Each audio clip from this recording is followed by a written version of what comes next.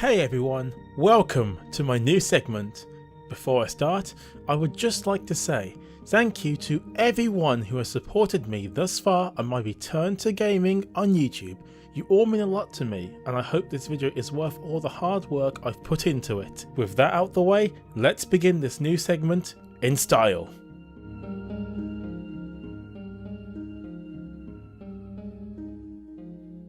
Hello and welcome to Affro's Curiosities, the show where I take a look at my past in gaming or at games which I never got the chance to play. Since this is the first episode after all, I'm going to take a look at something which defined my childhood.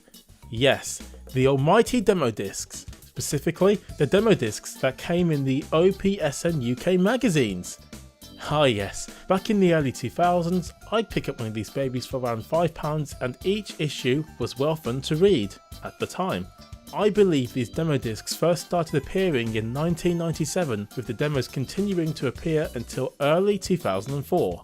Most demo discs had new games on them, but by 2003, unfortunately, this dried up, signalling the end of the PlayStation 1 platform and its major support. But enough delay, we are going to revisit my second ever demo from this magazine, the famous, or infamous, Demo 85. We begin by seeing a preview message reminding us that the games featured might be different from their full version counterpart, which... good, I guess. Then we are presented with this.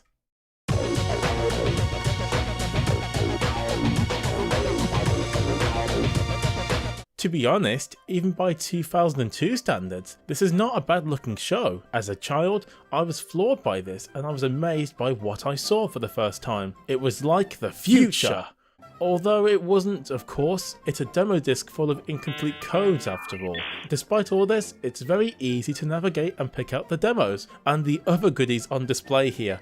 Must say, I'm fairly impressed considering the time period, it was 2002 after all. The music in question is short yet somehow memorable. It definitely sticks in my head. Well, see what you think.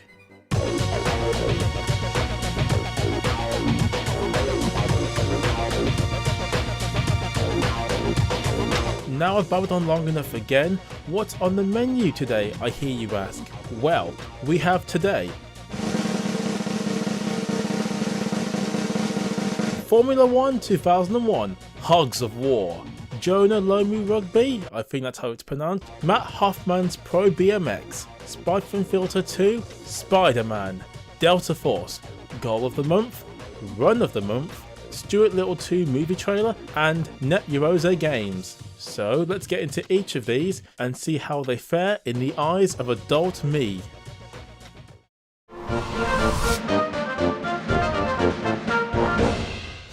First up, Formula 1 2001. My experience with Formula 1 games was quite extensive at this point. I'd played various Formula 1 games from the 1995 PC game, the 1998 and 1999 Formula 1 games on PlayStation, to the last Formula 1 game I owned at that point, which was Formula 1 2000, which I played to death as a child. So playing this one at the time had me hyped up for another Formula 1 experience. The main menu here is plain, but the music is what really grabbed me as a kid. Have a listen.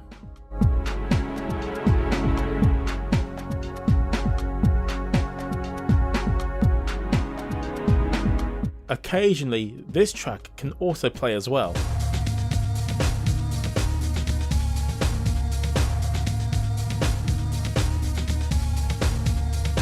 As a kid, I used to waste time in these menus, listening to the music and going back and forth in the menu, making the sound effects flow to the beat of the music. I know, I was weird, but I guess I thought the sounds made the music better somehow.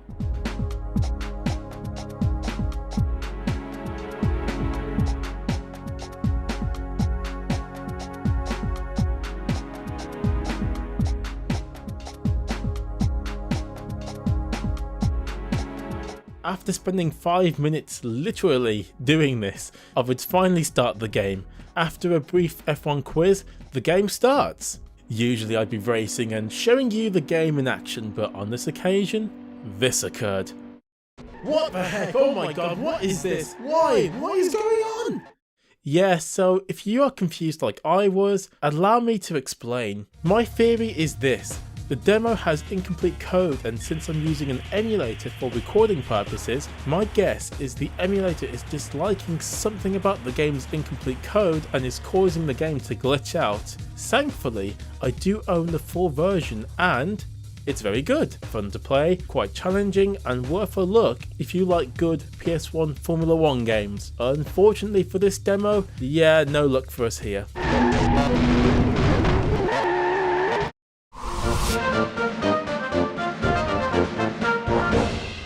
Next up, a game that actually works this time, Hogs of War. As a child, me and my brother used to absolutely love this game. Yes, even today. Hogs of War was perfect for me at the time. You see, me and my brother used to play video games together a lot at this time, so this one was really a nice surprise for us. So Hogs of War is basically a Worms game, but in 3D! Oh, and with pigs. Enough said, I think. The gameplay is simple.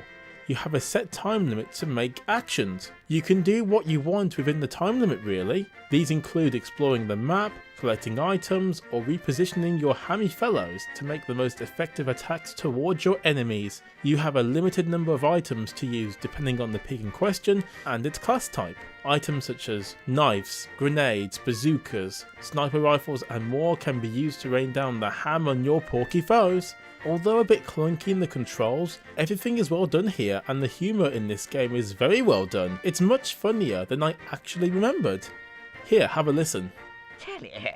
Thank you, comrade. Impact in. Right up the Harris. I will snap you like stock. Take this, you rotter. I really like this game and I will be doing a let's play on it soon, so stay tuned. But the bottom line is this, Hogs of War is an underrated classic and I think more people should give it a look. It's worth it, I promise. One for you, stinker.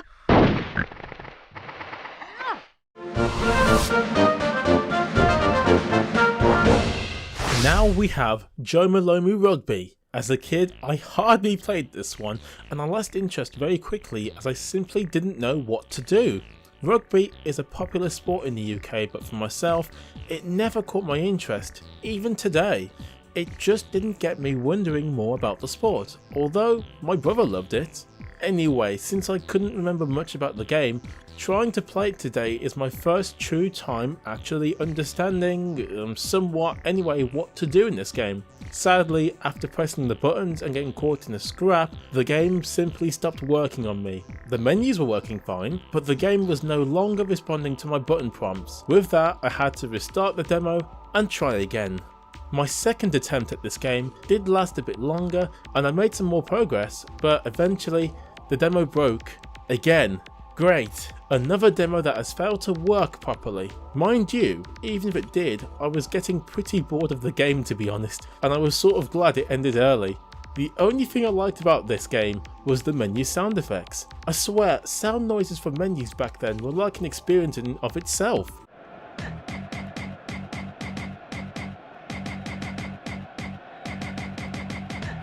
Other than that, I won't be playing this game again. I'm sorry, but this is not recommended from me at all.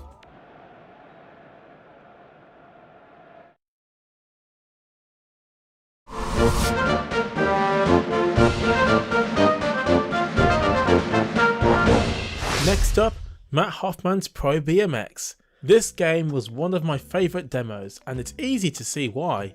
The menus are simple, yet cool somehow. It's certainly got my interest up, that's for sure. 2 characters to pick from in this demo, either the man himself, Matty from the Hoff, or this guy. Yeah, no offence, the game is called this. I'll play as him, thanks. After this, you can select your bike and equipment, but in the demo, there's no point since, sadly, it's locked out. The game finally begins and as you guessed it, as a child, I had no idea what I was doing at first. But once I realised what I had to do, I aced this game back in the day. But the question is, what are my thoughts on it today? This game kicks ass!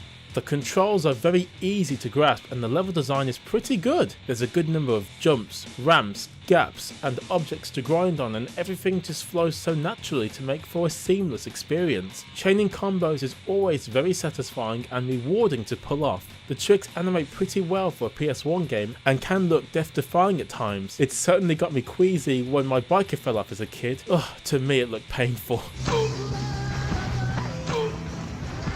Today, I just laugh at the sound he makes when he falls over.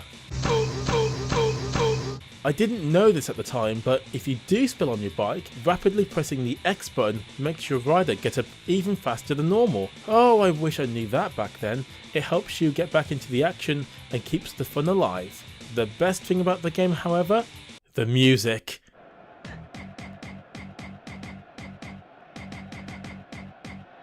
No, not that! There's a total of 6 tracks in this demo, and every single one of them is memorable, fantastic to listen to, and amps up the game for me. It's so good I have to declare it's one of the best licensed soundtracks for the PlayStation, and damn it, this is a demo! The possibilities are endless on this. However, to show you what I mean, here's a few samples of the soundtrack. Now let's see, Deltron Z, Arts Avenger, let's start the adventure. Pincher with nerve gas and serve blast, crash the spacecraft.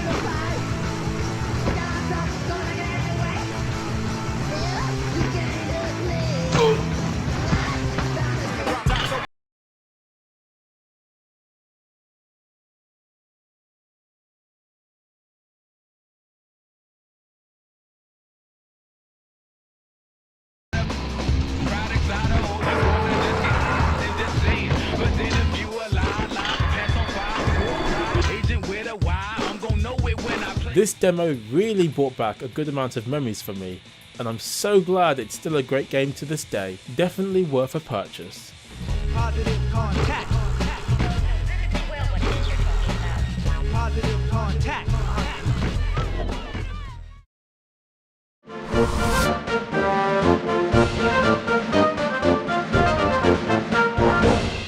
Right, something a bit different this time. Spyphone Filter 2.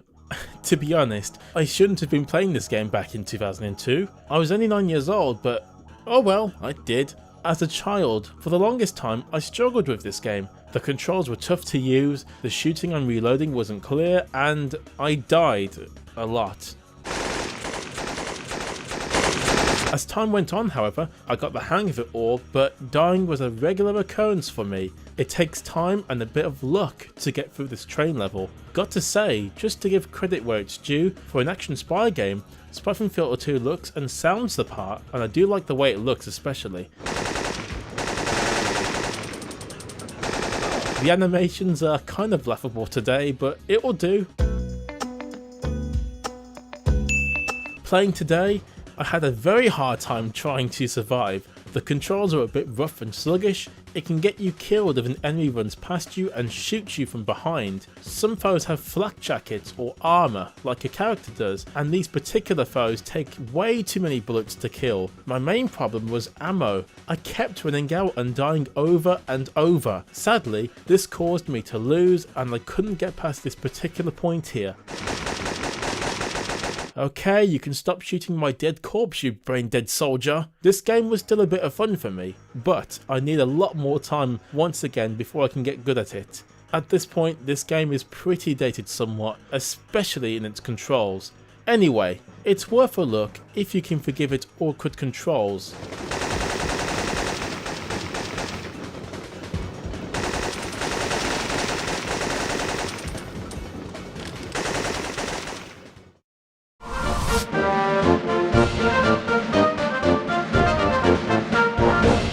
Now, it's time for the demo version of Spider-Man. As you know already, I let's played the full version recently, so let's see what this demo has to offer. Straight away, the menus are all simplified compared to the full version, lacks music and has a punch sound effect now. The art styles of the logo, pictures and comic panels are very different too. Spider-Man says a line that was dropped from the full game. Just another day in the life of your friendly neighborhood Spider-Man. Then, once Black Cat is seen, her voice is very different. Hey, Spider! Hey, Black Cat, what's going on?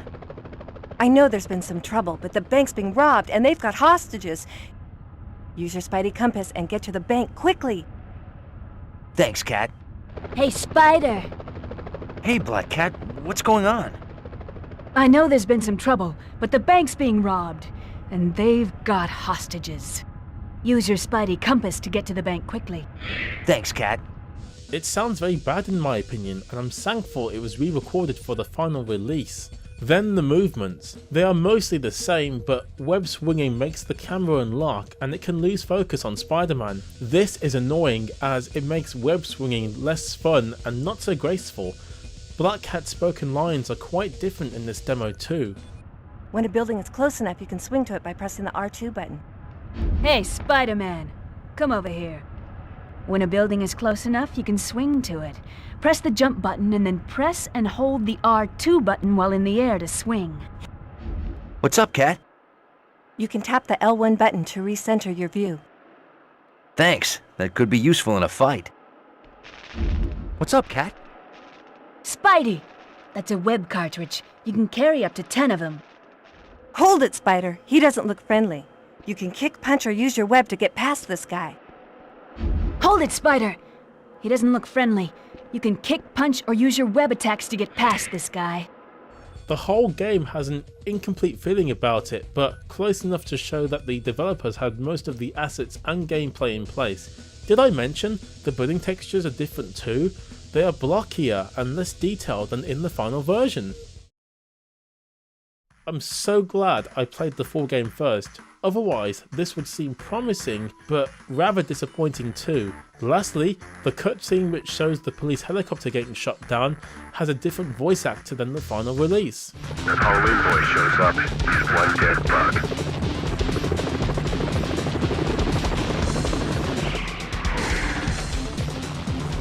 If Halloween Boy shows up, he's one dead bug. Okay, the full game is awesome as stated, but this one feels half-baked. This would have had me hesitating over buying the full game had I played this demo first. Thank God it turned out good in the end, so highly recommended.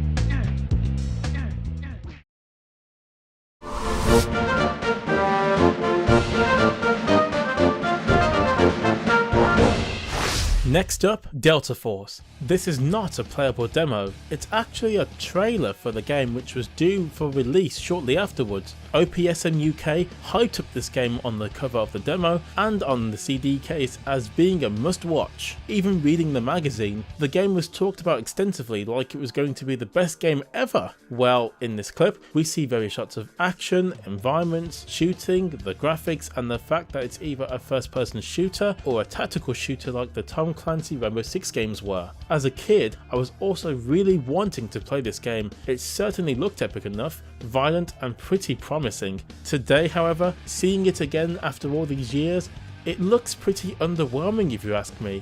It tries to be epic, but it comes off as slow, clunky, and too good for its own good. Put it this way, nothing in this trailer makes me want to go out and get the game for myself. Also, a funny thing, the demo cover on the CD says that the game is a playable demo, but no matter what I tried, there was nothing that allowed me to play this game. I believe this was a typo and a mistake on the part of OPSM UK. Maybe one day I'll cover the full version of this game, but who knows, I'm not interested at the moment, so...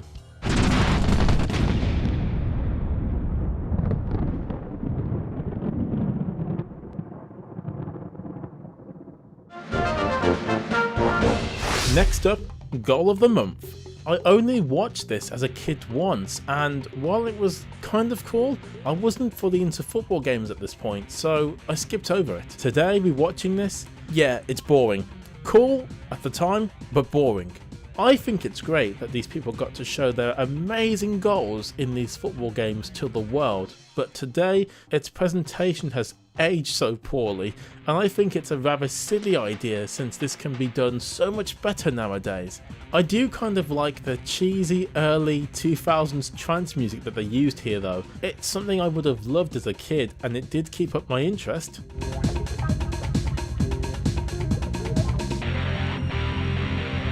Otherwise, this is a novel, kind of cool, but rather pointless feature here.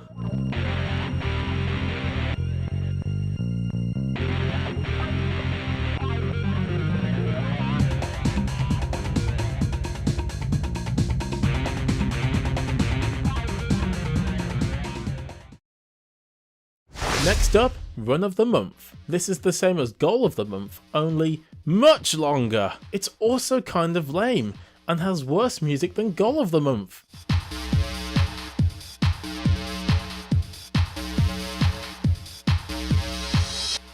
Again, for the time, this was a cool way for people to show off their skills in the Tony Hawk games, which are amazing games, by the way. But the music, the boring presentations of these runs, and the lack of information regarding combos, points scored, and so on makes everything look very unimpressive to me. I see that they even included the bails as well. I mean, why? Why not edit these out and make the whole thing less tedious to watch?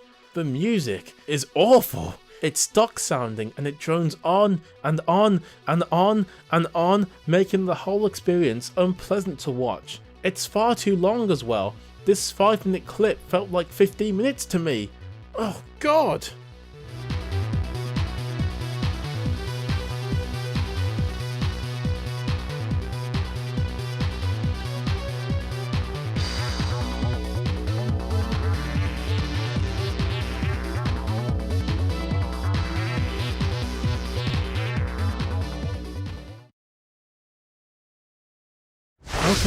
Okay, here we are, the final segment, a trailer for the summer movie Stuart Little 2, the original one I loved as a kid. This trailer made me want to see the second movie, and I sure did. I remember loving it and then watching it on TV a few times over the years. While I have fond memories of the movie, I haven't seen it in years, 13 years to be precise.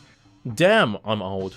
The trailer here does a good job actually of promoting the movie. It's snappy, has a great song, shows the funny parts without giving too much away, and the whole thing just looks more interesting than the first film. Plus, to see Summer 2002 brings me back to the days of amazing cartoons, great music, movies, and of course, video games. Sadly, Net Your Rose, which would have been great to check out, will not work no matter what I try. So, sorry about that. Well, there you have it. Everything on the demo has been experienced and it was a great ride. Like a time machine, only it returned you back to the current time. This demo was one of my early favourites and today it's still a pretty good experience. I don't enjoy it as much as I used to, but considering that the disc is 16 years old at this time, it's incredible. Most of the content actually worked. Pretty cool, right? Anyhow folks, I hope you enjoyed my look back at Demo 85. Stay tuned for more, and next time I will be looking at Demo 86, one of my favourite demo discs ever. No joke. Until then, I will see you next time in my next episode of Affro's Curiosities. Hello folks, and welcome back. Before I start this episode, I must say thank you. Thank you so much. Thank you for watching the first episode of the show. I was very worried about how it was going to do, and it did way better than I ever imagined, so for those of you who liked it, I hope this episode will be even better for you. But let's not waste your time, let's start the show. Hello and welcome to Affro's Curiosities, the show where I look at games from my past or at games I've never played before. Well, last episode we looked at my second ever demo from the OPS and UK magazines, Demo 85. I concluded the demo was good, but saddened that some of the games didn't work and that some of the features had aged poorly. But, oh well, I loved going through it with you all and you loved it. So, here's Demo 86, released a month later in July 2002, and oh, I love this one! But, instead of wasting your time, let me show you why this opinion holds up for me. Well, here we are folks, Demo 86. The purple look and interesting shapes once more made me feel adventurous as a kid, almost as if the demo was telling me to explore and wonder. Good thing I did. It was very satisfying playing all these games and experiencing all of them for the first time. Anyway, what's on the menu today, I hear you ask? Well, it's Ace Combat 3, Dead or Alive, The Hobbs, the hobes, the boobs. I don't know, okay? Color World, Bloody War 2, Sky Sports Football Careers 2002, Tekken 3, Tenchu 2, WWF SmackDown, Jedi Power Battles, and Run of the Month. As you can see, folks, there's much more games and content overall to talk about this time round. Without delay then, let's begin this epic journey.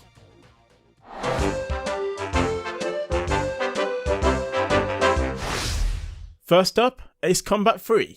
While I didn't love Ace Combat until later on when I played the PS2 series, then went back to Ace Combat 2 on PS1, this one was fun to mess around with, especially as a kid. As you can see, I'm playing the game properly for the first time ever. Yes, I never completed the demo in 2002 and beyond, until now. Anyway, if I didn't complete it, what did I do when playing it as a kid? Crash the plane like an inexperienced pilot? Get shot down by foes? Go sky high? Well, as a child, I did not know that shooting down the plane's marked target was how I passed the level, so yes, I messed around. I loved going as fast as the plane would allow me, and then going straight up into the sky. I wanted to see how high up into space I could reach. Maybe I hoped to see the moon with Neil Armstrong on it? Who knows? Anyway, I would hit the sky limit, then see how fast the plane could go down pitched before crashing and dying on impact. I was easy satisfied back then. What do you expect? I was a kid. So, what is Ace Combat? It's a playing combat simulator made by Namco, who made the Tekken series and other famous game franchises such as Soul Calibur. It's very arcadey, so it's not hard to learn or control. Circle shoots a missile, X fires a rubbish machine gun, and the D-pad pitches your aircraft around. Simple! The game is easy to control, and I love it when I shoot my foes down with a well-placed missile attack. It looks cool and very satisfying, but this woman, she's annoying! I know she has to warn you about dangers and other impending dooms to your plane, but surely there is a better way of doing it, right? It makes taking risky maneuvers annoying as she gripes about, well, everything. Pull up, I'm fine, look at me, let me blast in peace! The one thing that is true, however, the graphics. These places, the environments, effects and textures are very high quality for a PS1 game. I'm actually in awe as everything here looks, dare I say it, real? Either way, Namco knew the system by this point and they did a great job here once more. Yes, there's some weirdness and some glitches once more, but again, I blame the emulator, as in the real game, this is not what it's meant to look like. Ultimately, Ace Combat 3 was a nice game and it's aged pretty well in its presentation, all things considered.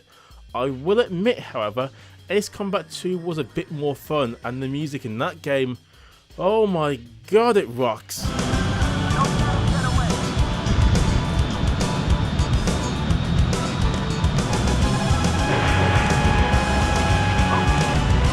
However, to be fair, Ace Combat 3 is pretty good too. Have a quick listen.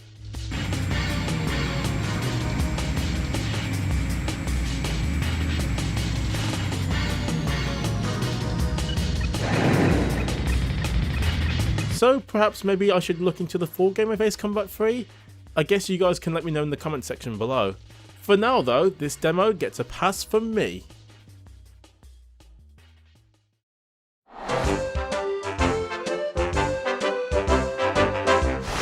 Next up, Dead or Alive. This game is special, and I mean that in many ways.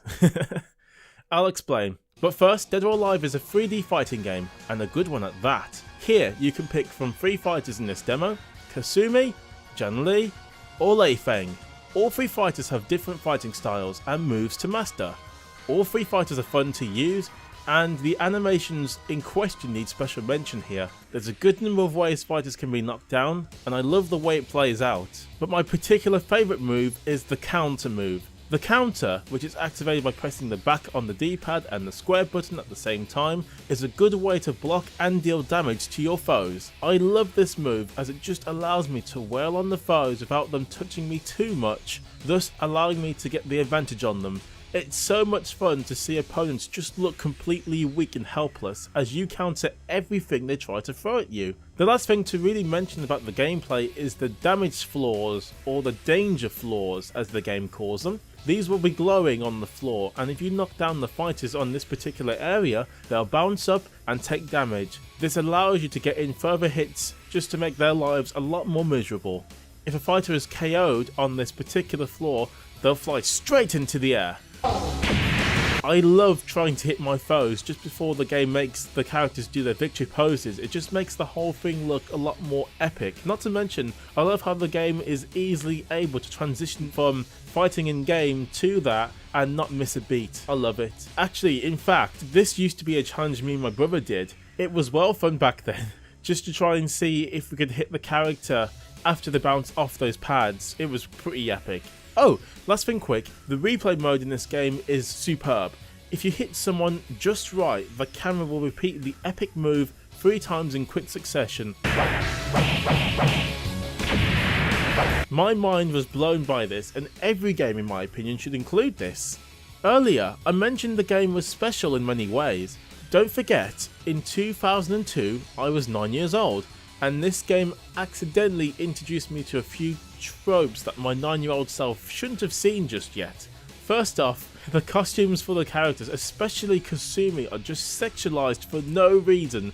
I don't care now, obviously, I'm 25, but damn, back then I was just in awe and somewhat clueless. I guess 9-year-old me didn't know what to think other than, this game is fun, I guess. Also, the big trope here, the bouncing breasts. I mean, what? I mean, okay, breast jiggle obviously, but this is so Japanese. Was this a selling point? I have the game right here, and nowhere does it say include bouncing breasts for authentic realism. It's a nitpick, yes, but holy moly, they sure weren't discreet, and thank God my parents never saw me play this. Otherwise, they'd blow down the house or something. Or my PS2, which would have made me sad. So, if you can, try this game out and its various sequels. I do recommend Dead or Alive 2, by the way.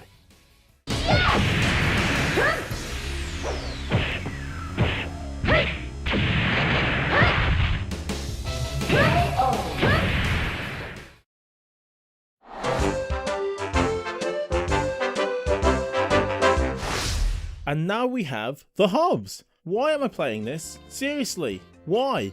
This is not, I repeat, not a game. Or it's barely a game that shouldn't be on the PS1 at all. This is just awful. It's dull, boring, degrading, and most importantly, boring. Okay, you guys want to see why Europe had these stupid games that you lucky Americans, and I guess Japanese, never got? Well then, prepare yourself for the awfulness. So The Hobbs, or Boobs, or whatever, is a British children's show which aired in the late 90s to the early 2000s. The Hobbs are these things here, which are animals I suppose, and kids had to watch and learn how to do basic problem solving, which is nice I suppose. I mean, it was an educational show after all for kids. For the network in question, Channel 4, this show was a big success and it was popular with kids for many years. Although my younger self loved the show growing up, yes, I watched it, I dare not go back for research purposes as I feel the show will just insult my intelligence just like this garbage did. Anyway, the game starts with the intro from the show. Ready to go. Now the wheels are turning, we can all get learning. I'll admit it, the song is catchy, but god damn it's grating to my ears at the same time. It's way too cheesy for its own good. That being said, it's one of the best parts of the game though. And then the game begins, and the Hobbs talk to you. Now, on the one hand, the dialogue is okay, and the amount of different lines they say is quite impressive for a PlayStation game. Using all 700 megabytes of space no less, they made that aspect count for them at least. Sadly, after a while, for an adult anyway, the voices are just annoying, and listening to this darn thing talk makes me want to throw a rock into its head. So after that annoying babble, the game finally begins when we select the first part of the map. Now we are asked to find out something for this hob here, which will then be collected into a talking encyclopedia called a Hubopedia. No, I'm not making that up, it's called that. Oh wait, I remember the question we had to find out now. What do monkeys like to eat which is on trees? God damn, it's such a brilliant question. On level with such questions as who or what made the world, why humans are meat eaters, and why we are able to adapt to our ever-changing environment. Just epic, man! Okay, I'll do it. Not like there's anything better to do, eh? We get dropped into the map and, oh dear. The graphics don't look good at all, but I suppose it's not the worst ever. However, once oh! That's awful. The frame rate is below, what, 20 FPS or something? This is the saddest sight I think I've ever seen. And the movements, something so easy, is wrecked here. It's fine until you try to turn around, and when you do, there's a second delay and it just annoys me. This is a game about exploring the environment. Why would you have this control nightmare? It makes controlling this purple turd anger-inducing and it's not fun. Anyway, back to the game. As you find things to add to the Hubopedia, it will relay information back to you. Again, for a kid, this might have been useful or educational, but the information it tells you on hand is so basic, I felt insulted every step of the way, as if the game thought I was a complete idiot. Even at 9 years old, I'd played many games by this point, for God's sake. I might have been a child, but I knew my 10 times table, so give me something a bit more interesting to do. Hooble doop. Hello, I'm looking for bugs. Oh no! So to find the answer to this enthralling question, we have to play minigames from these kids, complete them, and we get a clue to help us on our way. Before I carry on, I must stress what you're about to see here may curse your eyes forever. You have been warned, okay? Wow, this was the best game they came up with? Clearly a lot of fun, right? Hide and seek. A memory game? An easy one too. Yes, I failed the first time just because I hit buttons over and over until I won. Yes, no skill at all. I didn't even try. It only gets worse from here, folks. The second game, the catching game, such an original title, wow, involves your hoob catching 10 ripe bananas before time runs out. I'm stunned by this. There's so much wrong here. It's a simple game though. How is it bad? Other than being the most boring minigame ever created, the controls delay whenever I turn around. Yes, delay when I turn! The kids who play this will just miss bananas because of this stupid flaw. Oh, and the graphics. Why are they 16-bit all of a sudden?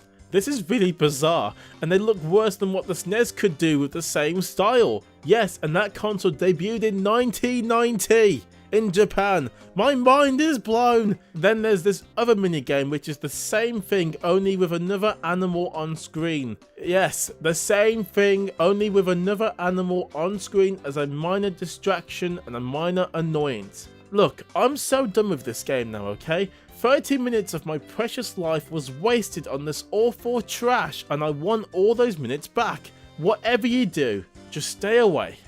Just stay away. Just stay away. And don't ever play this game. Just stay away. Hooble doop hoobs, how have you been getting on? Hooble doop hubba hubba. I've just got back from the jungle. I've been looking for bugs. I played a catching game, and I played a coconut game with a real live monkey. It was gracious. You have been busy. Did you find out what monkeys like to eat that grow on trees? I certainly did. A monkey likes bananas best.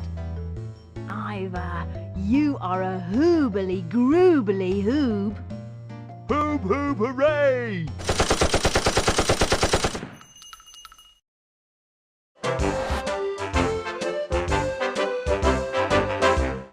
Okay, after that piece of turd, we now have Colour World, or Cooler World.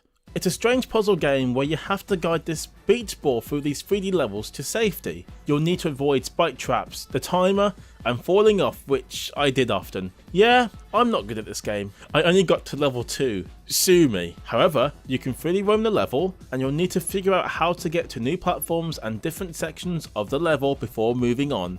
As a concept, I have to say, this is very creative. I'd love to have been there when the people in question tried to pitch this to their bosses. It must have been eventful, I bet. I've also got to say, the soundtrack was really nice. It's calm yet bouncy, atmospheric and enjoyable. The controls are easy, and it does keep you coming back for more. I do find jumping a bit annoying though. I kept misjudging all these jumps. I must be dumb or something, but hey ho, there you go. Overall, this quirky game is a gem on the PlayStation, and I say if you find it cheap, buy it.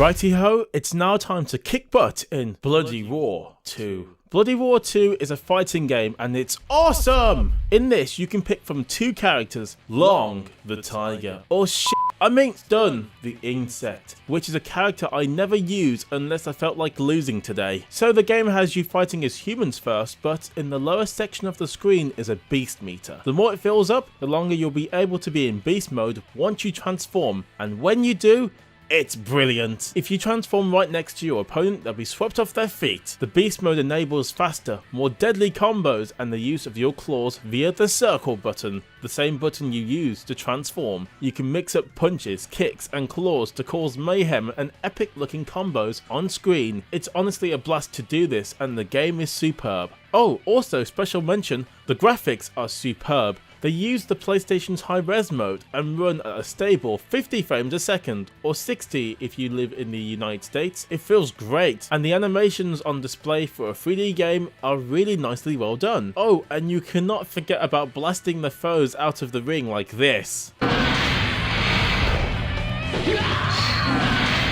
This game was one which me and my brother played to death when we were both kids, so it goes without saying when I say, buy this game!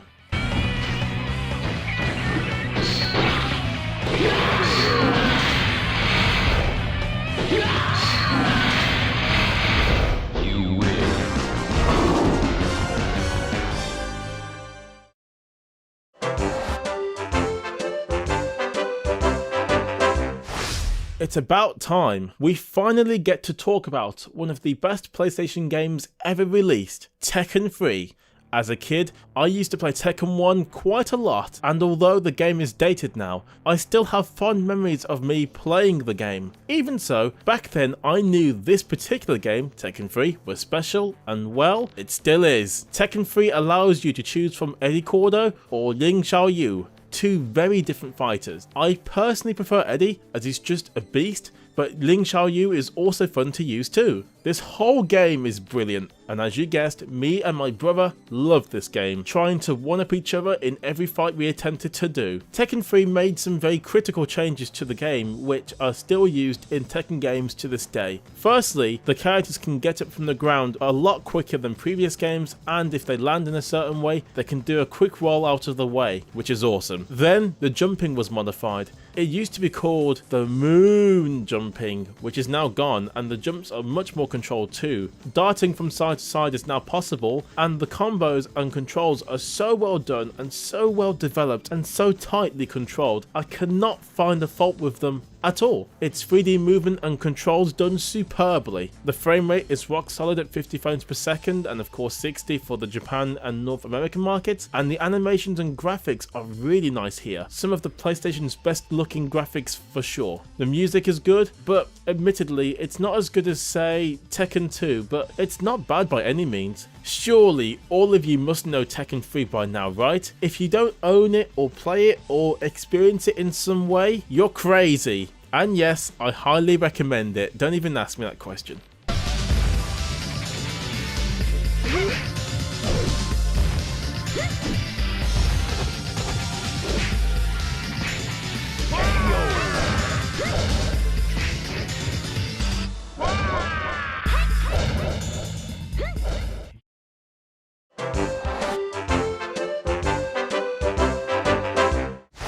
Alright, now we have a game I loved back in the day. Tenchu 2 Birth of the Stealth Assassins. The game title is awesome, and since I loved anime as a kid, this ticked all the boxes. So as a kid I was hyped, and what I got was a stealth ninja game. Sweet, right? Well yes, but my kid self couldn't complete this, so I gave up. Thankfully, not so long after, I did it and I won. I even bought the full game later, so yes, I like this game. As for the demo, let's talk more about it in detail. The demo starts by having a narrator explain what's happening. The old shogun has fallen, and samurai warlords fight savage. Then you get to choose the equipment to take on your mission. Once the game starts, it's very dark, raining, and kinda hard to see. This has one advantage: your enemies can't see you as easily, thus you can sneak around to kill them, but since I hate stealth, I charged in and almost got myself killed in the process.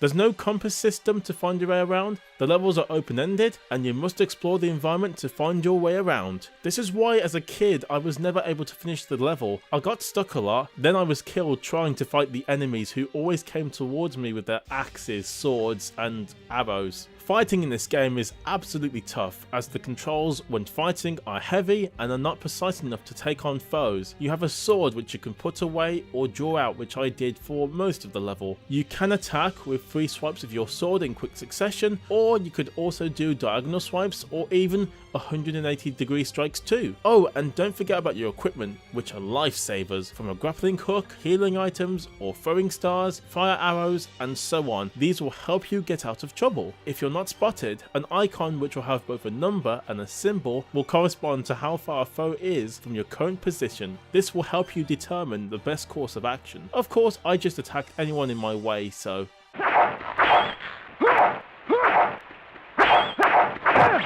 After some time, I find my destination. I get to the boss battle, Zaku the Red Sparrow. You may not pass. And a quick fight later, he escapes and that's it. Demo's over. I had a lot of fun despite the controls. There's something about this game that keeps me coming back, and I do like the level design and the feeling of being a ninja. I just wish that direct combat was a bit more fluid. I'm happy enough to say that this game is worth a look if you like what you saw on display today.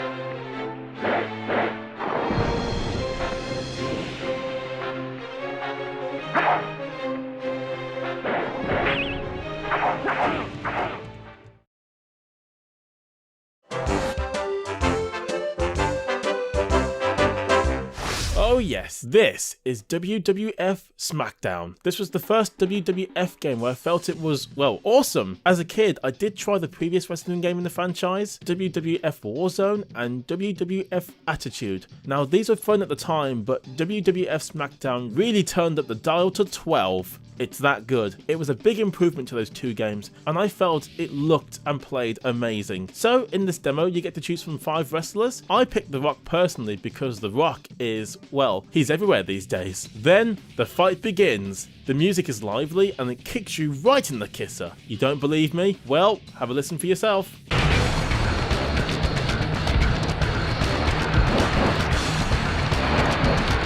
Honestly, this is sweet. The controls are easy and responsive, and beating the crap out of your foe couldn't be any better. I love the animations and the look of pain through the faces of the wrestlers as they both get beaten up over and over. Always used to satisfy me as a kid, don't ask me why. Eventually, through a KO, or by pinning the foe for 3 seconds, the game ends. Me and my brother could never stop playing this game. We loved watching the WWF, or as it's called now, WWE, on TV at this time, so we got our fix by playing this game, and today it holds up as well as I remembered. I even own the game, and yes, the full version is amazing. Pick this one up if you like awesome wrestling games, and yes, there was a sequel which is just as good as well.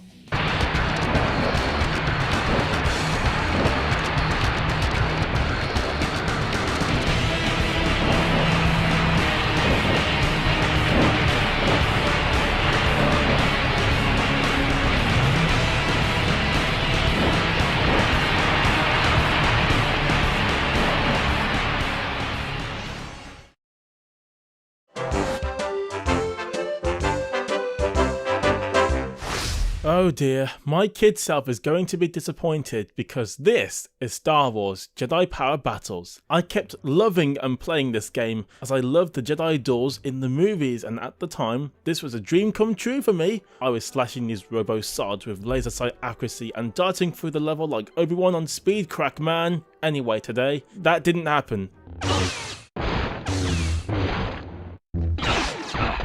Yeah, this is a huge disappointment to come back to. I was an idiot back then. What was I thinking? God, I had no brain cells back then. So, the game starts and you have a limited demo time to kill basically everything with your lightsaber. Sounds good? Well, don't be so sure. So what about the controls then? Oh, it's pretty simple. You have a block button, then you have a different combination of slashing buttons, including a light, medium, and strong swing, and a jump button. I swear, I had more fun listening to the jump sound effect than playing the game.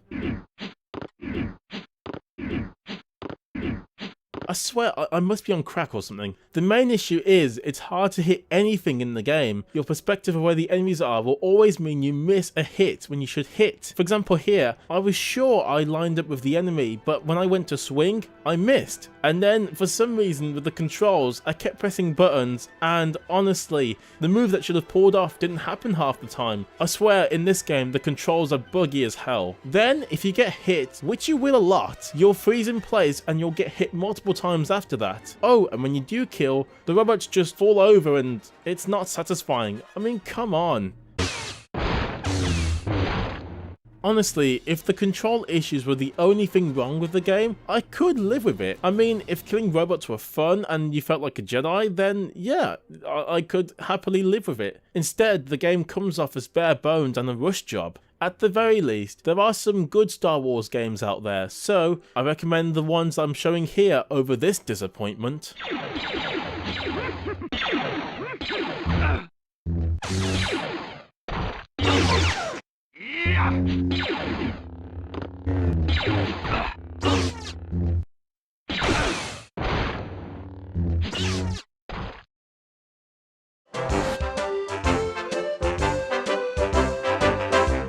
Now, it's time to get your brains on because it's the quiz game you've never wanted. Sky Sports Football Quiz 2 for the PlayStation. This game came out in 2002, for crying out loud. This game just...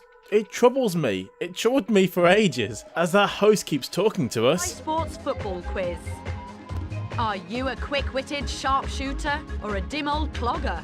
I was able to fumble through the menu just trying to get to the game to play it. But just as the game explained the rules, either the game abruptly threw me back to the main menu, or I would go through the rules only for the same thing to occur. Honest to God, I just want to stop playing this. This game is wasting my time with this bullsoddery. Oh wait, that's not a word? Well, bullsoddery is a word now. Finally, after going through the game modes, I get to try out this game. So in this mode, in particular, you have to answer questions in order to score goals. Answer correctly, and you get a goal. Answer wrong, and you guessed it, you concede goals. Keep this up until either you win or lose and you'll be on the Premier League table. Now, I have to explain, I love football, I really do, but this ball crap was sucking the life out of me. I'm bored, and looking at awful 3D screens is a snooze fest. Also, what is this music? I mean, what is this music?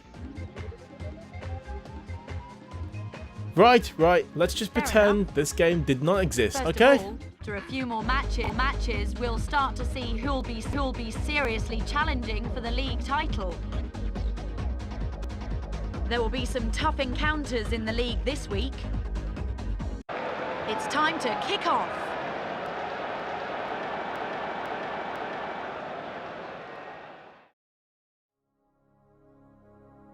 Well folks, Demo 86 was a lot of fun, and as you saw, there are way more games to talk about this time, mostly in more detail, as I simply had much more content to work with. Demo 86 had way more good than bad about it, but those 2 or 3 games that I really disliked are thankfully small blips on an otherwise fantastic demo. This really was the most played demo for me as a kid, and seeing the games in question, it's so easy to see why. Most of the games I played, I either own today or play in some kind of way, which is a testament to how amazing this disc is. Anyway folks, that's the end of another episode. The next game I'll be covering will be a secret this time, so watch out for it, but I'll be sure to make it interesting for you all watching. Until then, I will see you in the next video. Video games. I've played a lot of them, especially during the 2000s era, an era where I feel many game developers put in maximum effort in their games. Well, some of them did anyway. The point is, I had a ton of fun with most of the video games I got my hands on during this phase of my video gaming life. But then I've played some disappointments too, such as these pieces of garbage. However, today I may have just found the worst PS1 game I've ever played. What is it? Well, stick around. You are about to see a game which no one seems to talk about. With that, welcome to Afro's Curiosities, and this is Tunguska, Legend of Faith.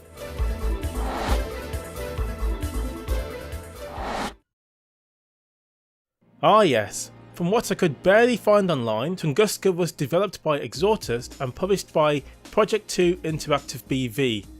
That's a mouthful. For some reason, however, this company never shows up. Instead, the gameplay claims that Take-Two Interactive proudly presents this wonderful work of art. Is it wonderful? Well, before I answer that, I decided to look up some reviews of the game online. It was mixed to say the least. From 9.5 for the PC version, I didn't know there was a PC version, all the way down to 2.5. Most of the lower scores all say that the game is interesting but mediocre and bland. I also couldn't find any information on the company who made this game, almost as if they didn't exist. Bit strange if you ask me. Well then, with this PlayStation version, it's time to really dig into this game and see what really is the case. When the game starts up, we get this. Yes, proudly presents by Take-Two Interactive. Folks, don't forget about that, because this will set the precedence for the rest of the video. The game then begins with a decent looking cutscene, or decent for a PS1 game anyway. We're in prison, and this guy, well, I don't know his name. I know, let's make up one for him. Let's call him Scotty Marshmallow. That'll do. Scotty here is then escorted from his cell room into a room with a big glass window. Can I also mention here that our man has an 8-pack? As we walk by a priest, please save me from this game, it's clear Scott is about to be heading to the next dimension. Just as the electric chair kills our character, a pissed off policeman suddenly gets the red eyes and transforms, which... Oh, I see. What's going on? After Scott's soul gets loose, don't ask, we see a bit more of why he was put there. The problem is, who is that? Is that his sister? Mother? Daughter? Wife? Random hooker? We will never know. After this impressive show, all religion's about to get me apparently, the transformed officer then tries to get us and we jump through a portal and well, that's the story. Brilliant! Hold on, back up. This only raises more questions than it answers. I mean, I still don't know who our main character is, let alone his name. Why are we in hell or some other universe? Why are we in prison? Why did this man turn evil? Why am I wasting my time trying to make sense of the story? Forget it. Maybe the gameplay will be amazing and the story will explain itself as we play.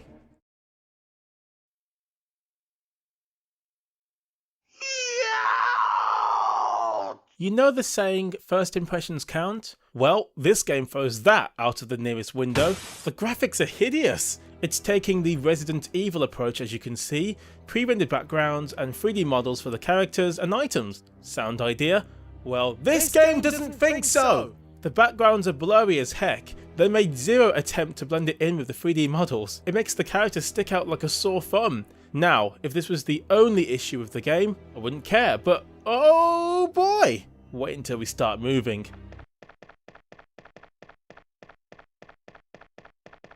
Where do I begin? It's just as bad as you think it might be, multiplied by 10. The controls are wrecked. I know Resident Evil games are hard to control, but this makes those games a masterpiece in control in comparison. The movement is so stiff and turning slow, clunky and almost unresponsive, making you hit walls and losing control. Oh, and to make things worse, as if it couldn't get any worse, the frame rate is unstable at best. Did I mention the controls delay too? Yes, that's a thing, and we barely moved. After I finally get up the stairs, which looks like this,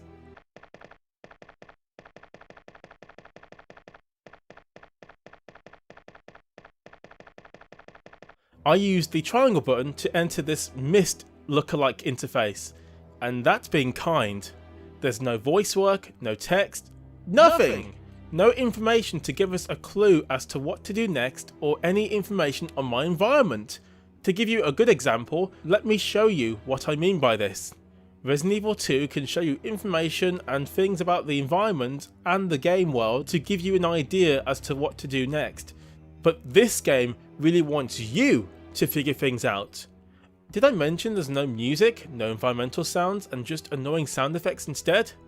Actually, there is one piece of music, and it occurs when you open doors.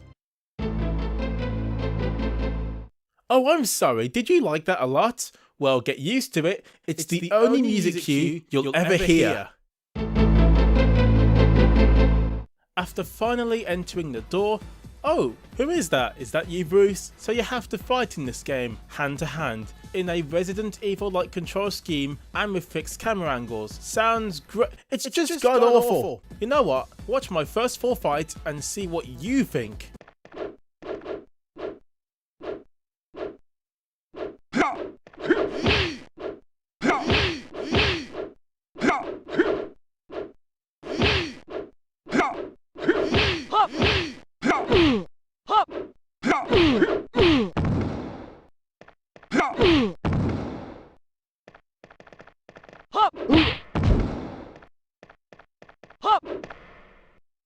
If you thought that was just sad to watch, imagine playing it. Let's go into why this fight was a piece of mammoth dung. First, you have to be in fight mode, as I call it. You do this by pressing the circle button. You can also lock onto your foe too, which is handy. To move forward, you press up as usual and down to back away. But I can't move from side to side. Bruce here can, but why not me? Or whatever. To punch, you hit left and right on the D-pad. Yes, that's how you punch. And to kick, the X button, if it ever works. So you punch with the D-pad, and you can also do various kicks with the D-pad in conjunction with the X button. Too bad the fighting has no leg to stand on. Look, this guy cannot hit me. The collision detection seems very random to me, like a dice roll at poker. In the end I won easily, but my god, what an utter piece of cheese that was. Don't worry, the worst is yet to come, folks. In the next room, I find a power-up that restores my health. Then I fight Bruce again. Yep, they are that lazy with character models. After one of the worst fights ever seen by modern eyeballs,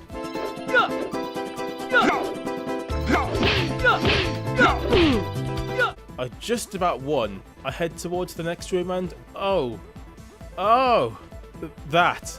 this trap. Guess what? You can't avoid it! Yes, it takes off 50% of your life gauge, and in my case, I'm dead! I try to not take any damage, but this trap forces you to take damage to get past it, and that's if the game lets you.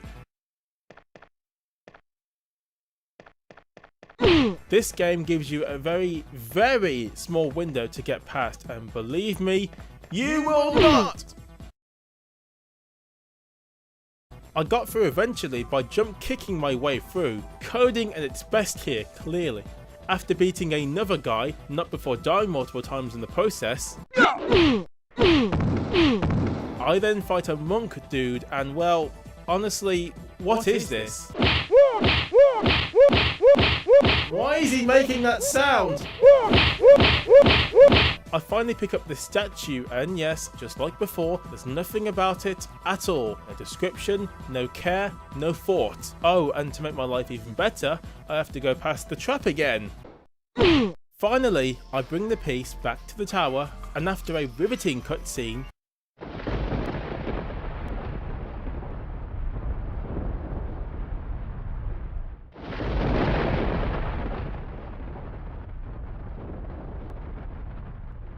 can't you tell? This game is as exciting as watching an old man walking across the road 100 times over and still trying to impress his missus by being able to walk down the road without being hit by an 18-year-old. Another fight, and well, joy of joy. I was stuck here. The woman I had to face here was just relentless. I could barely move or do anything to defend myself, and since I had so little health left over, I died a lot. Eventually, after persistence and being cheap and breaking the game's artificial intelligence, I get through. Then, when I was trying to get my health restored, I die over and over from this stupid trap nonsense. This continued until I went into this room. Another woman with a sword who couldn't even give me half a chance, and using the art of common sense, predictably killed me multiple times over. This was the first time I thought about quitting this game, but I persevered like an idiot and finally got the other statue. It was a very hard journey, but on we go.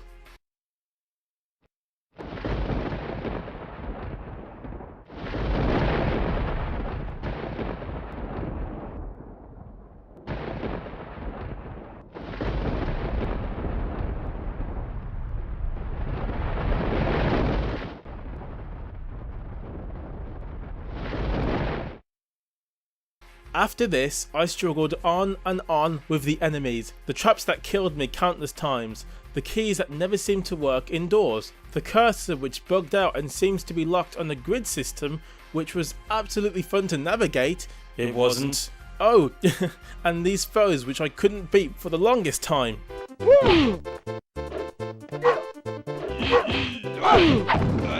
This is just awful. Absolutely abysmal. Nothing in this game works. Nothing at all. Everything is on amateurish levels of polish and quality. I swear this game was thrown out the door on purpose by Take-Two. Surely, you couldn't have been proud of this. Proudly presents? I'm sorry, what is there to be proud about? The company who made this game have no other game credits to their name. I bet Take-Two wiped them out so that people could never see this pile of garbage. You know what, before I leave, let me show you some more epic highlights from my fights. Sorry, when I mean epic, I mean shit.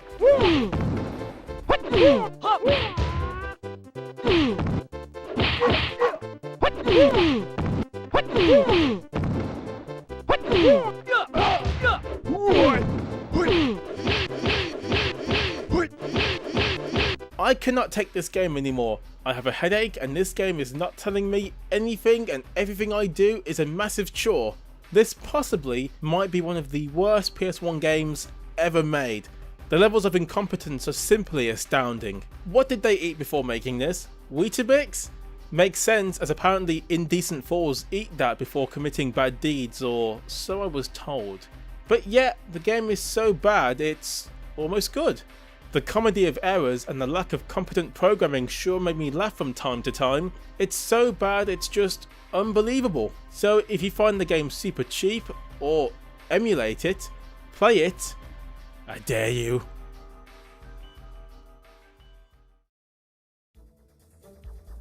And there you have it, an unknown game getting ripped apart by yours truly. The game is just incredible for all the wrong reasons, but as I said in the video, it's so bad it should actually be played. It should also be used by those looking to get into the games industry as a wake-up call on how not to make video games. Unless you want to make piles of complete wastes of people's time, that is. Anyway, let me know what you thought of this waste of PS1 potential. Thank you once more if you made it this far in the video, and I hope you enjoyed what I did today. Until then, I will catch you in my next video.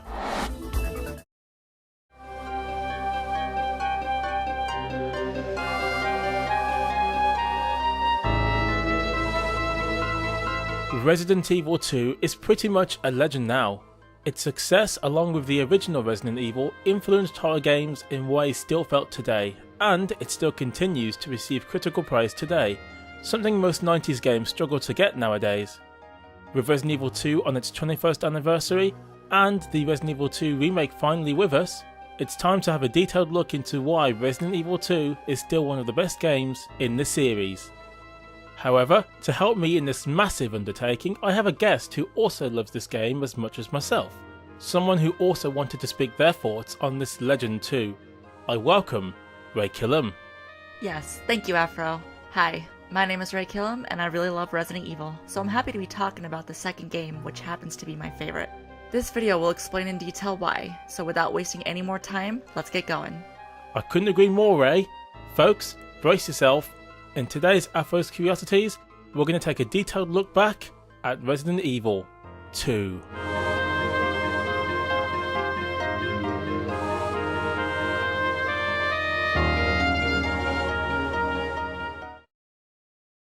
Resident Evil 2.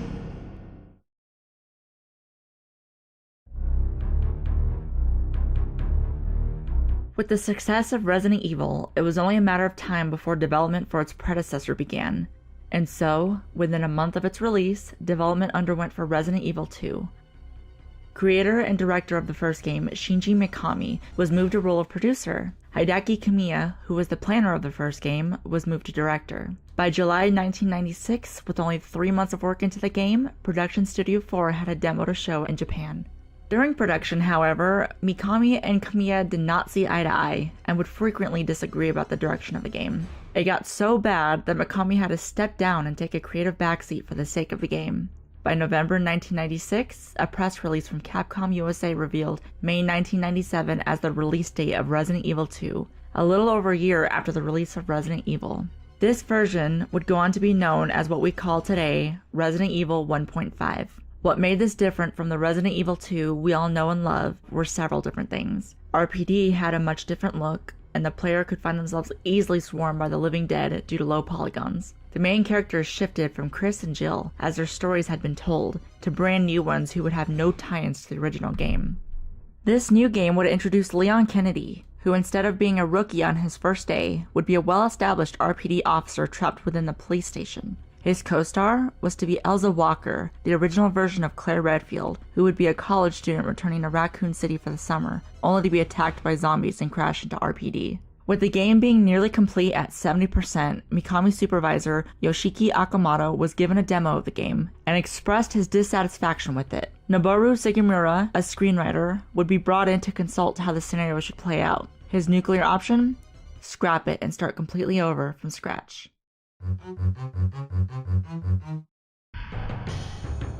Hideaki Kamiya took full responsibility for the scrapping of Resident Evil 1.5 and considered it to be his fault. He would hear everyone's opinions and ideas and incorporate them into the game.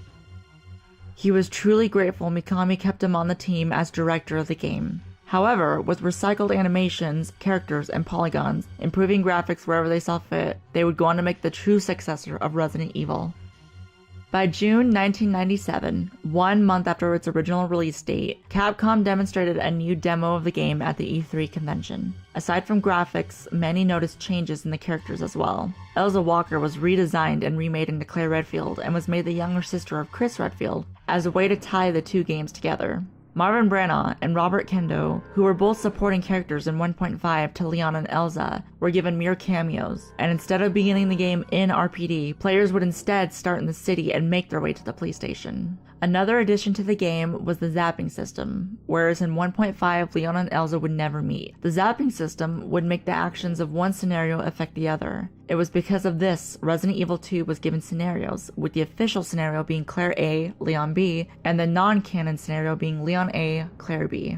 Despite some criticisms of copying Resident Evil 1, Resident Evil 2 went on to be a bestseller and one of the most beloved titles in the series. It sold nearly 5 million copies on the PlayStation alone. With its success came porting to other consoles, most notably the Nintendo 64. With its success, the game has since had a long-standing legacy as one of the greatest survival horror games ever made. It would be followed with sequels, a novel, a retelling, and a remake.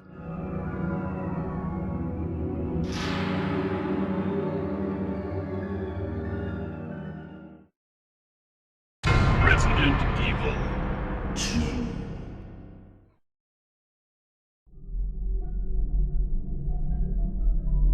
Resident Evil 2 did a lot right, and the story was definitely one of those aspects. The characters were much more developed, the story had neat ties to the first game, and a lot more was going on, thanks to the setting in Raccoon City and the improved script writing. Without further ado, let's look into the canon scenario of Resident Evil 2 and go over it in detail.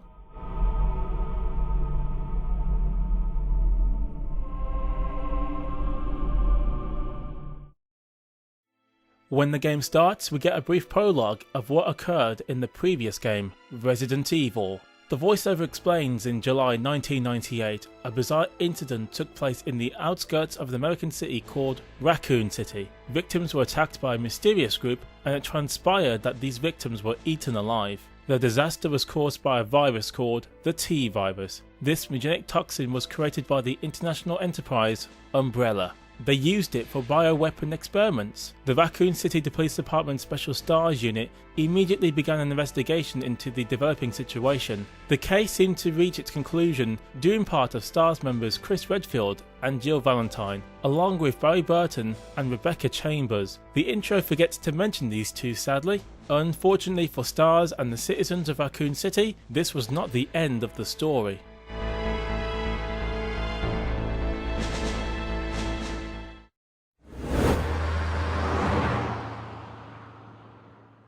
The story picks up in September 1998, 2 months after the events of the first game.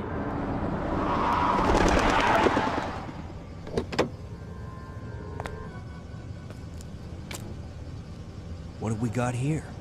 Leon S. Kennedy, a rookie police officer on his first day on the job, arrives in Raccoon City. He stops as he stumbles upon a body in the street. At the same time, across the street, Claire Redfield also arrives. I'm finally here. Elsewhere, a trucker nearby has just been bitten by an individual who stumbles away from the scene. That guy's a maniac. Why'd he bite me?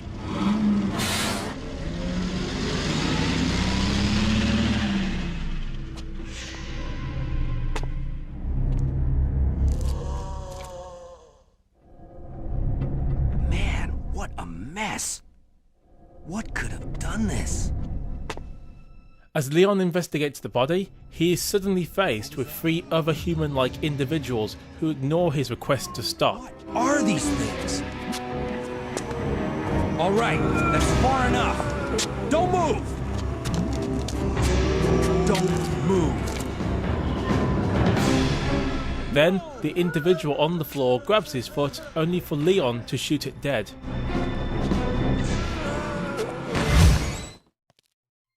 Hello?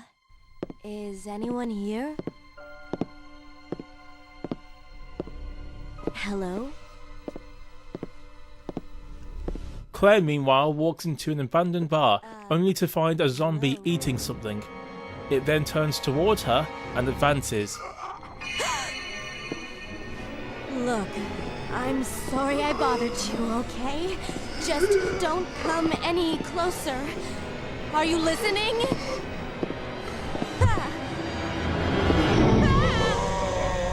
Surrounded and then trapped, Claire runs outside, only to bump into Leon.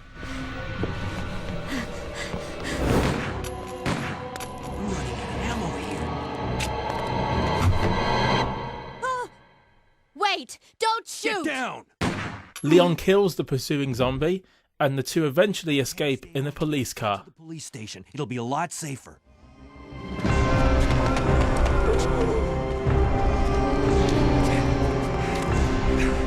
There! Buckle up. Okay. As the two introduce each other, You're a cop, right? Yeah, first day on the job. Great, huh? Name's Leon Kennedy. Nice to meet you. Mine's Claire. Claire Redfield. I came to find my brother, Chris.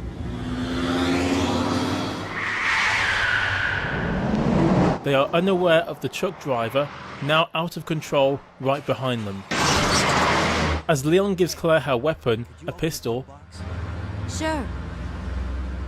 There's a gun inside. Better take it with you. a zombie with Leon's haircut suddenly bursts out from the back seat.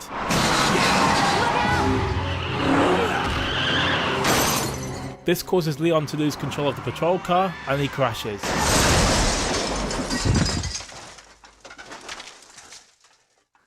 okay?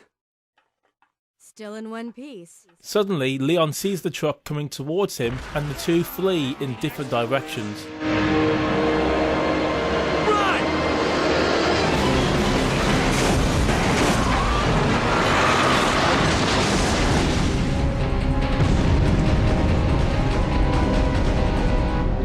Surviving yet another close call, Leon tells Claire to meet him at the police station, and now the main story truly begins. I'll meet you there. Okay.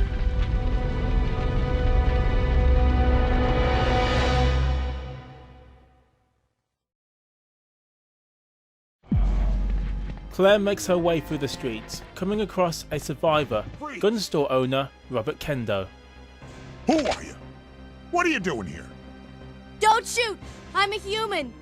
Claire tries to get answers to the situation unfolding, only to find Robert is as clueless about the situation. Sorry about that, babe. I thought you were one of them.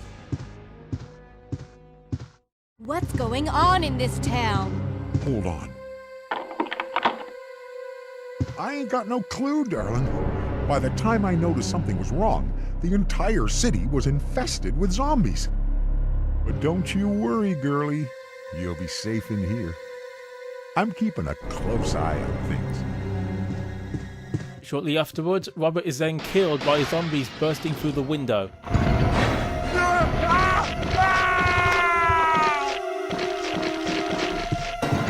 Claire moves on, fighting the zombies through the alleyways, pushing her way to the police station.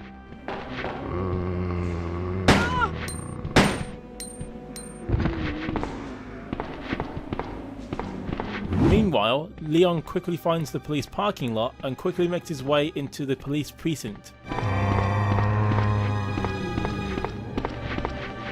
However, en route, he catches an officer, Elliot Edward, trying to escape. Hey! Get over here! Hurry! I can't set her down. I'll drop you a rope ladder. Grab onto it. As the helicopter pilot throws a ladder, Elliot is cornered by zombies and ends up getting eaten alive. Stay back! Don't come any closer! Stay back! As he struggles to survive, his gunfire kills the pilot and the helicopter crashes into them, setting part of the building on fire.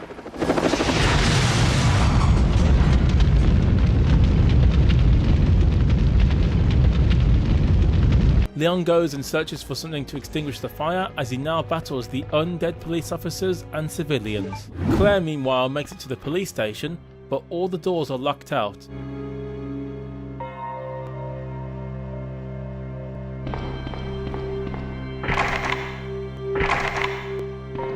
One door is unlocked, however, and she looks inside. She discovers a wounded survivor, police officer Marvin Branner. Marvin explains to her the horrific change of events which made Raccoon City the way it's turned out, and gives her a blue card key to unlock doors in the precinct. Who are you?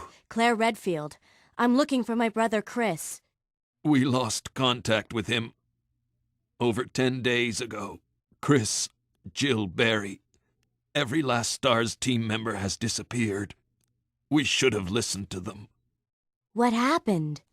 About 2 months ago, there was this incident involving these zombie-like creatures in a mansion located in the outskirts of this city. Chris and the other STARS members discovered that Umbrella was behind everything, at the risk of their own lives. But no one believed them. Are you okay? Don't worry about me. Just rescue the survivors in the other rooms. Claire hesitates leaving Marvin, but goes on telling him that she will return for him. Door's in the hall with this. Now go. But... Just go. Okay.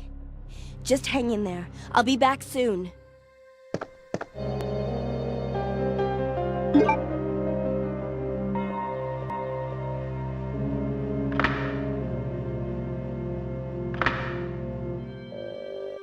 As she starts to search the station, she encounters a licker.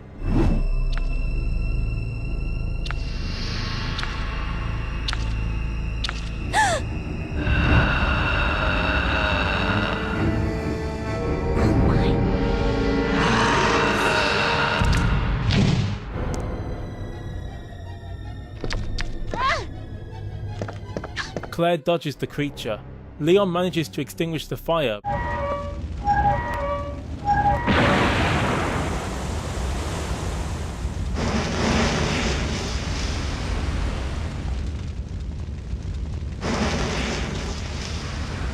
But the TOO, also known as Mr. X, a huge humanoid monster, chases him down.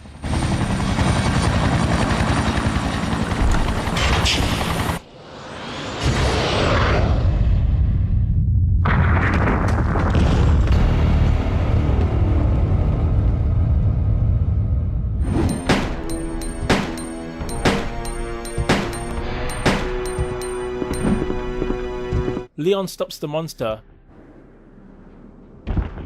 but as he discovers later, you can't hide from Mr. X for too long.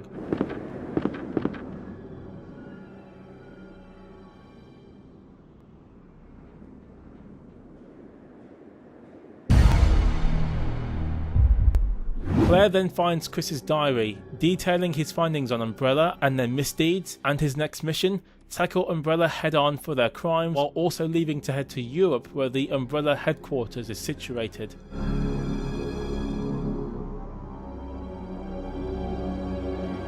Claire sees a child running from a zombie. Help me! Claire runs after her, and Leon then bumps into the girl in the next room. Hey, wait! Leon tries to stop her, but the girl escapes.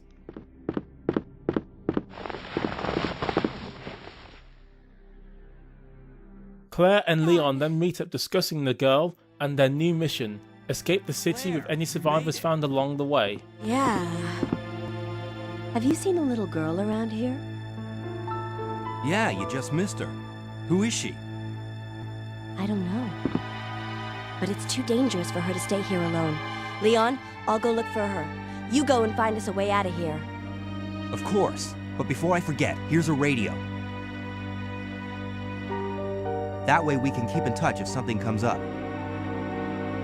The two split up once again, with Claire going near the helipad area and Leon going to the basement. As Claire finds the now wrecked corridor, she hears a scream coming from nearby.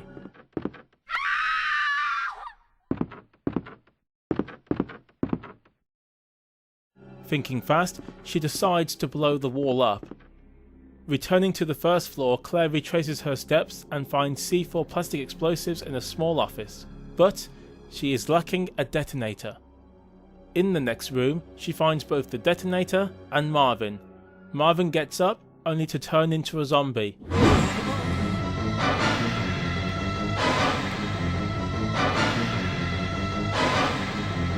Powerless and with no other choice, Claire finally kills him to give him peace.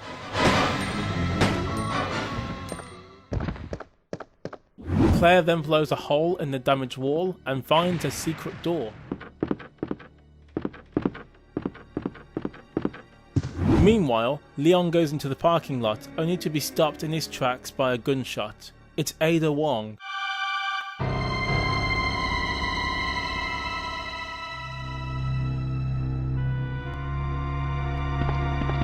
Sorry about that. When I saw the uniform, I thought you were another zombie.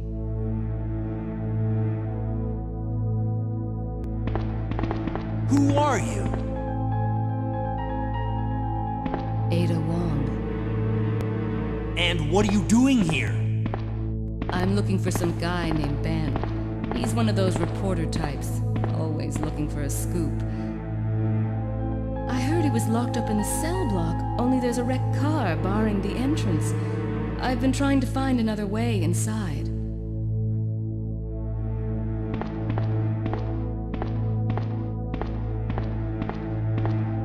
If we work together, we can move this thing. Give me a hand here, will you? A wrecked car bars their path. The two successfully move it out of the way. Leon and Ada find the person she was looking for, a man called Ben. Let me guess. You must be Ben, right? Get up, now! What do you want? I'm trying to sleep here. Ada asks Ben if he knows anything about her boyfriend, John, but he refuses to talk. Ben, you told the city officials that you knew something about what's been going on, didn't you? What did you tell them? And who the heck are you? I'm trying to find my boyfriend. His name's John. He was working for a branch office of Umbrella, based in Chicago, but he suddenly disappeared 6 months ago. I heard a rumor that he's here in the city. I don't know anything. And even if I did, why would I want to tell you? Okay, I say we leave him in there. Does anyone know where they put the key to this cell? I have it right here, officer. But I'm not about to leave this cell. Those zombies aren't the only things crawling around out there. What was that? Like I said, I'm not leaving this cell. Get out of here before you lead it right to me. Hey, I'm not going anywhere. I'm the only cop left alive in this building. What? Look, if you want to live, then you're gonna have to leave with me. He then tells Leon and Ada to go to the sewers to find a way out, and the two head there. Claire, on the other hand, also finds another survivor. Oh, I'm terribly sorry. I thought you were another one of those zombies.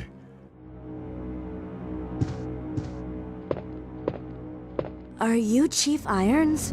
Yes, that's me. And just who are you? No, don't bother telling me. It makes no difference. You'll end up just like all the others.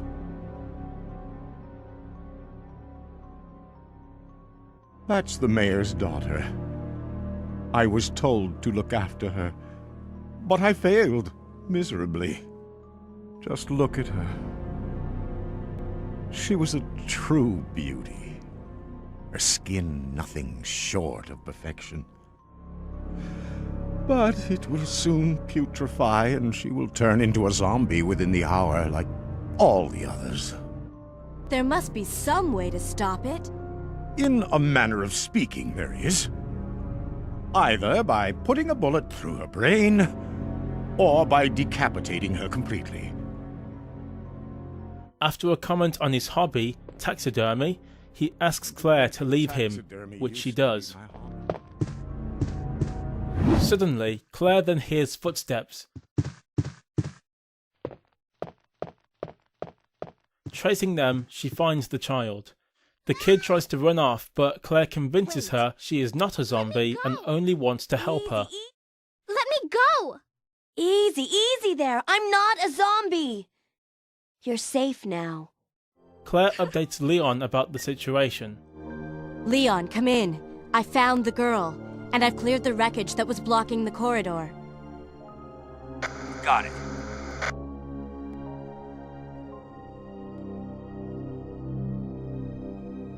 My name's Claire. What's yours? Sherry. Sherry then explains that she is in the police station as she was told by her parents to find shelter there. Claire decides that Sherry needs to stick with her. And told me to go to the police station because it was too dangerous to stay at home. From the look of things, I'd say she was probably right. But it's dangerous here as well. You'd better come with me. However, Sherry comments that some creature is after her and that she's seen it before. A growling noise alerts both characters, with Sherry running off in a panic. What was that? That's what I was telling you about! It's here! Sherry, wait! Claire goes after her, but not before going back into Brian Irons' office and seeing that he's gone along with the body that she saw earlier. Chief? Eventually, sometime later, Claire finds Sherry in the basement. Claire strongly advises Sherry the need to leave, but once more, Sherry disagrees, saying that she thought she heard her dad calling her and runs off to try and find him. It's not that, Claire. It's because of my daddy. He's over there. I heard him call my name. Daddy must have been attacked by the monsters. I have to help him.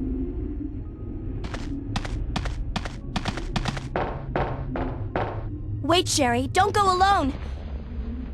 Sherry! Sherry!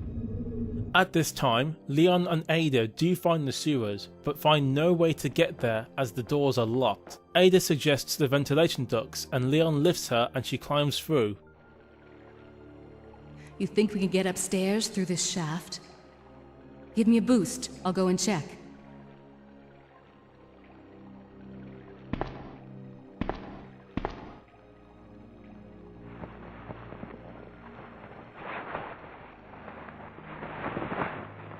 At this time, Sherry is looking for her father. When she sees Ada, Sherry takes off and drops her pendant in the process. Ada opens it up and decides to keep it for her when she next sees her. How cute. That little girl must have dropped this. I think I'll hold on to it for her. Both Ada and Sherry find items and bring them back to Leon and Claire respectively. Claire! Are you there? Sherry, are you okay? Did you find your dad? Yes, I'm okay. But I couldn't find him. But I did find something else for you. Here! Here's another.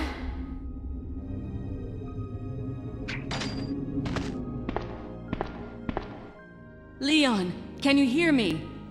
Ada, did you find anything? Right here. Think fast. Here's one more. Neither characters are unable to rejoin the main characters, so both search for alternative ways to meet up again. What? Ada, wait! Claire! I can't reach the ventilation hole anymore. But don't worry, I'll find another way. I can take care of myself. Wait, Sherry, come back! Sherry! Sherry! Claire returns to Iron's office and finds Sherry safe and sound. Okay? Claire then finds a secret passage leading to an elevator and decides to investigate alone, fearing danger for Sherry. Claire! I'm going down there. Stay here and wait for me, okay? As she goes down the corridor, Chief Iron screams and an unseen creature forces something down his throat, causing him to collapse.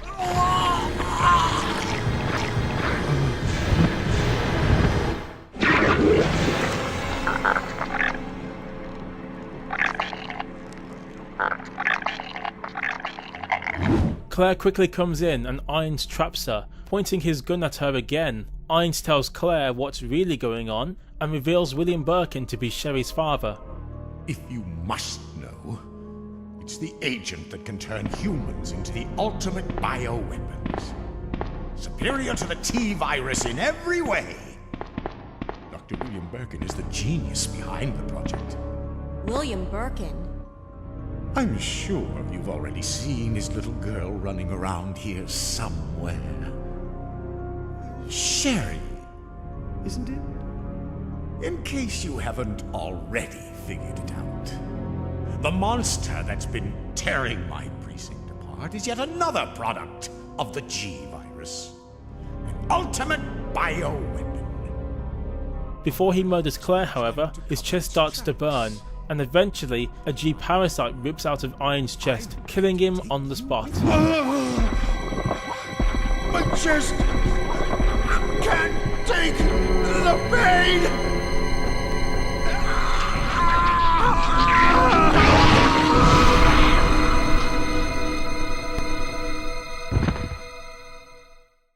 Claire goes after the parasite, where it mutates into a huge monster.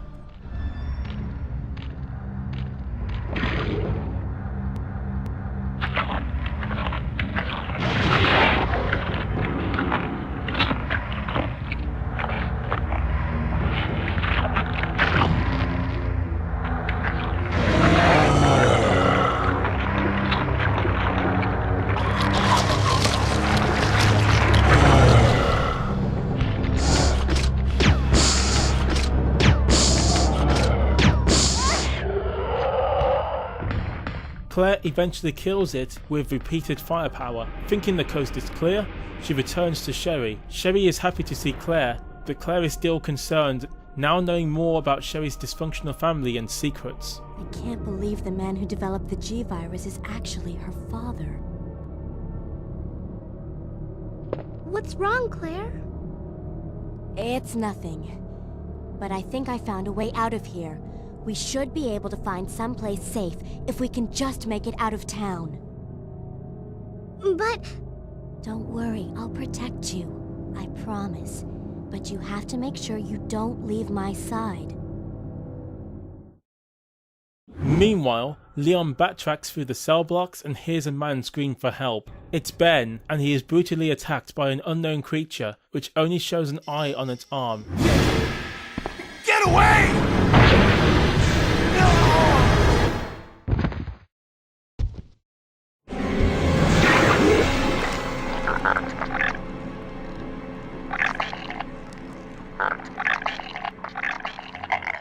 Leon rushes over, seeing Ben on the floor critically injured. Ben reveals Chief Iron's intent with Umbrella and how he has been involved in all of the dealings too.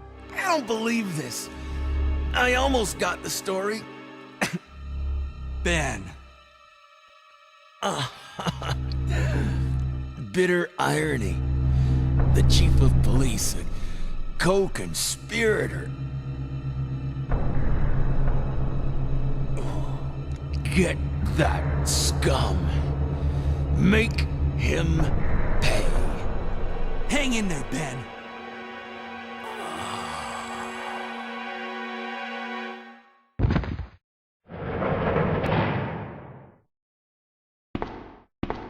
Leon. Ada comes and tells Leon that she is moving on to the chemical plant.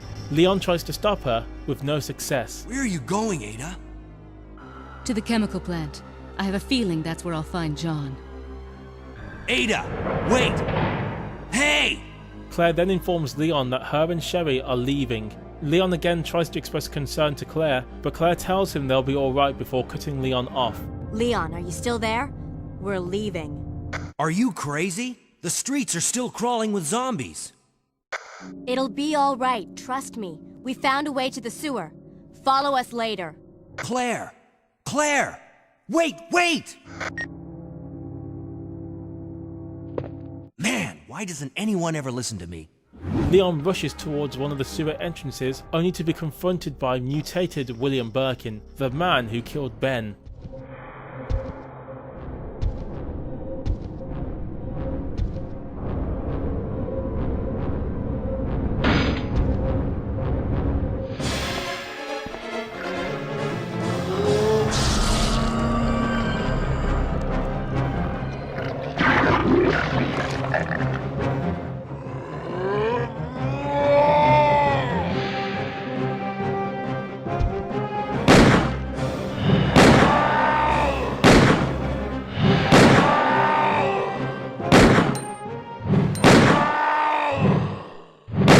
Leon defeats him, and William tumbles over the railing.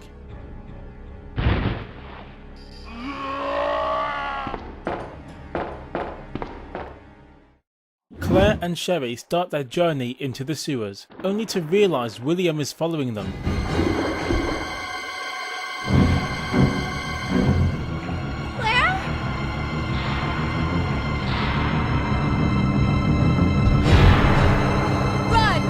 The two rush out, only for Sherry to be struck down by a sewer drainage hatch, causing the two to separate again.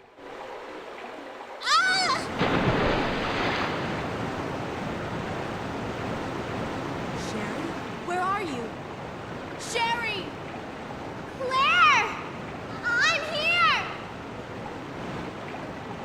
Sherry attempts to meet Claire, only to be stuck at a garbage chute. Sherry picks up something off the floor, only for the chute to release, and Sherry falls down to the lower floor of the sewers.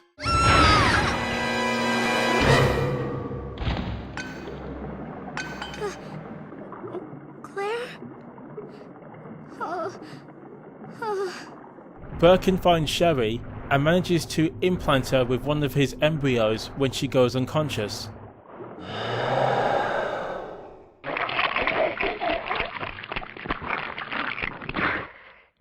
Leon meanwhile reunites with Ada, and after a discussion the two agree to stick together in an attempt to cover more ground and survive.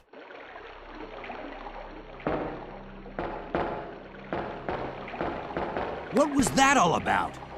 Running off like that was reckless and stupid. Those zombies are everywhere. Not to mention that thing that got Ben. I was there, Leon. I know. Look, Ada. As an officer, it's my job to look out for you. But we're not going to get through this alive if we don't work together. Okay? All right. We'll do this your way for now. Claire pushes further into the sewers and finds Annette pointing a gun at her. Annette accuses Claire for being a spy and wanting the G-Virus, but when she reveals her true motives and Sherry's disappearance, she tells Claire the whole story of how Umbrella stole the G-Virus and nearly killed Birkin, which caused him to use the sample he created to transform into G. Sherry's wandering around alone in the sewers. You have to help me find her. That's impossible. I told her to go to the police station. What's she doing here? William will be after her. William? That's right. The creature that's been causing all this destruction is none other than my own husband. This way. It's sheer perfection. My precious G-Virus. No one will ever take you away from me.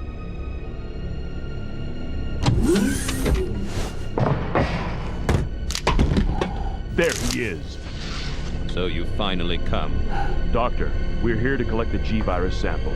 Sorry, but I won't just hand over my life's work. Stop! You might hit the sample. That's it, all right. Okay, let's move out.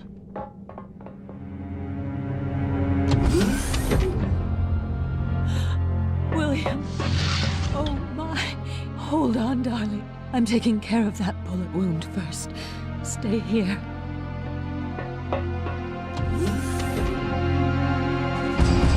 Alpha team, have you retrieved the sample yet? Affirmative. We'll be at the rendezvous point in 1 minute. Roger.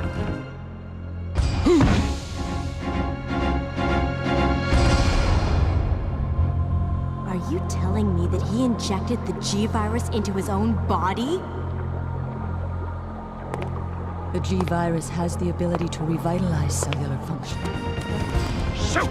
Eat this, you freak! The guns aren't stopping it! What is this thing?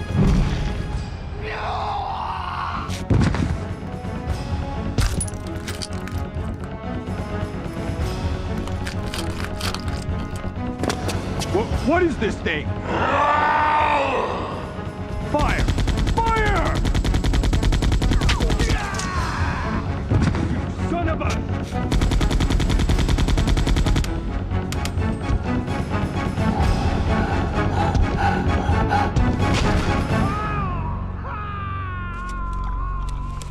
She also explains the creatures who need to survive and inject other humans with embryo. Sherry is his daughter, so the embryo would latch onto her and turn her into a G creature as well.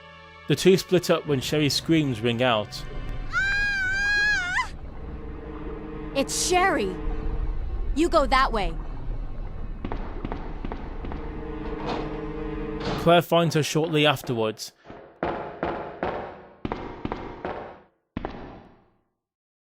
Only to be greeted by a giant alligator.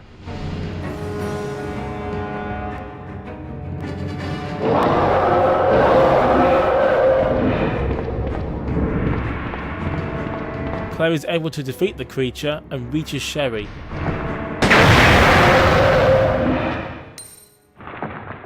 Sherry complains about her stomach, but Claire reassures her and the two move on. Come on, wake up, Sherry.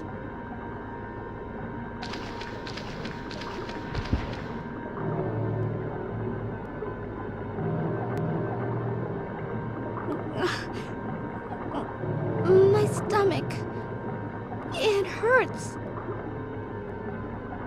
Don't worry, you'll be fine. Come on, let's go.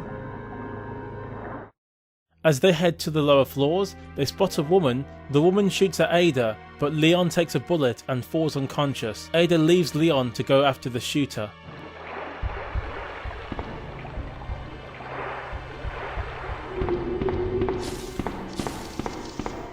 The woman then corners Ada at gunpoint and reveals Ada's boyfriend was killed and she is William Birkin's wife, Annette Birkin. Don't move.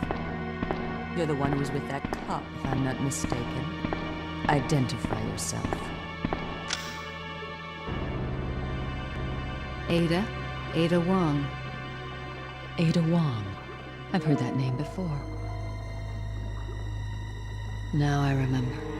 One of the men from Chicago who came to assist the T-virus research used his girlfriend's name as his password. Ada and John, I believe. How did you know? Who are you? Annette Birkin. My husband is the man responsible for the creation of the T-virus, William Birkin. She goes on to explain why some of the events happened until she sees Sherry's necklace on Ada. I just steal his research away from him.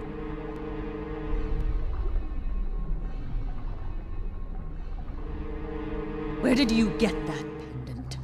It looks exactly like the one I gave Sherry. She dropped it. I've been holding on to it for her. Liar! Give it back to me!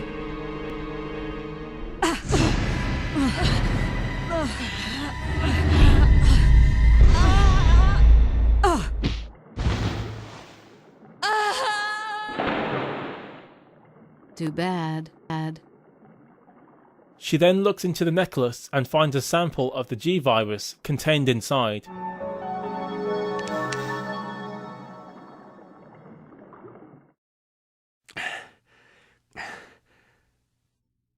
Ada? Leon eventually regains consciousness and finds Ada.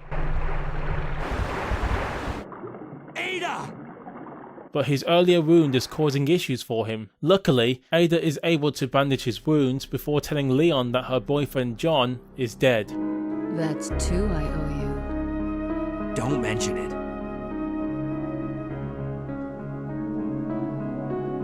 I just found out. John's dead. What? Never mind. Let's just get out of here. The sooner the better.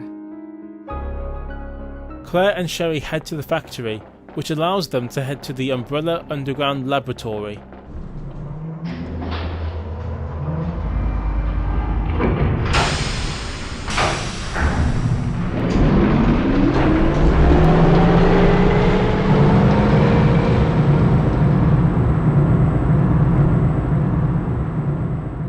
Sherry falls ill and loses consciousness. Claire realizes the urgency of the situation. Hang in there, Sherry. Her forehead's burning up. I've got to hurry before the embryos pupate.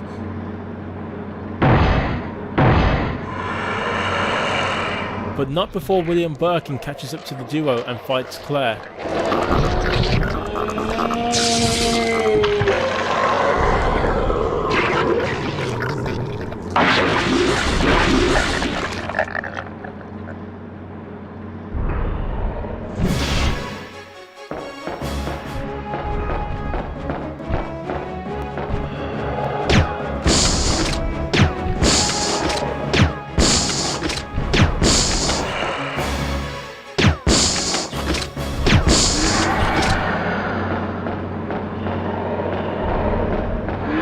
Claire ultimately beats Birkin and has to carry Sherry to a room near the laboratory entrance.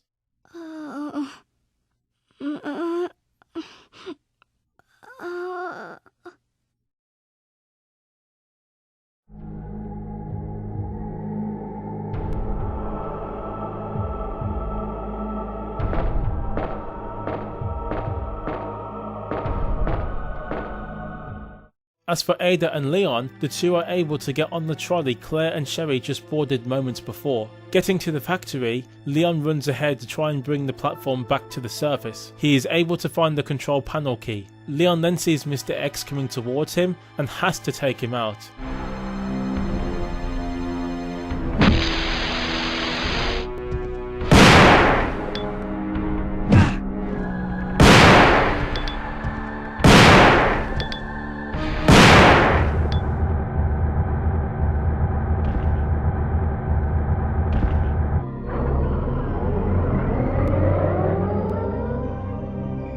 Come on, let's go.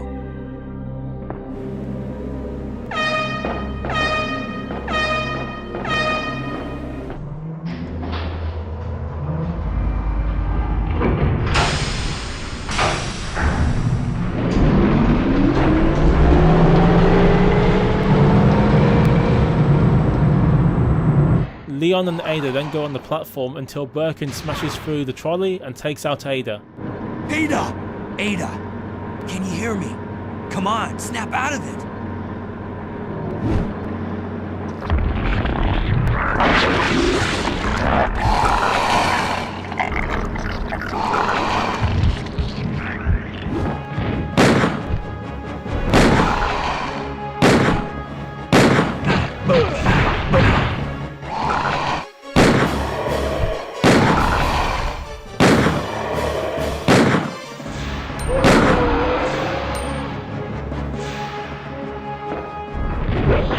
Leon fights Birkin until he retreats and the platform stops mid-descent. Ada wakes up but is critically injured.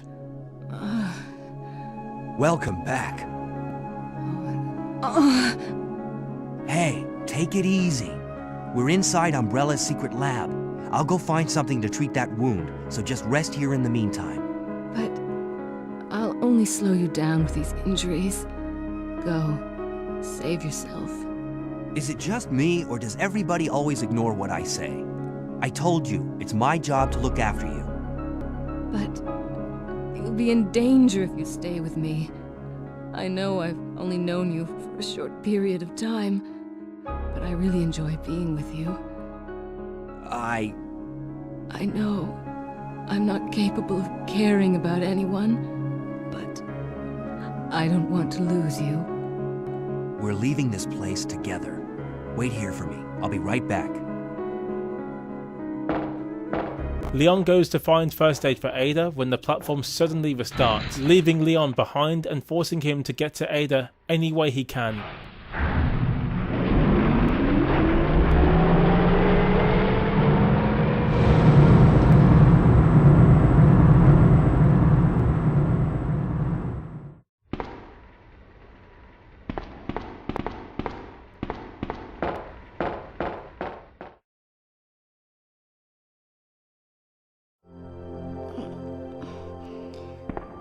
Claire?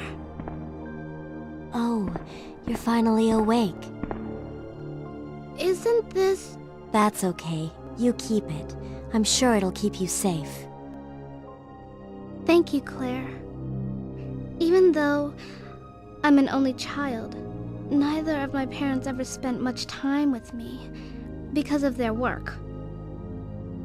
I grew up alone. But now that you're with me, I finally have someone to rely upon.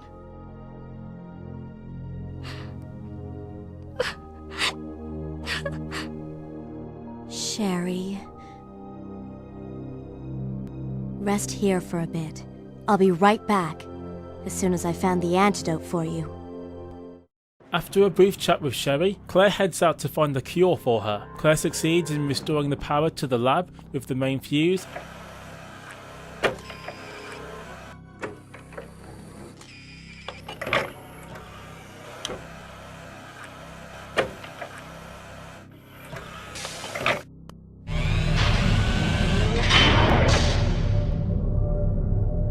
and continues to battle the creatures and plants that stand in her way.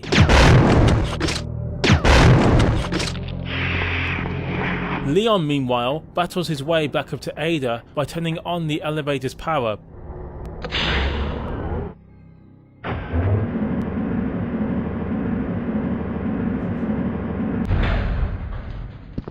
When he returns to the cable car, he is in for a shock. Ada isn't there.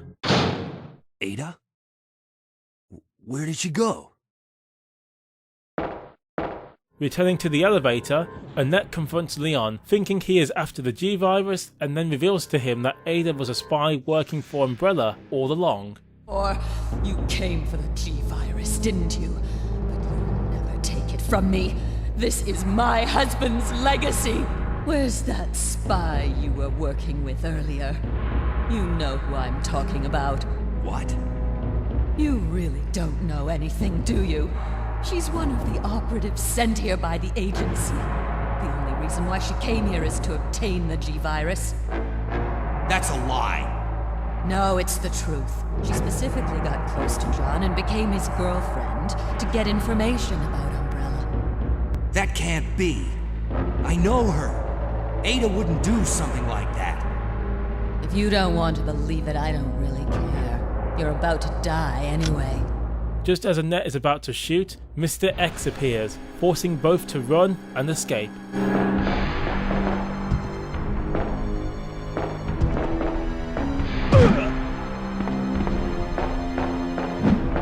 Claire struggles on, looking for a cure for Sherry when suddenly Annette confronts her, also accusing Claire of murdering William. Claire tells Annette Sherry is in danger. Just then, William then appears and Annette runs off.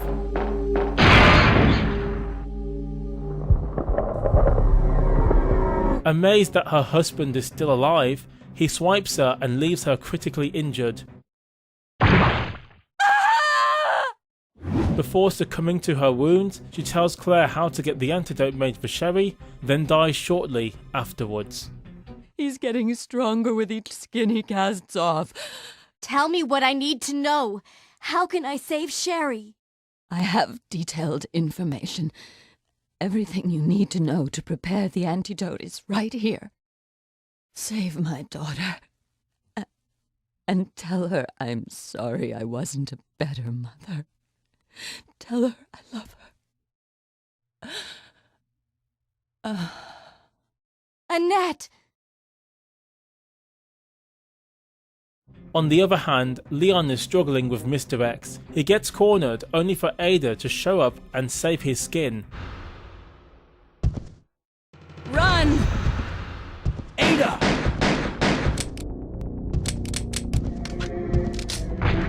Ada!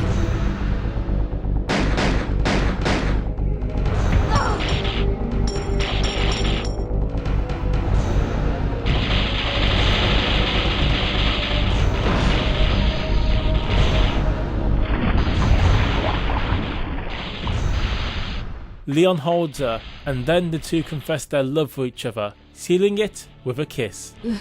Leon, please, escape. No. We're a team. I can't just leave you behind. I'm just a woman who fell in love with you. Nothing more.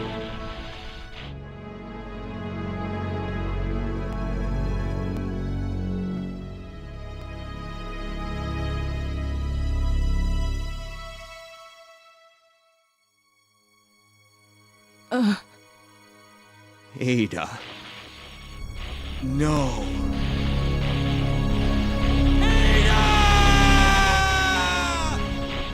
Ada seems to pass away, and suddenly the complex is primed to self-destruct. Self-destruct sequence has been activated. Repeat, the self-destruct sequence has been activated. This sequence may not be aborted. All employees proceed to the emergency car at the bottom platform. Leon says goodbye to Ada and leaves her motionless body. As Claire starts to prepare the antidote, she sees Leon on the security monitor. She contacts Leon explaining Sherry's situation and asking him to move her to safety. Claire? Is that you? Where are you? I can see you on the monitor. All employees proceed to the bottom. But never mind that right now. Leon, you have to go back and get Sherry for me. I left her in the security office. Please, you must save her. Wait a second! What are you gonna do? Where are you going? I still have a few loose ends to take care of. I'm counting on you. Hello? Claire, are you there? Claire! The security office? Leon finds Sherry and using the master key, takes her underground.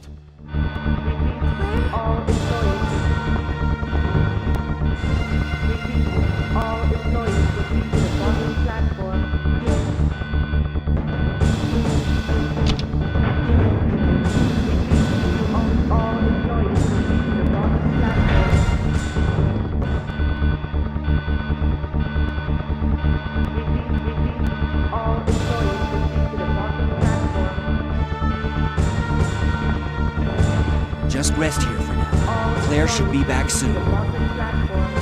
The train is not powered, so Leon leaves Sherry, hoping to finally get the train powered. Claire, meanwhile, is getting the antidote ready and finally makes a sample for Sherry. Finding the ammo disc to leave, Claire also makes her way towards the train. At that time, the countdown begins, only 5 minutes before the whole place blows up. 5 minutes until detonation. 5 minutes until detonation. Leon waits for the power to the train to get restored when Mr. X jumps in.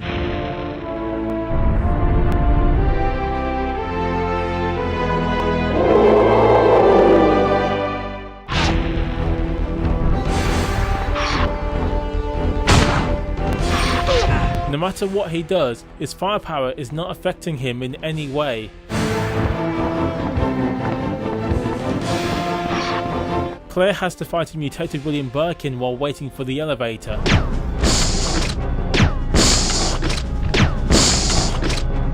She weakens William, only for him to transform again and be even more of a threat.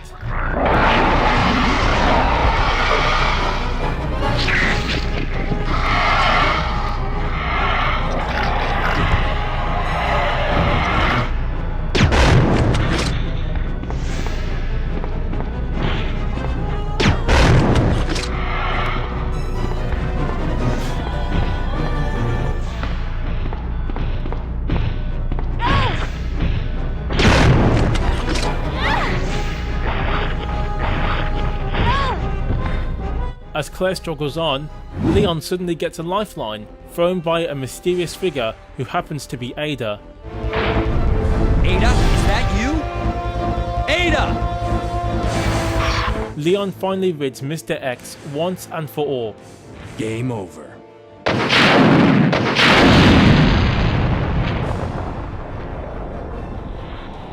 Finally, the power is restored and Leon rushes back to the train, now crawling with zombies.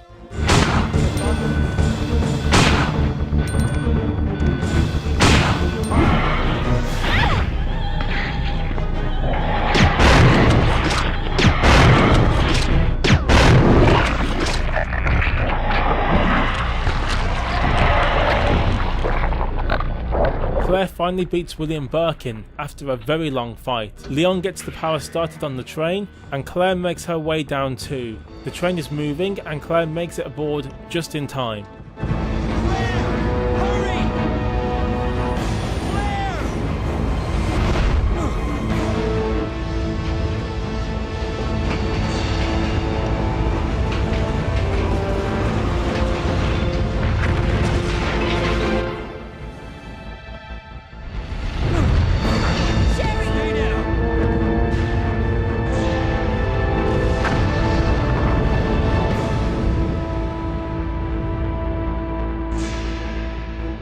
Sherry's unconscious.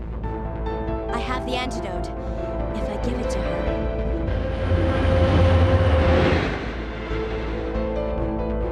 Claire, what's happening? Not now.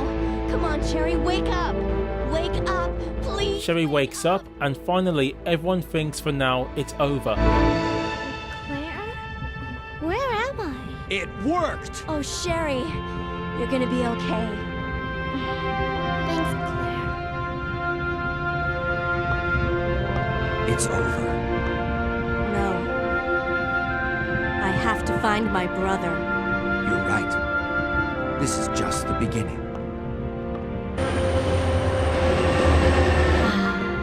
My God has protected you. It will always be with you. Claire. Sherry.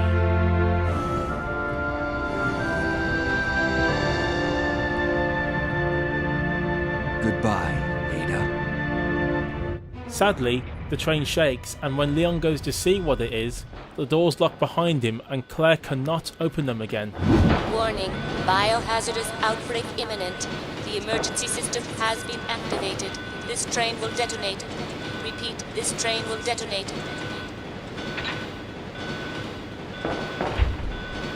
What's wrong?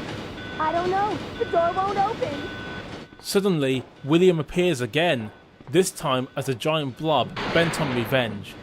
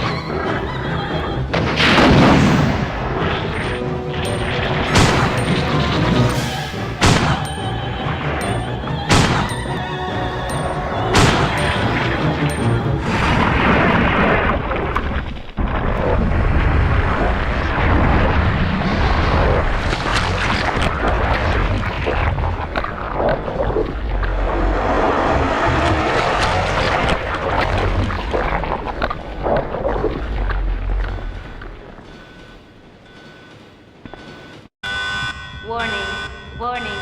The self-destruct system has been activated. Each train compartment will detonate sequentially. Repeat, each train compartment will detonate sequentially. Claire! Stop the train! I can't. The door to the control room is locked. Claire? What is this? Stay back.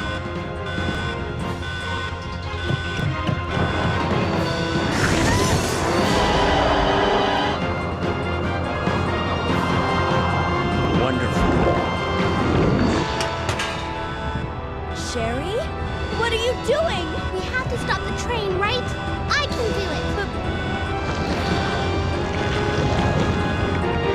Right switch. Maybe this one? Sherry! Leon! Ah! I can't hold on. Push the switch over there! Got it!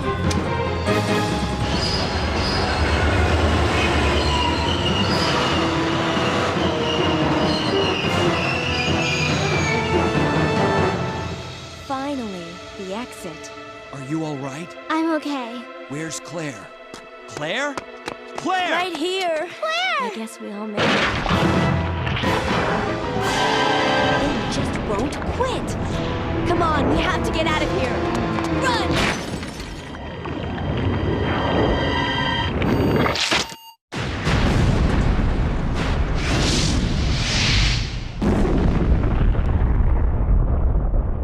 So, it's finally over. Sherry, you look terrible. No worse than you, Claire. Come on, time to leave. Now? What's wrong? Is something following us? We have to go. We don't have any time to waste. Go? Where? Hey, it's up to us to take out Umbrella. That was the detailed look at the canon story from Resident Evil 2. There is an alternate non-canon story called Leon A and Claire B. Allow my friend Rae Killham to explain that scenario to you.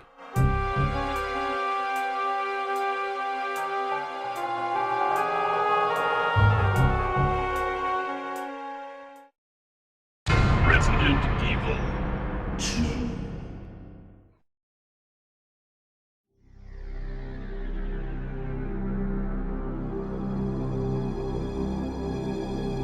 The Leon A, Claire B scenario is a little different compared to its canonical counterpart.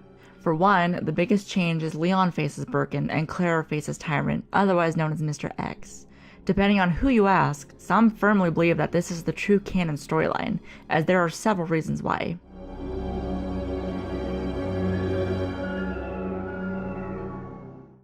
The novelization by S.D. Perry titled City of the Dead uses the premise of Leon A, Claire B, because at the time this was considered the canon storyline. Wesker's report also verifies this. However, Capcom would unofficially announce Claire A, Leon B as the canonical storyline. Not only that, but there is a few-second clip in the computer animated film Resident Evil Degeneration, where Claire has a flashback of fighting Birkin. Likewise, in the Jake and Sherry campaign of Resident Evil 6, Sherry tells Jake that her father infected her with the G-Virus, which is why she can heal her wounds at an alarming speed. That is something that only happens in Claire A, Leon B. What makes the scenarios so different from each other are rather minor if you think about it, but from a true fan's perspective, Leon still interacts with Ada and Claire with Sherry.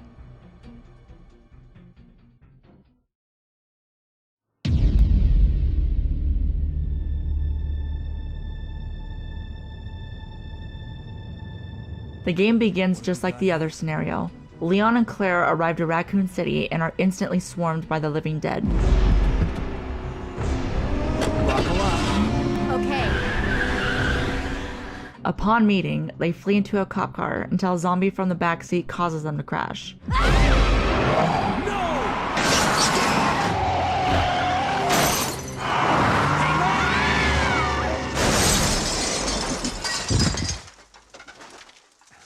Behind them, a semi-truck drives right into the car and explodes, and our two heroes are separated.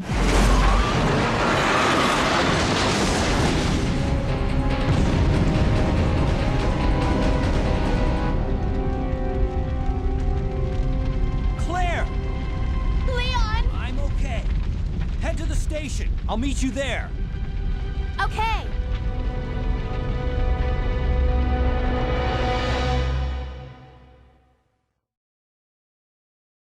Upon taking control of the characters, you make your way to Kendo's gun shop as Leon, where he reveals to Leon the whole city has been overtaken by zombies. What's going on in this town? Hold on. I don't have a clue. By the time I noticed something was wrong, the entire city was infested with zombies. But you should be safe inside here.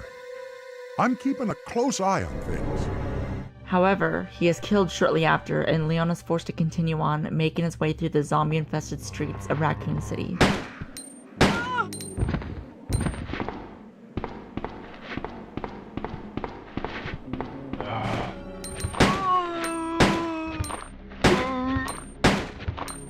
Meanwhile, Claire arrives at the back of RPD and gains access to the rooftop. Shortly after, she witnesses Officer Elliot Edward getting attacked by a swarm of zombies. Get off me! Stay back! Don't come any closer! Stay back! Upon being attacked, he accidentally begins shooting up into the air, directly into the pilot of the rescue copter.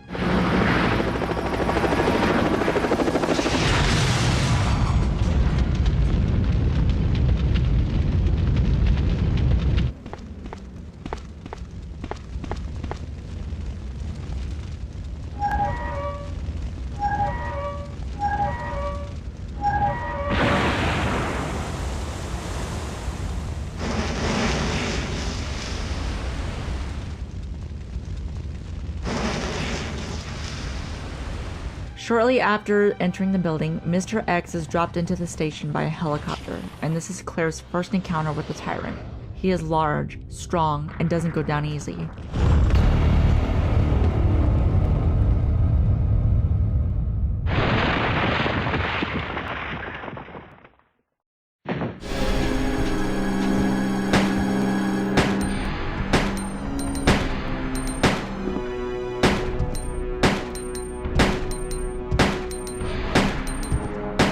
Meanwhile, back with Leon, he finally makes his way to the police station and immediately meets a wounded Marvin Branagh. He informs them of Stars and the mansion incident, and how no one believed Chris and Jill's warning. He tells Leon to rescue the survivors within the station. About 2 months ago, there was this incident in a mansion located in the outskirts of this city. Chris and the other Stars members discovered that Umbrella was behind everything. They risked their lives to reveal the truth. Not long after that, all this started to happen. Hang in there. Just rescue the survivors in the other rooms. Take this key card. You should be able to unlock the doors in the hall with this. Now go. But... just go. Fine. But I'm coming back for you. Just hold on.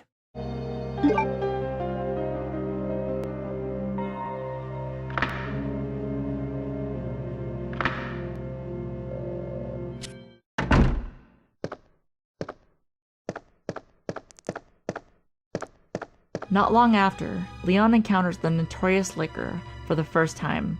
This creature is made of mostly meat and muscles, with large brains exposed and a long, slimy tongue.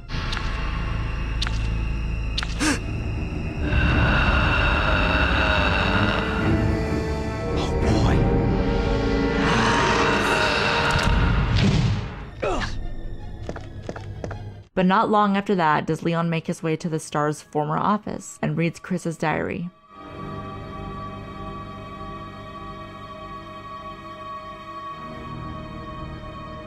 Shortly after, Claire arrives and the two are briefly reunited. He informs her that Chris is not in Raccoon City, and both her objectives change to escaping the city alive. Like we're not gonna find your brother here after all.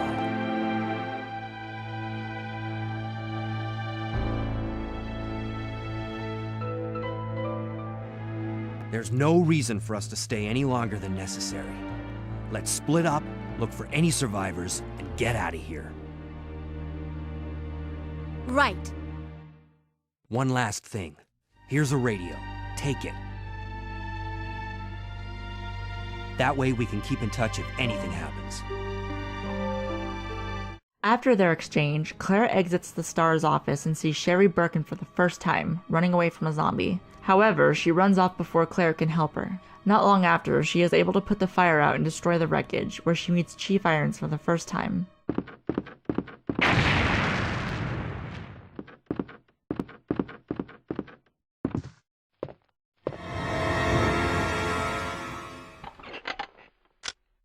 Oh, I'm terribly sorry.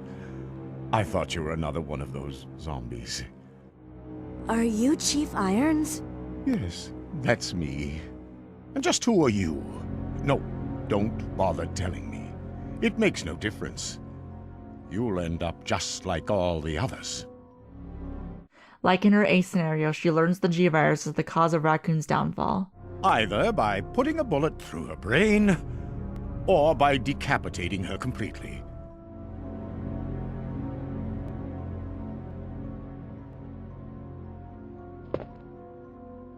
And to think that taxidermy used to be my hobby. But no longer. Please.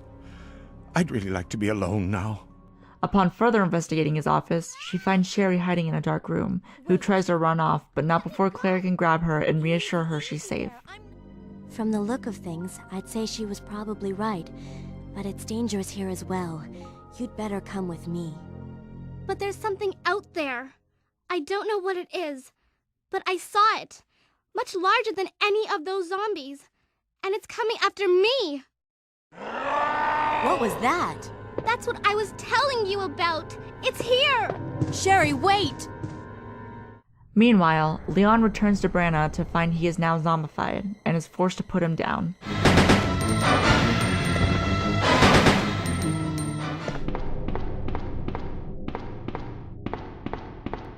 Once Leon heads to the downstairs parking lot, he is shot at by Ada, who mistakes him for one of the living dead, and reveals she's looking for Ben, a reporter with some information on the outbreak.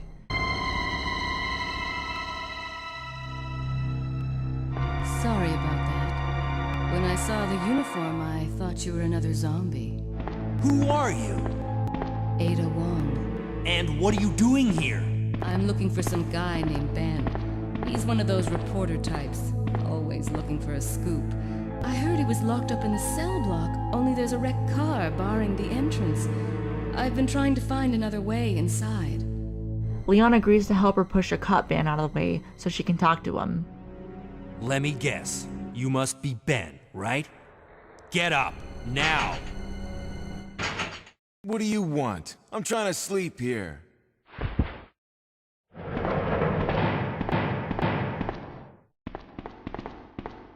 Is this the guy? Ben? You told the city officials that you knew something about what's been going on, didn't you?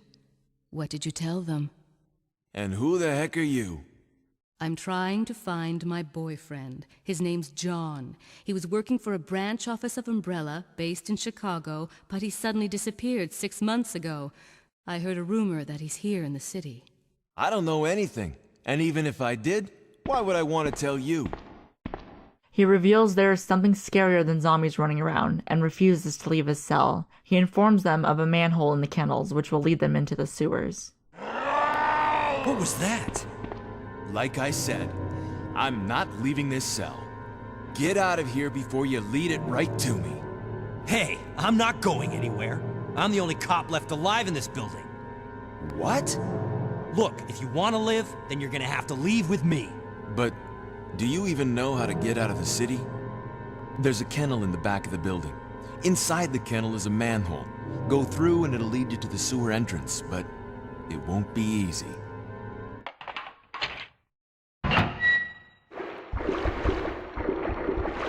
Shortly after, Leon properly introduces himself, but to Ada's disinterest. She asks for a boost into the vents. You think we can get upstairs through this shaft?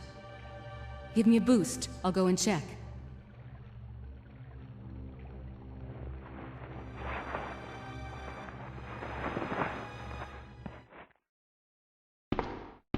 The player now takes control of Ada to retrieve a key for Leon.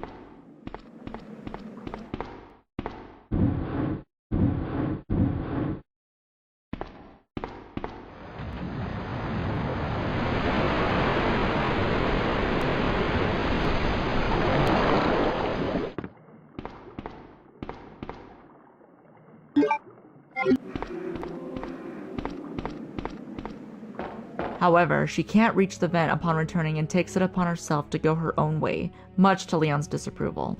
I'm going to have to find another way around. I'll catch up with you later.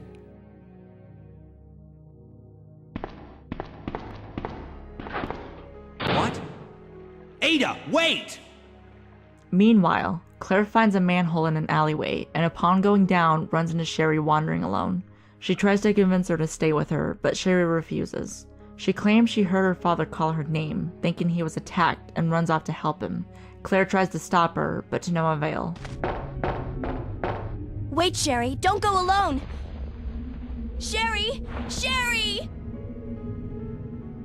The player then takes control of Sherry as they solve some puzzles, acquire some ammo, as well as a key for Claire.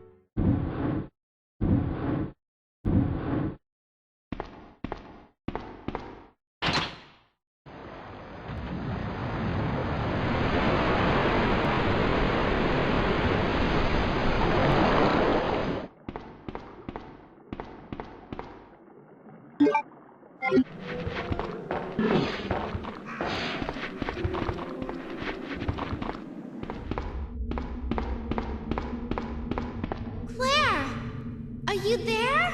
Sherry, are you okay? Did you find your dad? Yes, I'm okay. But I couldn't find him. But I did find something else for you. Here. Here's another. However, she too can't get back across and has to find another way to reunite with Claire. Claire! I can't reach the ventilation hole anymore. But don't worry, I'll find another way. I can take care of myself. Wait, Sherry, come back! Sherry! Sherry! Back with Leon, he makes his way back into the cells just as Ben is brutally attacked by Birkin. Get away!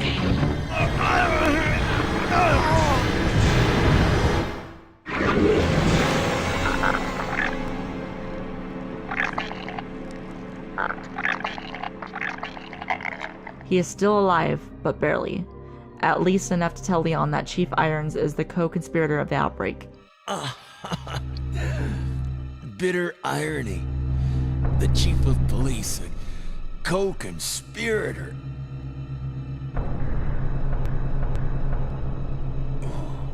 Get that scum. Make him pay. Hang in there, Ben. Shortly after, Ben is nearly ripped in half by G in parasitic form. Ada reappears to see the horror for herself. What's wrong?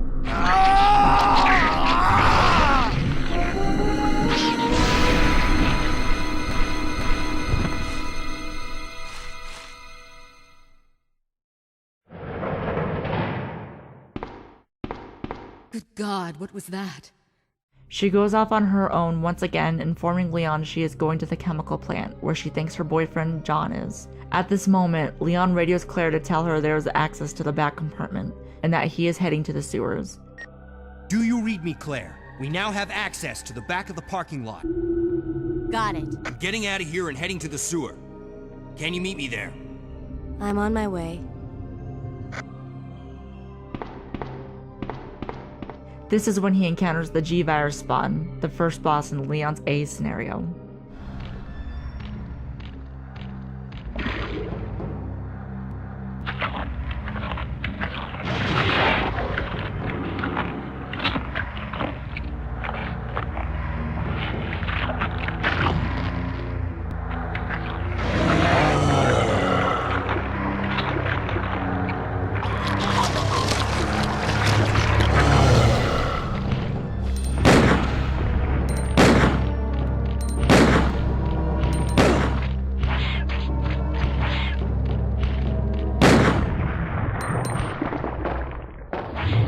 All the while, Claire has random encounters with Mr. X, who notoriously follows her throughout RPD, attacking her every chance it gets.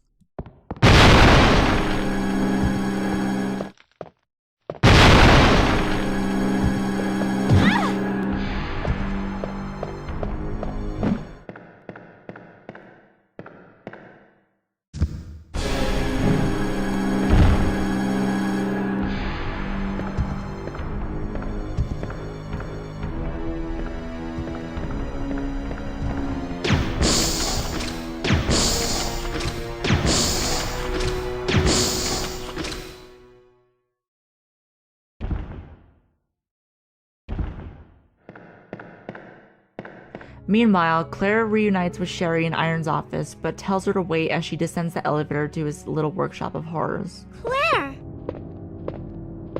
I'm going down there. Stay here and wait for me, okay?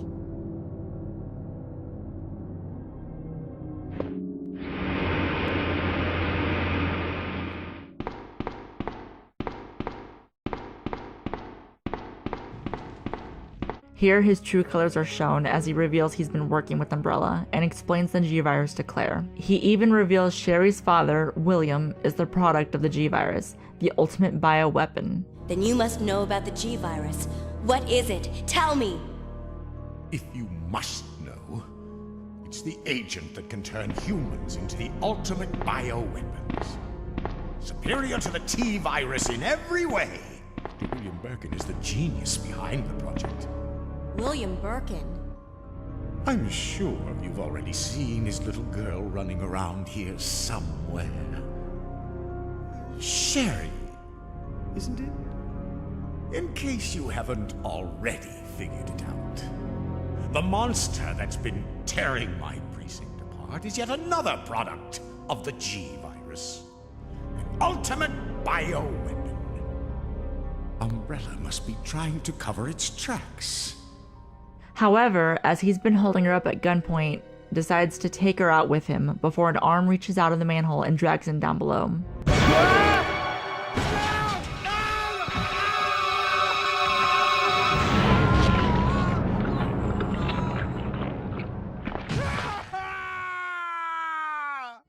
As Claire slowly approaches it, Iron's severed torso comes flying out of the manhole, and Claire faces her first boss of the game, Birkin himself.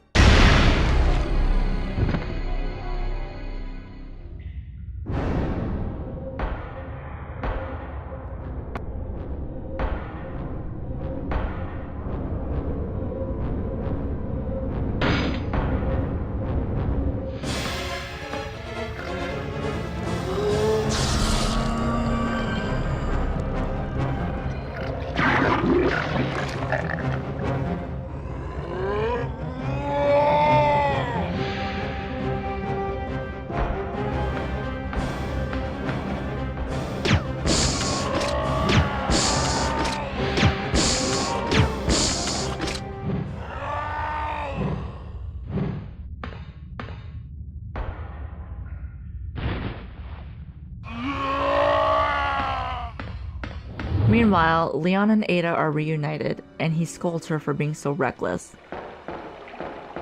What was that all about? Running off like that was reckless and stupid. Those zombies are everywhere, not to mention that thing that got Ben. I was there, Leon. I know. Look, Ada, as an officer, it's my job to look out for you. But we're not going to get through this alive if we don't work together, okay? All right. We'll do this your way for now. Upon descending the elevator into the sewers, Ada immediately chases after Annette, but is immediately shot at. Leon tackles her out of the way, taking a bullet to his shoulder, and Annette makes her escape.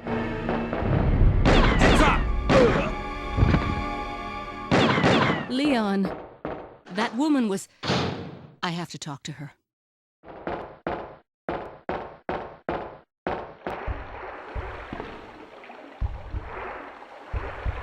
Ada pursues her and holds her at gunpoint.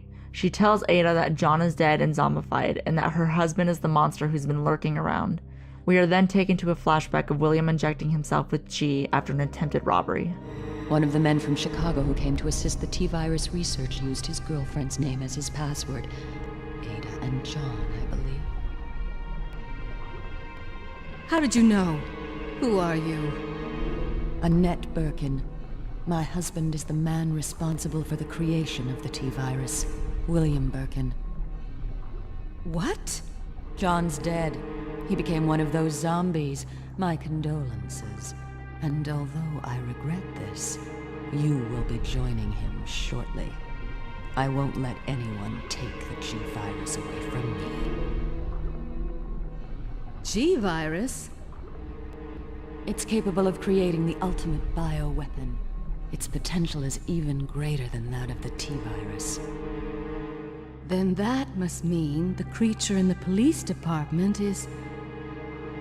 Precisely. My husband, William. And it's all Umbrella's fault. None of this would have happened if they hadn't tried to steal his research away from him. This way. It's sheer perfection. My precious G-virus. No one will ever take you away from me.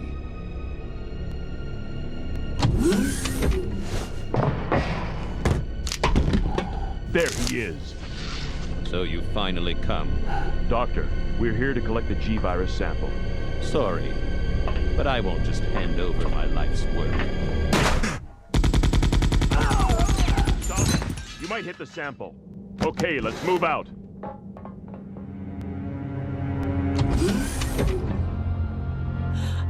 William! Oh my! Hold on, darling. I'm taking care of that bullet wound first. Stay here.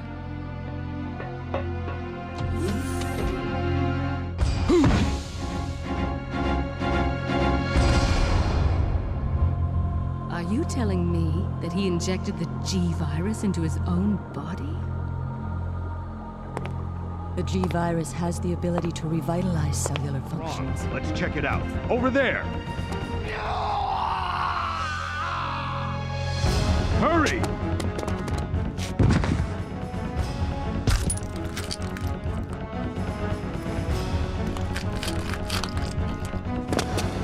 What is this thing? Fire! Fire! You son of a...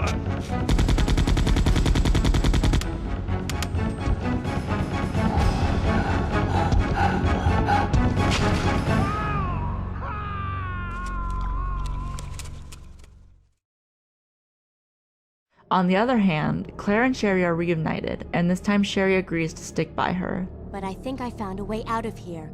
We should be able to find someplace safe if we can just make it out of town. But... Don't worry, I'll protect you. I promise. But you have to make sure you don't leave my side.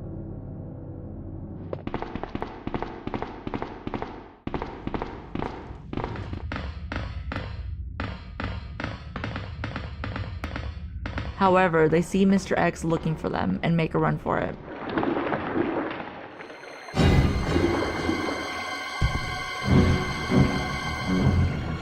Claire?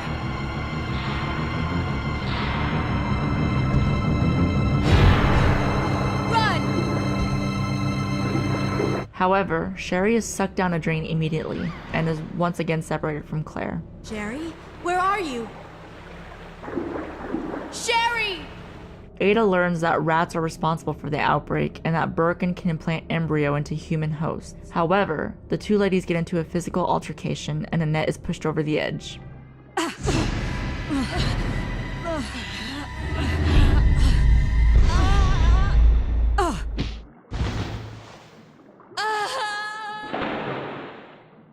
Too bad.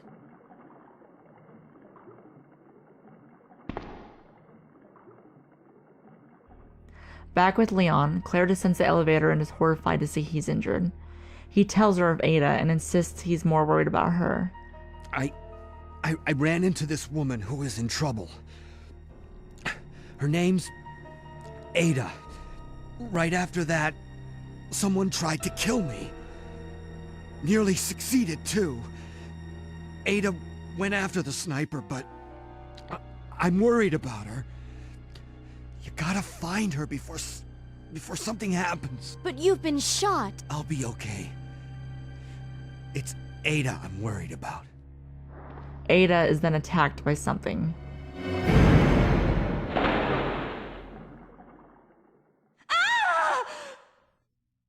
Ada? Not too long after, despite his injuries, Leon finds Ada as she is shooting at something. That's when he is attacked by the infamous giant alligator.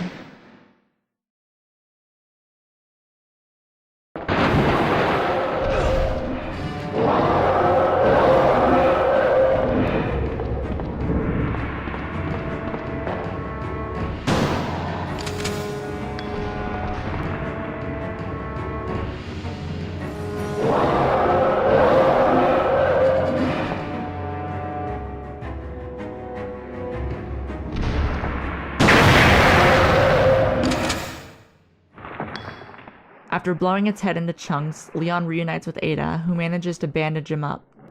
Leon. This bullet wound isn't making things any easier. Quiet, Leon. I'll patch you up. That's 2 I owe you. Don't mention it.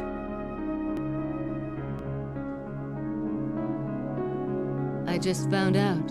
John's dead. What? Never mind. Let's just get out of here. The sooner the better. Shortly after, Claire comes upon Annette pulling herself out of the water. She is hostile, but Claire diverts her by telling her Sherry is lost in the sewer. Annette reveals she and G's sample are in danger. Get away from me. You just want my husband's G sample, don't you? But no one will take that away from me. No one. Husband? Then you must be Annette. How did you? We don't have time for that. Sherry is lost somewhere in the sewer system. I have to find her. What? I told her to go to the police building. Why is she here? Now Sherry and the G sample are both in danger.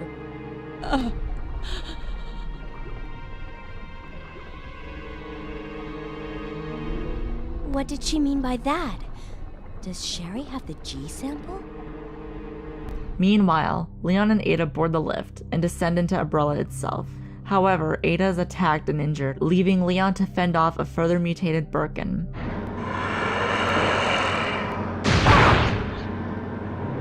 Ada! Ada! Can you hear me? Come on, snap out of it!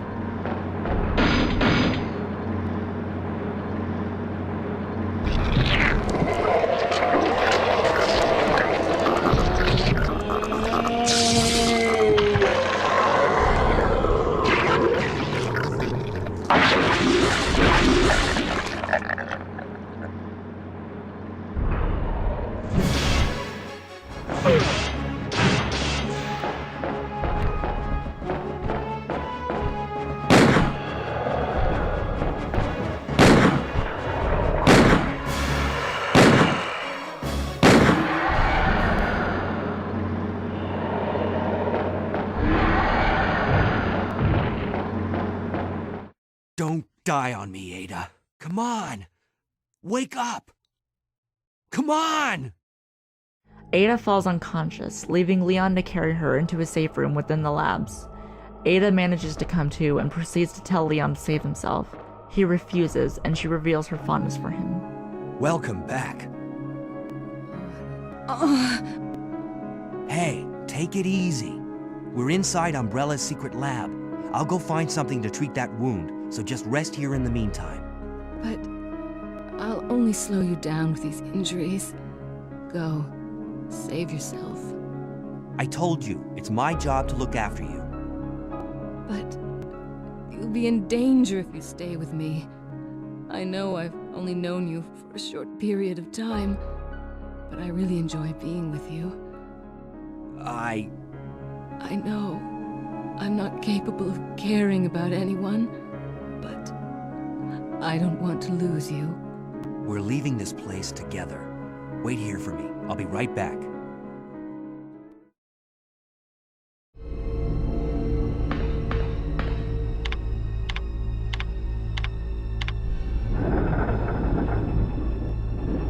Upon getting the trolley working, Sherry reunites with Claire, who is happy to see her, but she questions her on where the sample is.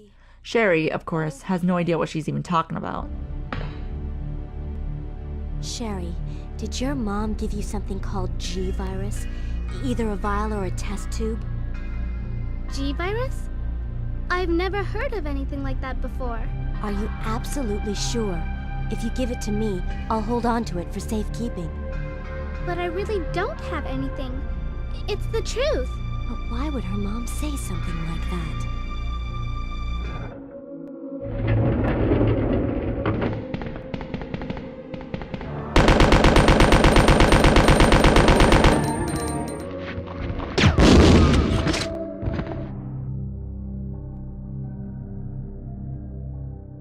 Sherry, wait here. I'm going to check it out by myself. Okay, I'll wait here, but hurry back. Claire must go under the lift to bring it back up, and it is through this she sees Mr. X on camera coming for her.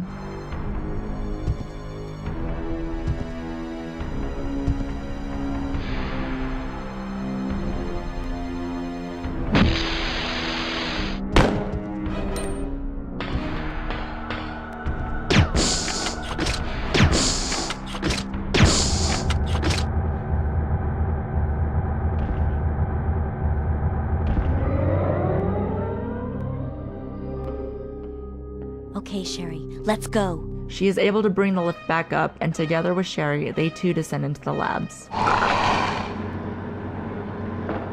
Claire? What was that?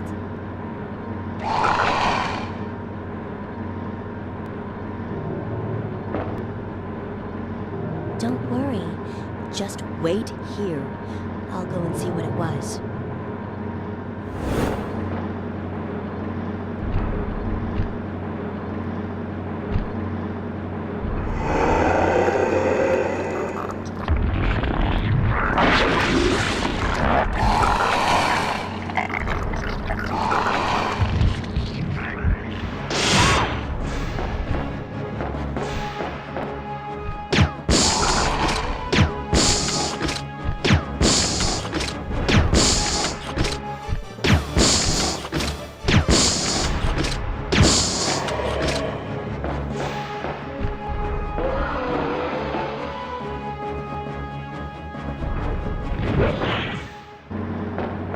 Halfway down, the lift stops, and Claire gives Sherry her jacket. She tells Sherry to wait for her, who then reveals how she's used to being alone. That's okay. You keep it. I'm sure it'll keep you safe. Wait here for me, okay? I'm going back to look for your mom. Thanks, Claire. Even though I'm an only child, neither of my parents ever spent much time with me because of their work. But now that you're with me, I finally have someone to rely upon. Sherry. Claire climbs into a vent, practically breaking into the lab, and hears the lift completely descend to the bottom.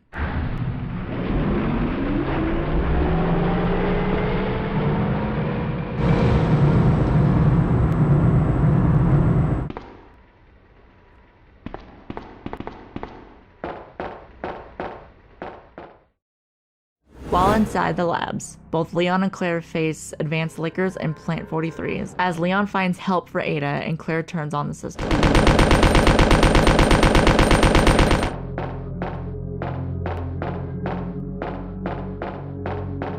Sherry?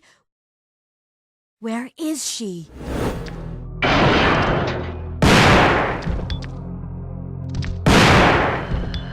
While in the monitor room, Claire is held up at gunpoint by Annette, who asks where Sherry is. On the monitor, they can both see Mr. X approaching her, as Annette reveals the sample is in the pendant. But I asked her, and she's never even heard of the G-Virus before. Which room? Tell me.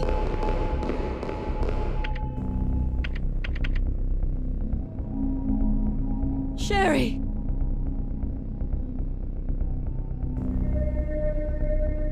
No! Annette! The sample's inside the pendant Sherry's wearing.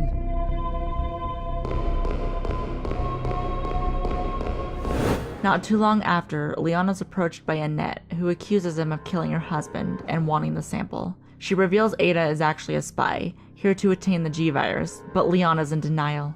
However, as Annette is about to shoot him, the ceiling collapses, injuring her. What happened?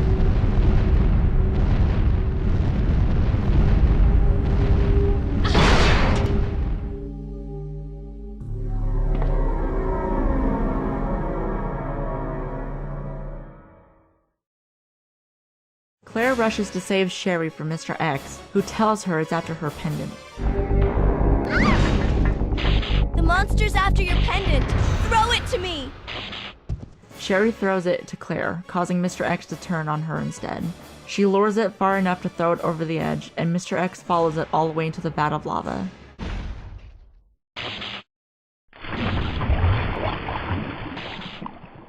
Sucker. But, because of the generator Mr. X destroyed to attack Sherry, it triggers the self-destruction sequence, alarming both Leon and Claire. Self-destruct sequence has been activated. Repeat, the self-destruct sequence has been activated.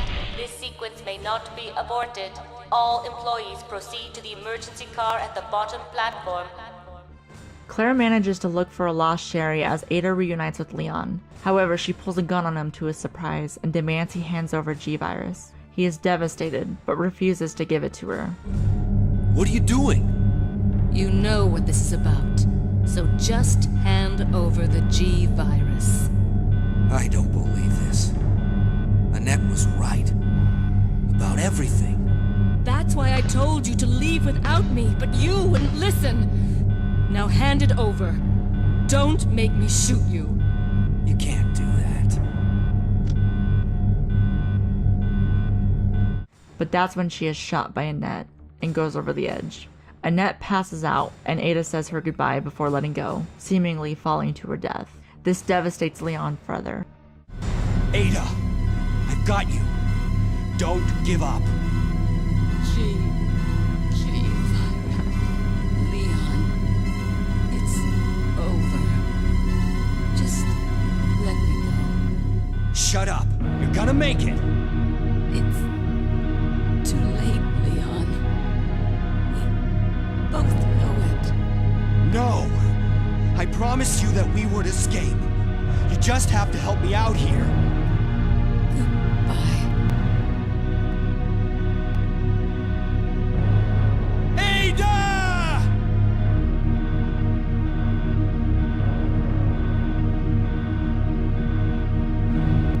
No.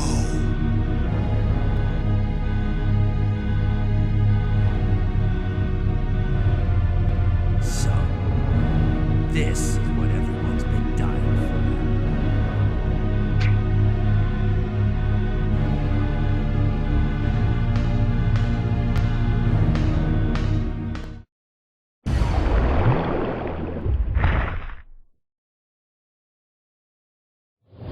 Where are you? Sherry! Back with Claire, she finds Sherry, kneeling beside her dying mother crying. Annette manages to tell her to escape and apologizes for being a terrible mother. Claire is able to pull her away so they can escape. Escape. I know I've been a terrible mother, but I still love you. Forgive me. Mom!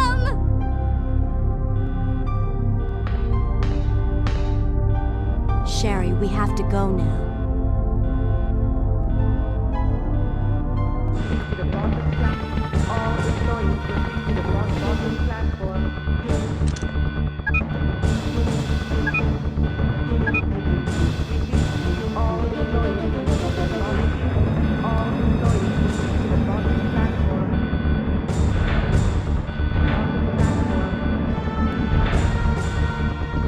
Claire activates the emergency elevator, finding the train out of there. She tells Sherry to wait inside as she gets it started. Now you wait here, okay?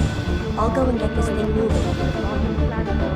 Meanwhile, Leon's epic final boss fight with Birkin is underway. They only have 5 minutes to escape all the while. 5 minutes until detonation. 5 minutes until detonation. Upon activating the train, the tyrant faces Claire for the final time in its terrifying final form as well.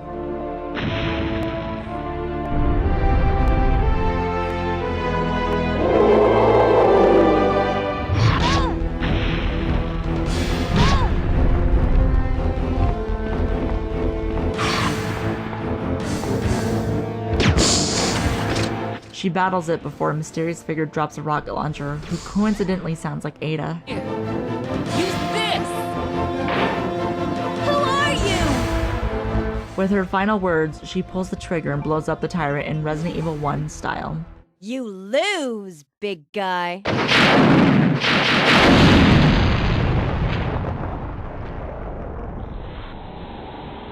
Leon fights Birkin in all 3 of his forms, but ultimately he is the victor.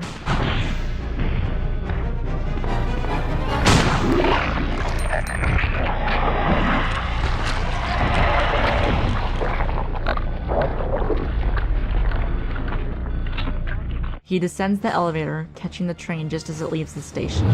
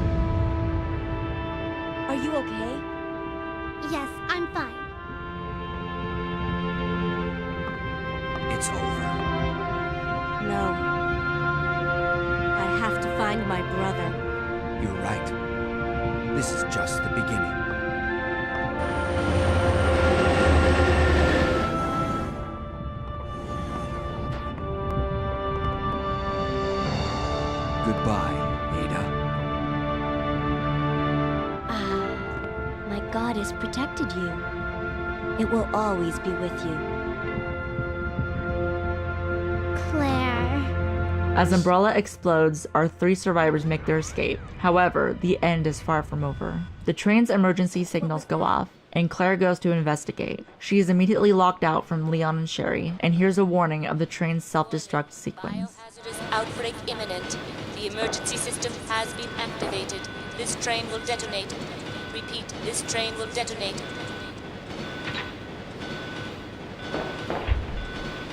No! What's wrong with this thing?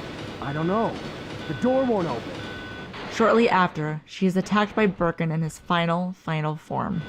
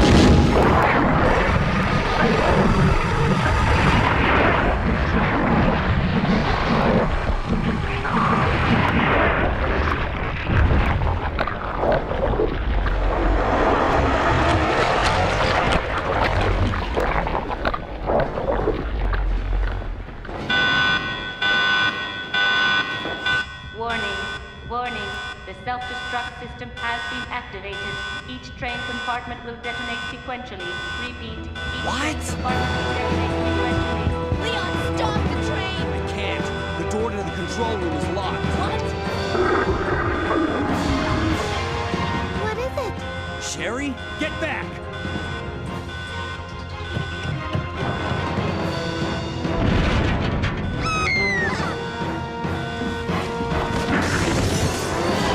That's what I call ugly. Claire! Where are you?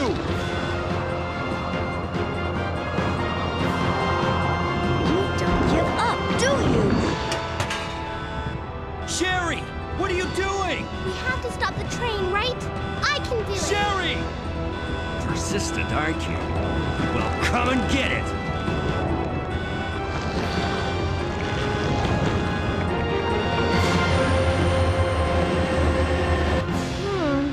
Which one's the right switch? Maybe this one? Sherry! Claire! Can't hold on much longer. Push the switch over there! Got it!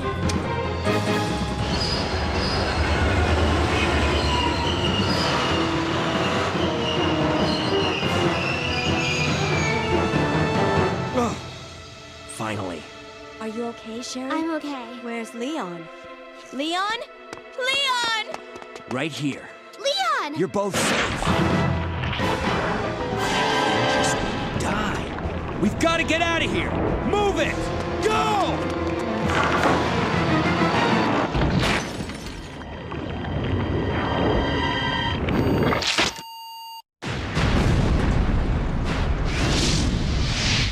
An impatient Claire informs them they still have a job to do. After all, she's still looking for her brother. Not only is this setting up for Code Veronica, but the scenario ends as well, as does the game. Nothing. I saw someone do that on TV once. Come on. We've got to move out. Now what's the problem? Is something following us? Hey, we still have a job to do. Let's go. Go? Oh, you can't mean. Chris, I have to find you. Resident Evil 2.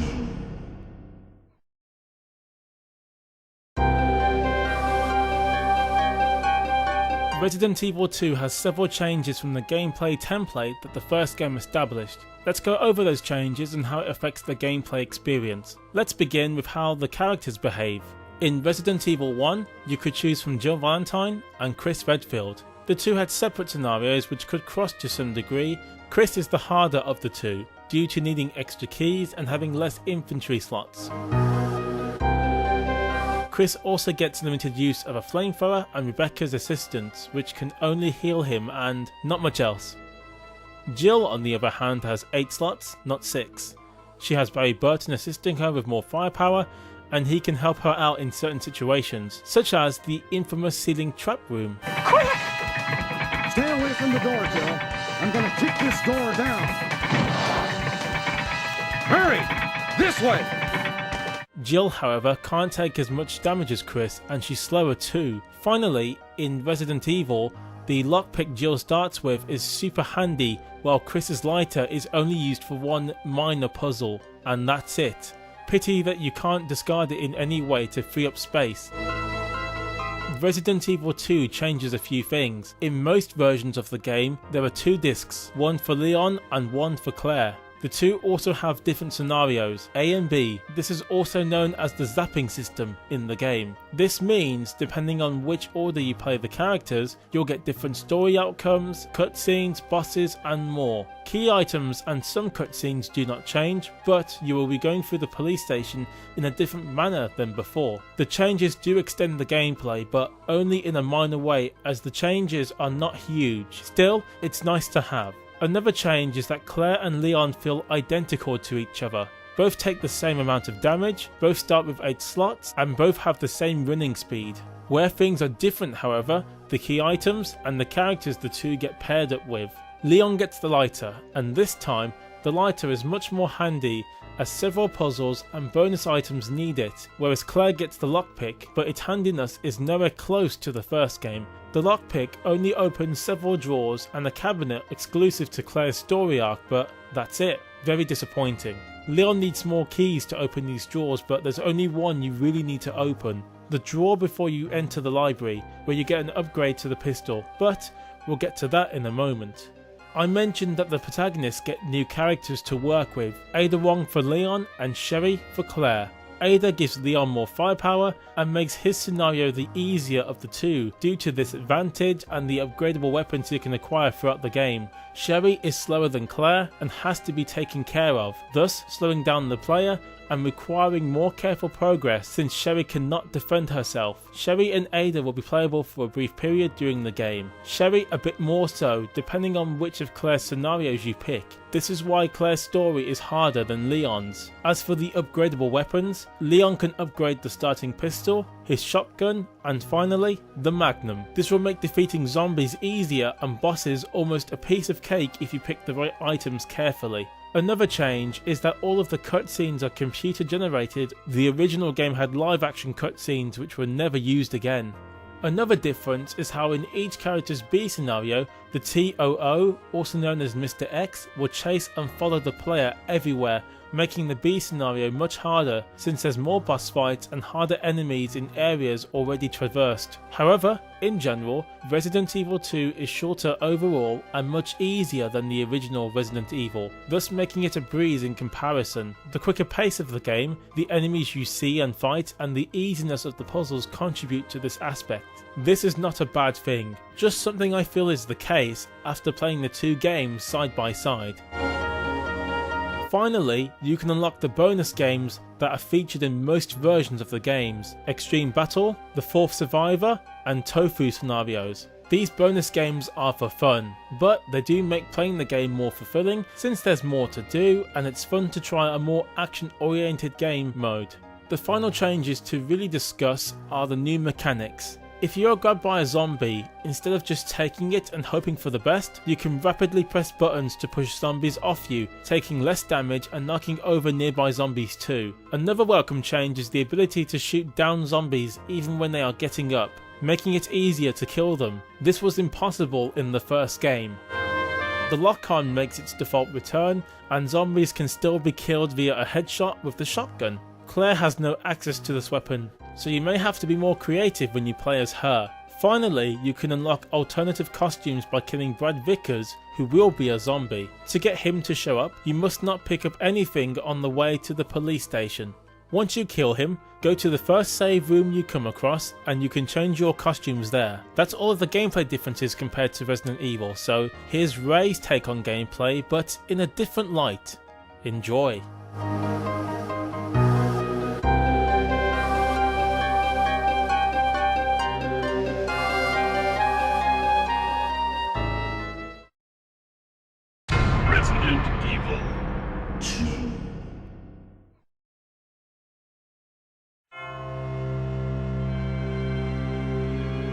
Like with any major series, graphics and art styles are usually improved upon, making it sleeker and smoother than its predecessor. For this title, the art style was shifted to a more manga style, which is evident in Leon and Claire's inventory screens. The items and weapons are drawn artwork rather than designed within the game, as well as the character's avatar. Overall, Resident Evil 2 is a bit darker than its predecessor, having smoother shadow textures making the environment darker and creepier. Not to mention, the pre-rendered backgrounds are smoother than before, making Resident Evil 2 look more realistic and seamless. Enemy AIs are also better than before. Zombies walk faster with more animations, being attacked looks more realistic, and Tyrant is able to make numerous appearances to scare the player to death. The biggest improvement is character damage.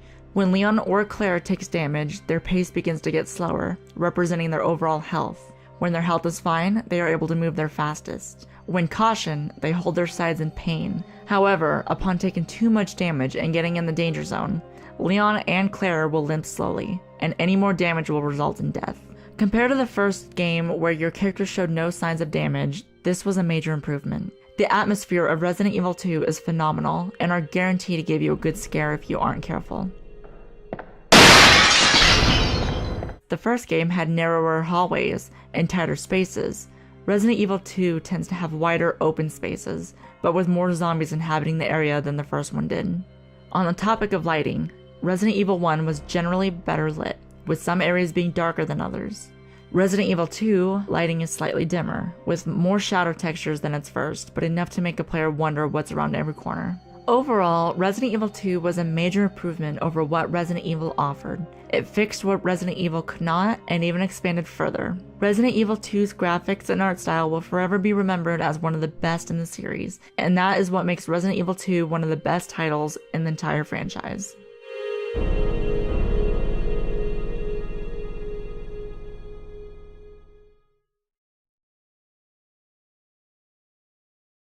Resident Evil 2.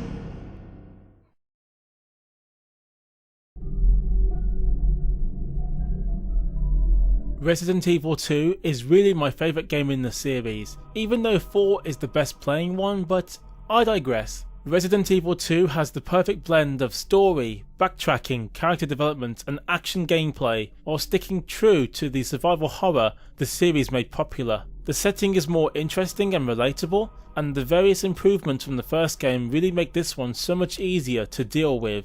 While the scenarios aren't too different from each other, there's enough to keep you going as it's quick to complete, and the wealth of extras make up for this flaw. The only real issue I have is that the game is too easy, making it a breeze once you learn everything that there is to know. I'm aware that other versions of the games have more difficulty modes, such as the Dreamcast version, but the PlayStation 1 version here is not one of them. I also feel some of the story isn't well explained enough in the game, thus requiring other sources. Oh, and there's no branching paths or alternative cutscenes outside of these scenarios, which is a shame.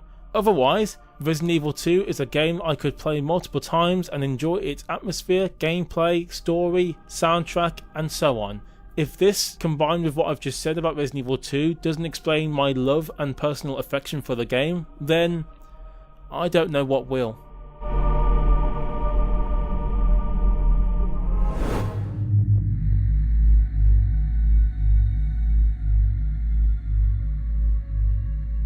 Overall, I think this is the best game in the series, and for many, many reasons. For me, it all starts with the story. Aside from the amazing plot and compelling characters, it really does live up to the RE title and carries the series like a champ. As a writer, story and plot are the most crucial and important aspects of anything to me.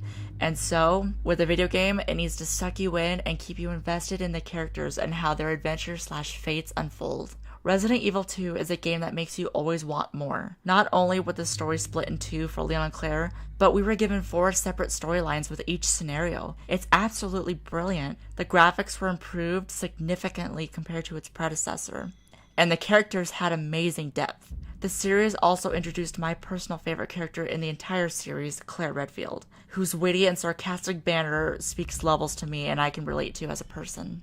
Gameplay immediately drops you into the action from the start. You literally begin the game in the streets as zombies are coming towards you.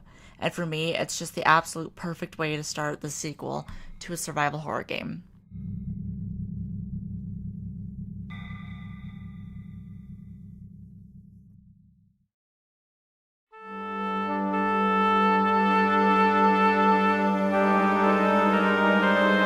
So, there you have it. Resident Evil 2 explained in massive detail, and I hope it was enjoyable to watch. We know the game would end up as a bestseller in North America and various parts of the world, and the franchise would continue going from strength to strength. The remake is out now, and hopefully it's making an impact just like this game did 21 years ago.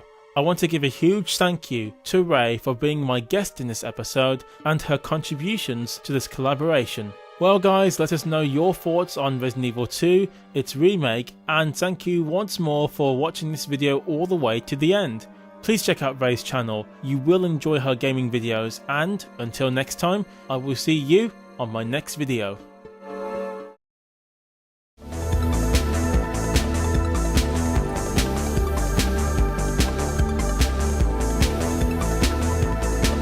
As many of you know, demo discs were a big part of my childhood back in the day. Even though I couldn't hope to own every game I played, the ones that stood out to me really gave me an impression I could never forget. Of course, any free game, demos or not, always helped me to stay entertained until I could get that next big video game.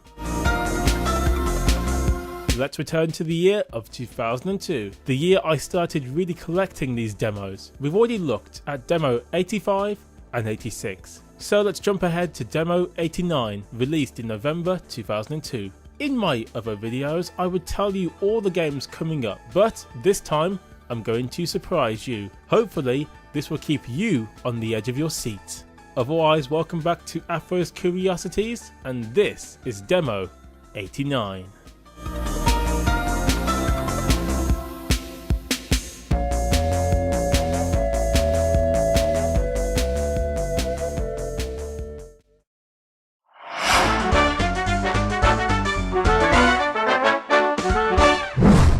Alright, let's start with Firebugs. At the time, this was a new PS1 game, so getting to try it firsthand here was very cool. Firebugs is a racing game and it has some interesting mechanics to make it stand out. For one, like a kart racing game, you can collect power-ups to help you rise above the rest to victory. Whoever you pick will have their own weapon. Gizmo here has the corkscrew missiles, and they are lethal since they can go a very long distance, cutting up the opponents as they go. You can also fire these backwards too. That will show them who's number one around here. The other power-ups include shields, turbo boosts, a warp field, a missile that goes after anyone in first place, and a mini explosion which stops anyone in their tracks. Another interesting aspect is how the vehicles can stick to walls at high speed. Look, I'm on the ceiling! Isn't that awesome? My child self was always doing this as I felt like a badass in motion. Ironically, the game is actually a spin-off of a series called Roll Cage. That particular series also had similar gameplay elements too, and it was even developed by the same company. Thankfully, this game is also fun, it has great controls, and as you can see here, pretty decent graphics for 2002 PS1 standards. Oh, and the soundtrack. Just listen for yourself. Put your hands up, your hands up. Me and my brother loved listening to this, and it never gets old. Sadly, this game was only released here in Europe, and it's hard to find now. I got my full version copy a year after this demo, and I'm glad to say the soundtrack is worth a listen. As for the game itself, if you can somehow get it, I think it's worth tracking down.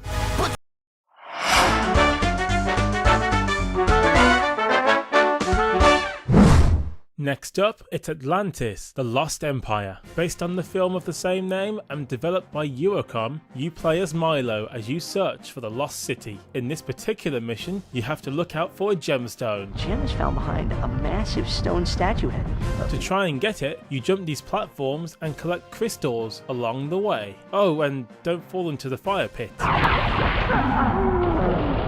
At some point during the game, you can switch characters, and each have their uses and weaknesses. For example, this guy, Vince here, can throw grenades, he's stronger than Milo, and can clear certain paths. But, to be frank, the game is your average, run-of-the-mill platform game. You just go from A to B slowly, and when the game tells you to do something, you just do it. Nothing to it really. It's not bad, but it's just uninspired. Mind you, graphically, this actually looks very impressive. The characters have a shell-shaded look to them, and they do look as if they've come straight out of the movie. The animation is also impressive too. Honestly, this is one of the best looking Disney-based PS1 games, if not the best. The backgrounds also look great too, albeit dull and drab in their colour scheme, and a bit barren for a game taking place in Atlantis. The soundtrack is good, but there's only one song, and after a while, it drones on too much for my liking. I got to this part here, there's a fire creature here, and no matter what I try to do, I cannot kill it. I'm also not told what to do next, so I'm just in limbo. Ah well, I got a good feel for the game I reckon, and it's just okay, nothing special. Other than the graphics, do I recommend it? Not really, unless you are a die-hard Atlantis fan maybe? It's a shame, as I love the movie and this could have been a worthwhile game had it been done a lot better.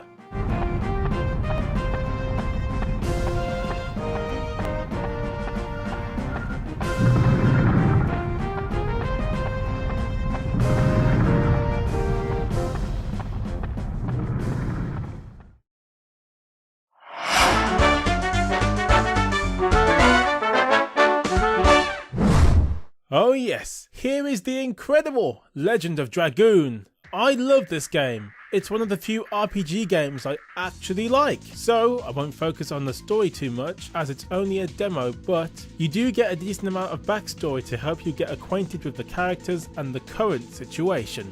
The game starts with your 3 characters escaping a village with a girl. One of the male characters is injured when an arrow hits him. The 3 then hide in a bush and are able to find somewhere to rest.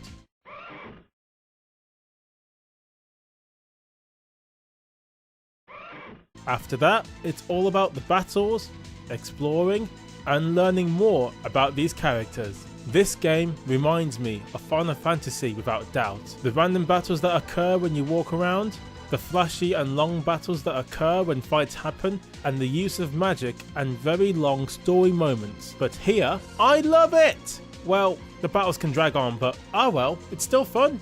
What makes the battles interesting are 2 things. First, if you are using a melee weapon, you can press a button at just the right time and you can get multiple strikes. Yes! Double! It's hard to time right, but when you do, you'll be left satisfied. Also, at points during the battles, you can transform into a more powerful warrior. These I always loved.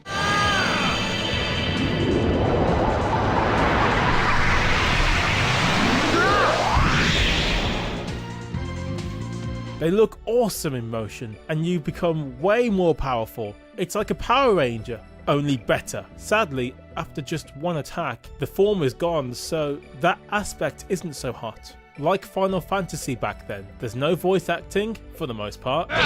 Double slash!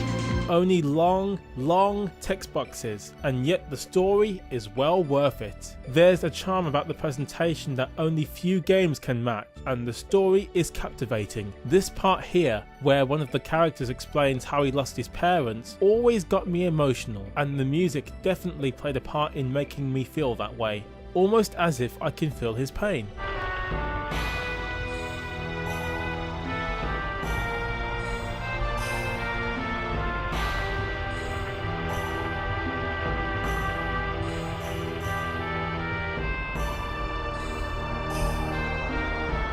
This RPG did not sell too well back in the day, and now it's a cult classic. This trial version does not come close to showing how much this game offers. The game is big and has a lot of replay value. Even this demo is replayable.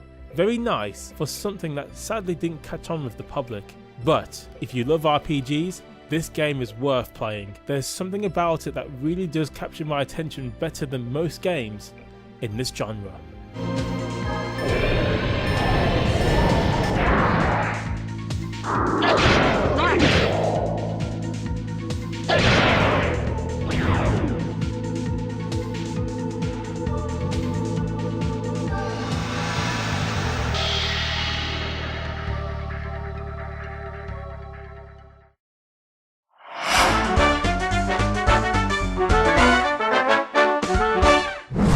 Okay, here is another game that didn't catch on with the public. Silent Bomber.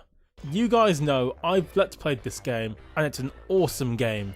The demo lets you play the tutorial mission and the first true mission of the game. The game is the same as the full version, but missing the FMV cutscenes.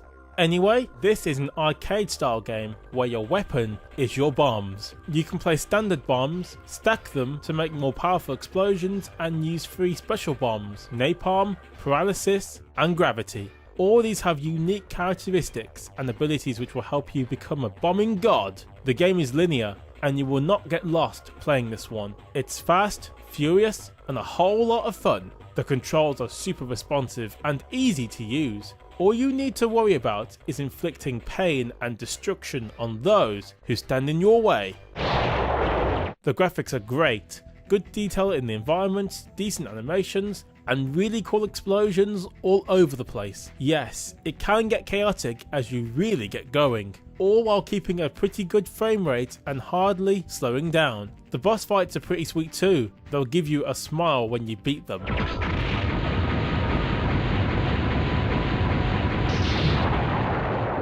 Oh, and the driving beats of the music will keep you pumped up for battle.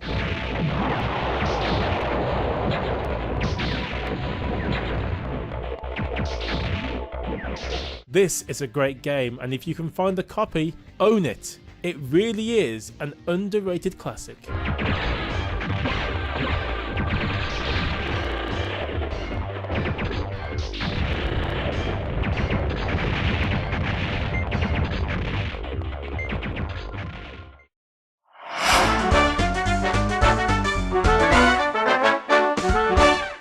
Next up, it's Gunfighter, the legend of Jesse James. This game is a light gun game set in the Wild West. You play as Jesse James, casually in a bar like all cowboys are, obviously, when suddenly Z, your girlfriend I think, gets kidnapped and you have to save her.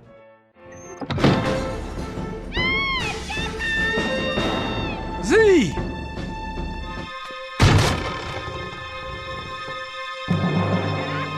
As this is a light gun game, all you need to do is duck for cover, shoot when it's safe, and then repeat. Just like Silent Bomber before it, it's an arcade style experience for the PlayStation, but with a unique setting. If you've ever played Time Crisis on PlayStation, Gunfighter plays a lot like that, but it's still a lot of fun. Being honest with you, I was not expecting a lot out of this game, but it's fast paced and just full of fun. Shooting these low level cowheads is satisfying and makes you feel powerful as you mow them down in quick succession. The gun sounds good and the gameplay is tight.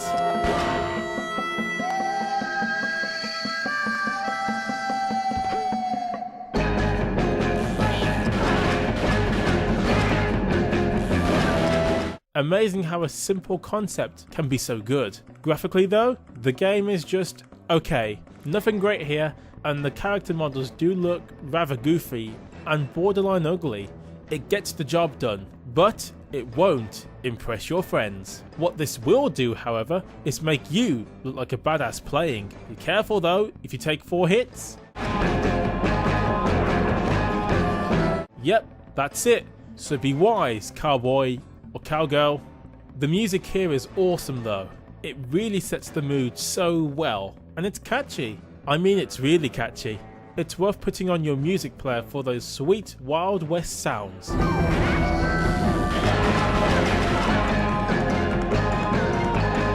This is the definition of a hidden gem for me, a game where I expected nothing, and in the end I got a really simple yet enthralling experience. Check out Gunfighter, it kicks ass.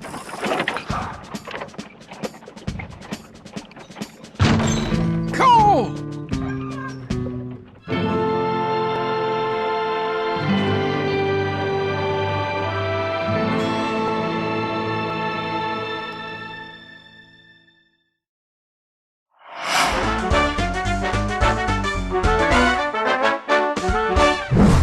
Okay, here is Colin McRae Rally 2. So in this sequel to the first game, you are given a rally run of stage 1 in France. It's a stage which is all tarmac and means most people should post in a great time to boot. This rally game is the best on PlayStation, and here's why. Despite being a demo, the controls are as tight as a drum. You feel fully in control of what's going on, even as the car goes from side to side. If anything, this makes you feel more brazen behind the wheel. After all, Mr. McRae was known for being ultra aggressive with a rally car, and you certainly can be in this game. I also like the sound design here. There's no music, so the sound of the landscape, the car, the tyres, and more importantly, the co-driver now take priority. Codemasters made sure all these elements help to make the gameplay more immersive, thus keeping you glued on winning the stage. The graphics are great here, good detail, especially in the dashboard head cam, although the blue tint on the windshield makes it difficult to see, so maybe avoid using that view. Otherwise, this is a good looking game. I know compared to the PC version it looks chunky and blocky, but for a PS1 game, definitely using the system to good use here. There's not much more to say, but I own this game, and again my point on it being the best PlayStation rally game is not dented. Pick this game up if you love rally racing. 33 left. Into 3 right, tight. Into 5 left, over crest. 34 right. 36 left, into 3 right. Into left and long 3 right.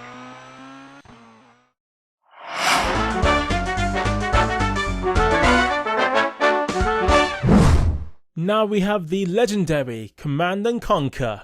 This is a real-time strategy game which was on the PC first. Here is the PS1 port of the game, and it was even on the Sega Saturn. Anyway, in this demo, you're told to build up your forces and destroy SAM sites and other enemy sites to complete the mission. Sadly, as there's no instructions on how to play, I kind of ignored that and well, I suck at the game.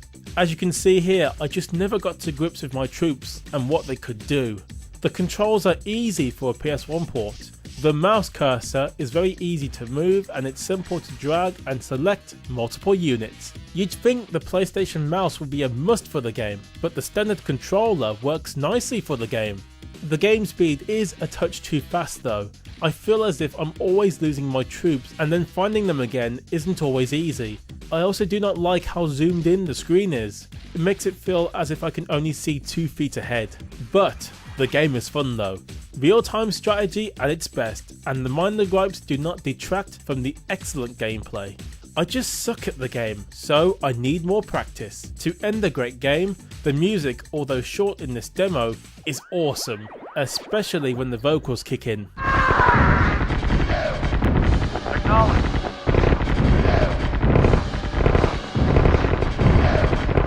Command & Conquer is awesome. I love the series and this PS1 port is worth it.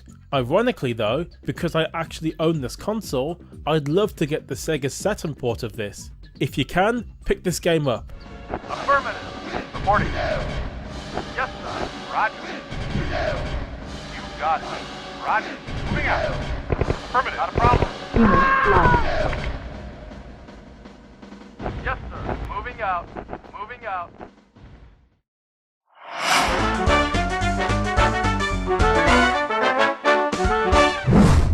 Right, now we have Music 2000. What is Music 2000, I hear you ask? Well, if you know GarageBand or similar softwares, then that is what Music 2000 is. Yeah, this on a PlayStation. What is the point? It's not like you can import your music into your computer, and those said softwares can be updated and so on. Truth be told, I never played this as a kid, so I thought I'd just go for it and make some sick beats. Now I love trance, 80s music and electronic above all else, so I tried to make a song which had elements of all three. Sadly, the space you have to make music is limited in this demo, and you only have so many different samples to play with. I guess in the full version you could make a knockoff Skrillex track or something. After some test runs and tinkering,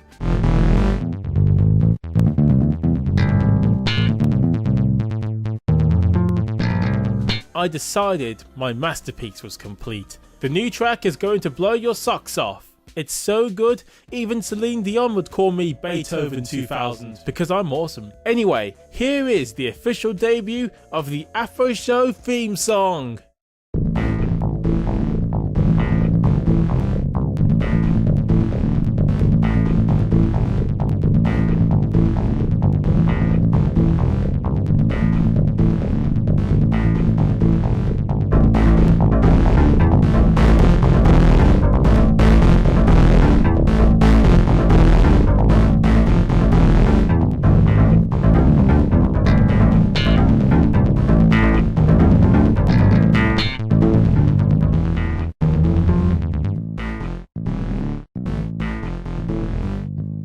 So, is it a #1 hit or a #1 hit? You decide! As for the game, I'm not very impressed, being honest. It was fun to mess around with, sure, but to buy this over a real game? No thank you. I'd rather buy Who Wants to Be a Millionaire on PS1.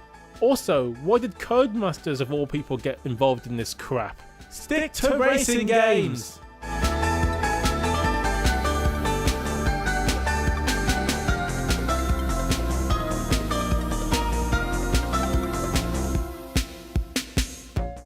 Alright folks, that was very interesting. I had a lot of fun revisiting the games, and it's so cool to see how my 9-year-old self managed to play some of these hidden gems in the first place. There were quite a few mentioned on this demo disc, and most of them are worth hunting down if you can find them at a good price. This demo is one of my favourites, although it doesn't quite hit the heights of Demo 86, which had a ton of fantastic games on that disc. But I'm happy once again knowing that you guys have just seen another part of my childhood experienced from a demo disc. Hopefully you all enjoyed this episode of Affro's Curiosities. Let me know what you thought of Demo 89 and the games on show. Until then folks, I will see you in my next video.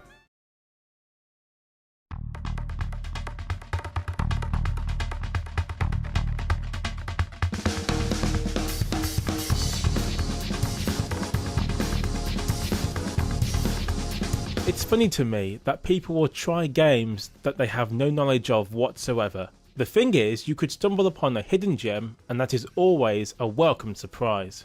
Or you could bump into what I shall be covering today, a terrible game that should not exist and shouldn't be seen as a worthwhile investment of your hard-earned cash. What is the name of the game that's earned this reputation today? A game titled The Mission. A PS1 game only released in Europe in the year 2000. Before we rip this game a new one, I have brought along a guest who was a bit more determined to see more of the game than myself. She's also a really cool content creator and a video gamer as well. With that, I introduce Azalea22. Thanks, Affro! And hi guys! I am Azalea22. I've loved gaming my whole life, and it's so awesome to be here right now covering this sports game. Or is it a robbery game? Either way, go ahead, Affro, and take it away with the strange game, The Mission. Know how much you adore it, Affro.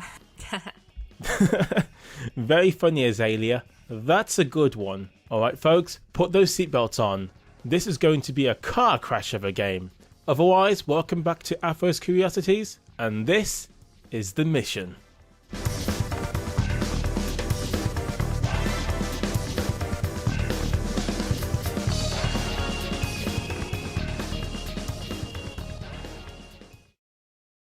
The Mission. What is this game? Well, it's a European football puzzle game released in 2000. It was published by Microids and developed by GRG. GRG seemed to have a short life as a developer, as their list of developed games is more barren than my 10-year-old biscuit bin. The publisher, however, would go on to develop several successful games, such as the Siberia series. Weird how they got involved in this project considering how well they did afterwards. Oh, and apparently this idea was based off a TV advert by Nike, which, if that is true, well, I think that was a ridiculous decision. I could find no professional reviews of the game, only a few user reviews which all ridiculed the game, and well, me and Azalea were interested in answering a very simple question. Is this innocent PS1 game really that bad? It's time to find out.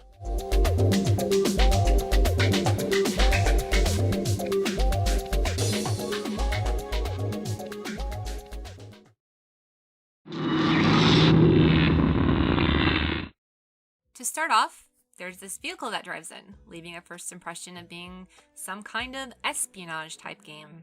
Now the question is, who is in this vehicle? Lo and behold, the characters are actually athletes. What in the world are athletes doing in an espionage type game? They look to be on some kind of robbery mission, so they really must not be getting paid well. And then there's this mysterious figure of someone at the very top of the building, seems to be awaiting your arrival. Who is this guy? It's gotta be the evil coach that paid them horribly, right? The game starts, and the mission is to obtain an item called the Geomerlin, which is basically just a ball. Yeah. All this over a ball. And some anonymous secret people who just use the term "we" seem to be helping, or maybe instigating all this. Or are they the real bad guys? Or am I playing as the bad guy? Too many unanswered questions. Woo! So the glorious start to the game. We have the wonderful Henry and Figaro here. And oh looky, here is a pair of free goggles. Somehow, someone mysteriously placed right next to these... What are they? Lasers? We have the amazingly determined Henry here. Will the lasers beat him? Ha! Of course not! Now we have a timer start out of nowhere. And it doesn't matter if you touch the lasers beforehand or not, they auto-start regardless. Kick that ball, Henry! Ah, weak. That's weak. These guys are supposed to be athletes. Just look at these amazing skills. Now I know why they resorted to burglary. So yeah, the controls to this game are not that friendly. And the targeting system is also a pain to get. Kicking this ball just right at that alarm shouldn't be too tough for a football/soccer player, right? Wrong! You have 3 different kicks you can do with 3 different buttons. Not only do you need to figure out the correct kick, you need to have the correct angle, distance, and you need to press up to give them the boost they need to kick it well. While going through the game a second time, I completely forgot what I pressed that made the ball hit that alarm panel. It's so cumbersome that I had to fiddle around with it a bunch before I truly figured it out again. These guys were so fired from their teams, weren't they? Well, let's see if Figaro and Thor can do any better this time. Ah, yes! Thor takes it away this time. Of course he does. He has more force. The force is with him, guys.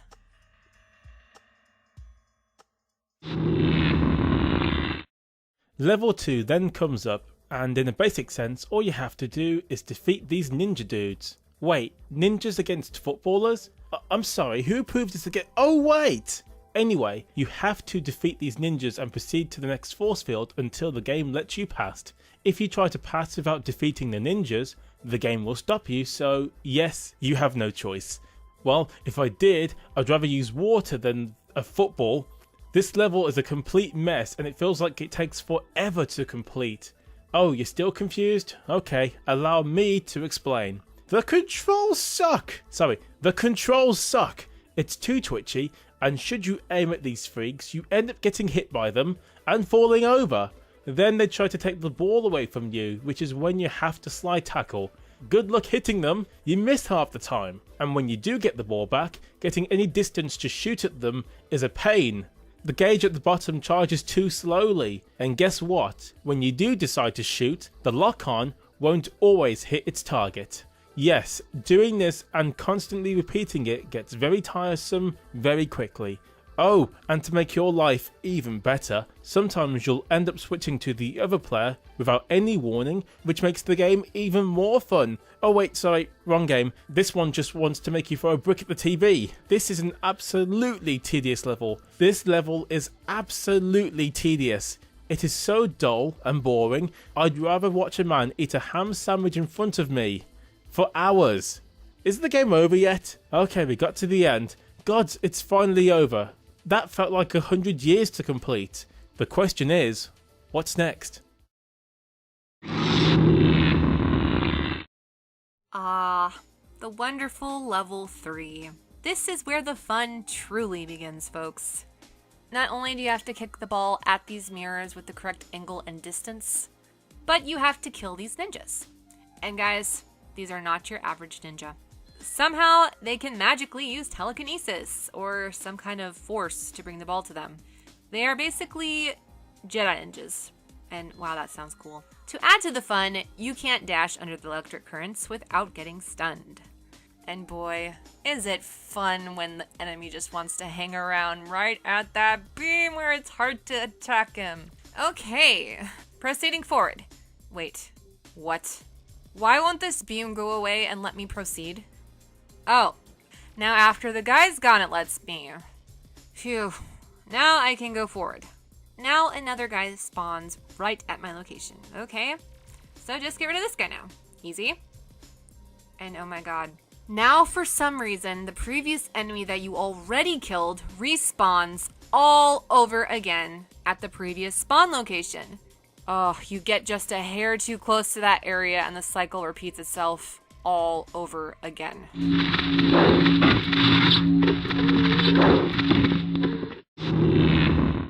Right. In this level, you have to fight a boss for the first time, and yeah, more of this gameplay bollocks. Basically, you have to use these mirrors to activate a laser, and then you angle those lasers towards the boss to cause him damage. Sadly, he can do the same to you. I was so confused when I first started the stage of what to do, since nothing gave me a hint or an ounce on how to beat the stage, just all the complete guessing game of who will die first. And I nearly did, until by a miracle I just decided to shoot one of the mirrors and it worked. The boss then and there decided he had enough of me and kept running into the beam over and over, even though it was nowhere near him. But when the beam finished, I kicked the other side and the same thing happened. He clearly wanted to die because he knew my skills were always going to prevail and destroy his little ass. Honestly, this level sums up the game for me. It was made by people who didn't care, didn't bug test their game, and wanted us to hate and despise this garbage. You know something? I do wonder if the next boss is just like this one.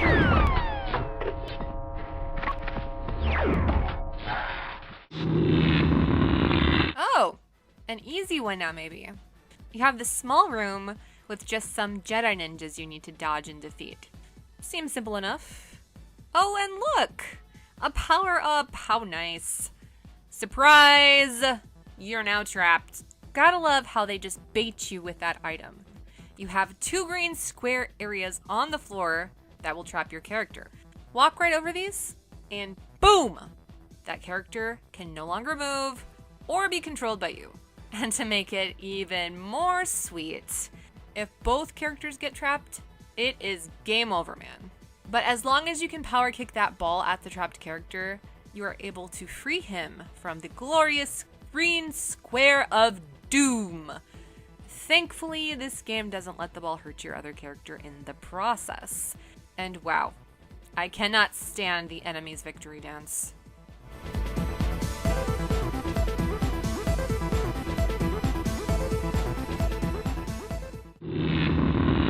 Oh, I hate this level! It's similar to level 2, if you can remember that far back. But you have to watch out for the green squares that will trap your player, and if you both get trapped, then you lose! Yay! No.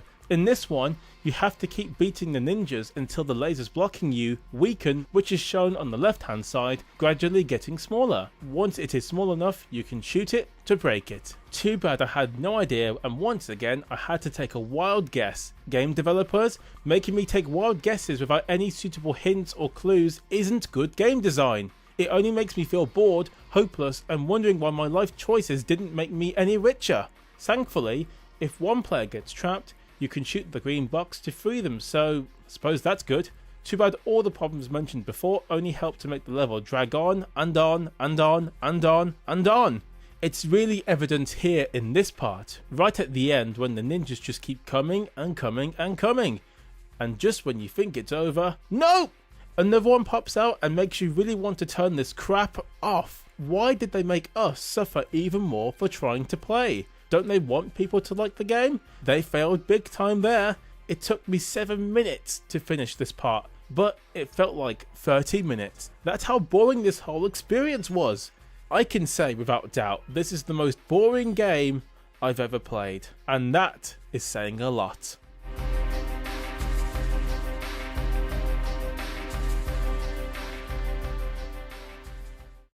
Just a quick note, folks. I couldn't get past this part despite trying for a full 15 minutes. Azalea, however, managed it, and well, kudos to her. She is braver than me at this. So, let her take away the rest of the segment.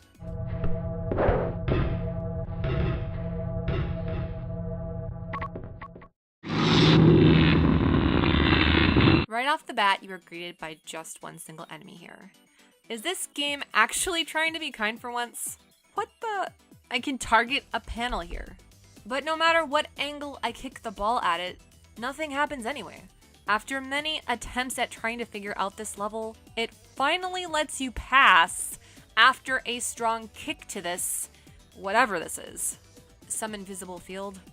And now basically, you have to repeat the same thing onward, except now, some Jedi ninjas are thrown into the mix. And oh my god. Did these guys just get stuck in this spot? The whole time, these guys have been able to jump, but it hasn't been a necessary action for anything yet.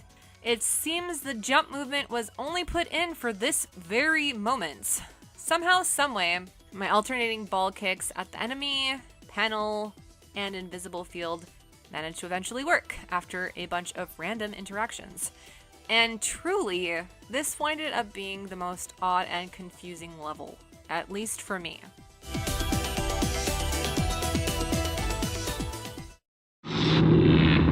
Here we have the wonderful level 8 boss battle. You now have to take on this boss Jedi Ninja guy. Not only do you have to keep off the continuing respawn of enemies, but you have to watch out for, once again, the lovely green entrapment squares. Yeah, guys, that's not how you do it. No, not again! Be free! And oh my goodness, can this guy shoot his beams far. What the heck? I literally do not have a chance to move from this attack. Wow. Okay guys, he actually gave me a break. Luck has been bestowed upon me. After some alternating damage to the boss while fending off the Ninja Jedi, this one actually didn't seem so bad. But keep in mind, that's comparing it against all of the previous levels thus far.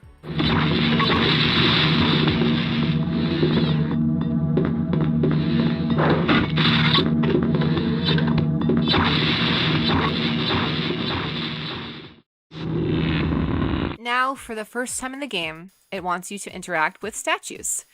Just need to turn the statue around by, well, kicking the ball, of course. These guys must have forgotten how to use their hands, seriously. And I really have no clue what some of these power-ups do either. Then some random praying ninja guy appears in the middle of this fire area. He must really love that heat, and it looks as though Thor is starting to lose it here. Maybe he's the opposite and can't stand the heat. Perhaps this is why. In order to progress, you have to continue meddling back and forth between the statues and enemies until the fire won't pop up and burn you anymore. And then you can finally move on and be done with these shenanigans.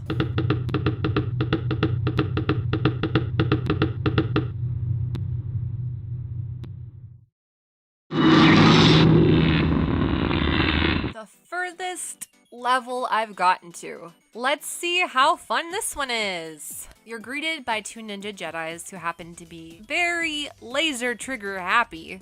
But hey, if I had the ability to shoot out cool beams, I'd probably be just as trigger happy. Oh, and apparently your character can glitch fly. Guess the enemy also wants to join in on the fun flying. And here is another wonderful glitch. You have one character that is somehow magically downsized. Is he really that bad financially where he needs to downsize? Anyway, you are not able to attack with the downsized glitch character at all. Finally, after that fun's over, you now have to turn this single statue to face the other one. Okay, that should be a cakewalk. Just turn it around.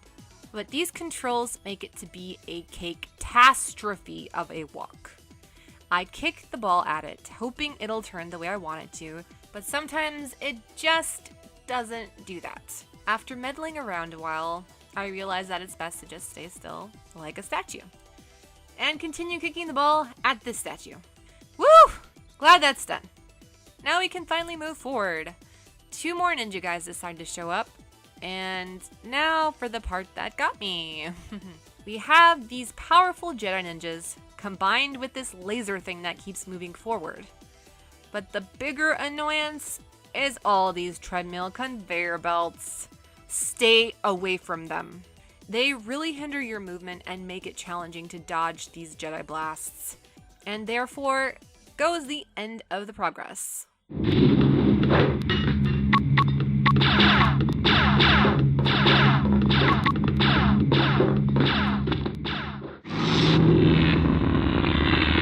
If you hadn't figured it out already, it sucks and it is so boring. I never imagined I could be so bored playing a video game, but this game takes first prize in that department. It's also flawed in the controls, has terrible and complicated level design, boring and miserable fights, awful lock-on system, useless AI, a problematic switching system, a terrible premise for these footballers being in this situation in the first place, questionable boss fights, a terrible camera, and the dullest gameplay ever devised by mortal man. I'm sure that explains everything I have to say for the sorry mess of a game, and I never ever want to play this game ever again. Ultimately, this game is glitchy, has wonky controls and camera. It doesn't seem to make much sense either, having to go through so much trouble to rob a ball. What is so special about this ball anyway? Did someone super amazing autograph their signature on it? I don't know. I also find it hilarious how you can just dash attack the enemies. Is that a thing some athletes do to the people they aren't fond of? But regardless of all these flaws and nonsense, or maybe because of all these flaws, I actually found this game to be strangely addictive. I do have to wonder what goes through a dev team's mind when they ultimately greenlight a project, because this one should have not gone through. It is just a doomed game from the start. They already chose a terrible idea, but to add on that, just about everything that could go wrong did go very, very wrong. I will never understand how they didn't feel the same way when they were testing it. Unless they didn't test it and thought it was magnificent, I'll never know the true answer. But at least me and Azalea know the truth. This is one of the worst PlayStation games ever, and is on the same level as Tunguska. It's that bad, folks. Speaking of Azalea, thank you for being my guest in this episode, and for suffering even more than me to see more of what this game had to offer for those who got further in. Also, she runs a fantastic YouTube channel where she makes funny let's plays and compilation videos. Check her out and have a great time. Make sure you tell her Affro Show sent you there. Thank you for having me join you in this awesome and one-of-a-kind gaming experience. It was a lot of fun and some crazy thrown in there. And also, thank you guys so much for watching. And you can check out my variety gaming channel, Azalea22, in the description below, or in this cute little link here. If you like what you see, feel free to subscribe and be a part of the fun community. Absolutely, and Azalea, thank you once again for being a part of this video. Otherwise, folks, let us know what you think of this game, and if you would try it out, or if you think it's just as bad as me and Azalea described it to you. Until then, from myself and Azalea22, we will see you in our next videos.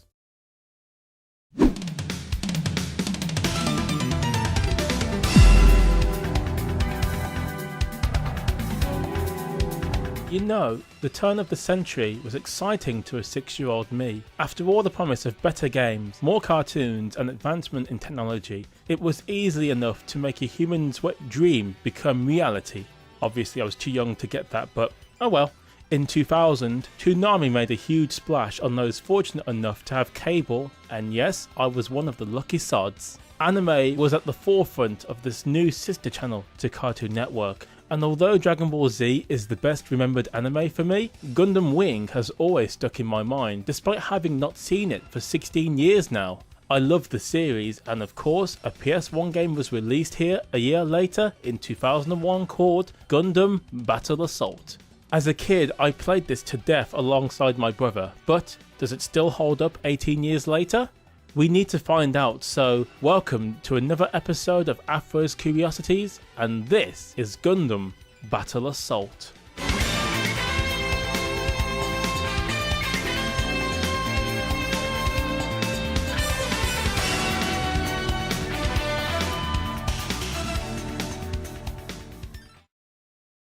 In Japan, many Gundam games, animes and mangas were made. The first Gundam anime premiered on Japanese TVs in 1979. Yes, 1979. Amazing, right? Since that premiere, there's been many spin-offs, sequels and video games to accompany the franchise. Until 2000, all of these only saw release in Japan, but when Gundam Wing hit it big in Western countries such as the USA and UK, games based on the franchise also became popular too. On that note, Gundam Battle Assault is a 2D fighting game developed by Natsume and published by Bandai, which was released in 2000 in the United States and, of course for us lucky Europeans, 2001 for the EU and even the Japanese territories. It's actually a Western remake of the Japanese game titled Gundam The Battle Master 2, and, as expected, changes things up for us Westerners, such as including Wing Gundam as opposed to Hammer Hammer, changing up the story presentation and featuring Hero Yai as the only playable character to reflect on his popularity in the West. This particular game would go on to have decent reviews and decent sales, especially in the UK. The question now is, what do I think of the game today? Well, let's find out together.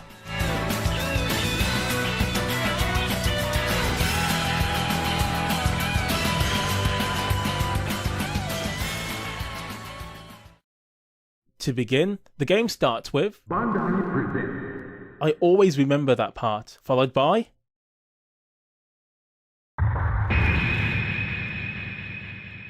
Gambit, Battle of Hell. That alone already brings back so many memories. Why aren't menus this amazing anymore? Being greeted like this makes me feel welcomed. So, onto the story mode. In this, Hiro Yai describes the war ending and how pilots are still using their mobile armor suits despite this observation. While not every pilot may want to cause harm or issues, Hiro decides to end the war once and for all by taking out anyone who is still using their mechs, regardless of the reason, to maintain peace. Strange as Hiro always was like an anti-hero type somewhat, but I buy it. You then have to select one of 9 mechs to use. Some are Gundams, and others are forms of mobile suits. They all handle differently, have different armor levels, and are equipped with different weapons. Some are bigger than others too. There's too many to go over, so for the sake of the video, I will be using Wing Gundam, as it's my favourite Gundam mech, although I will mention a few of the others after this one. Good thing I didn't choose Ekai. Yeah, Hiro isn't feeling that one, and even as a kid, I disliked that mech. Ugh. Every story section has a picture of the background you'll be fighting on and talking heads along with that mobile suit your enemy is piloting so that you have an idea of who you're taking on. There's a short loop of music, but in this section it's nothing exciting really. It makes me wonder what the Japanese version of this section looks like.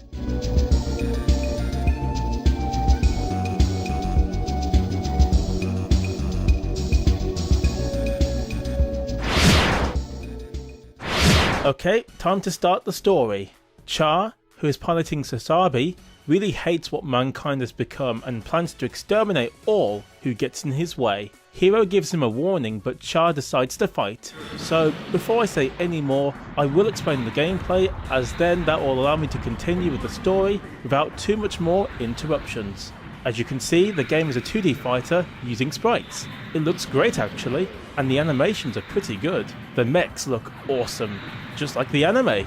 The game has light, heavy kicks and punches, as well as having jet hovering abilities and dashes. All of these are fun to pull off and do, and unless you're using a slower mech, you won't have issues pulling the moves off. You then have abilities such as shooting your gun, dodging or putting up a barrier, using your sword, using special moves, and your ultimate moves such as Hiro's here. What I really love about the battles is how over time the mobile suits break and start to fall apart. I've always loved this part, and even today to hear the announcer say always got me going. The controls are okay. As you're using your mech, the game does feel a little sloppy and loose when you first play it, but as I mentioned before, you get used to it and it becomes natural to you. The gameplay is nothing special of course, but there's enough here to entertain you. Oh, and the music is fantastic. Gets you pumped up and ready for battle, and it's catchy too. It fits the game well, and actually it's worth listening to outside of the game. Anyway, let's continue with the first fight.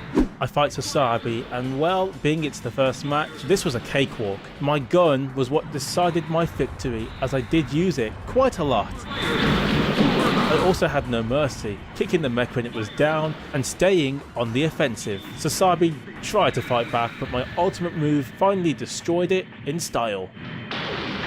Oh, and I love the victory screen. I fly away in success, bitch! Hiro revealed he'd happily give up his mech if it meant peace could be achieved, while Char claims he overreacted and blames his ego for the fight.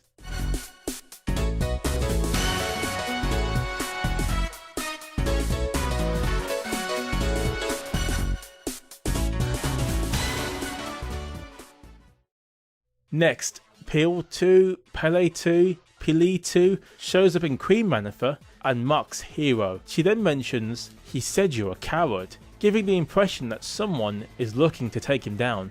Then, it's fighting time. Queen Manipha has hardly a chance to get going as I taunt it with my dodging abilities. Ultimately, it was another case of dominance and power as my opponent is torn apart limb from limb. I even get my ultimate move to go off. In the end, another easy victory for Hiro.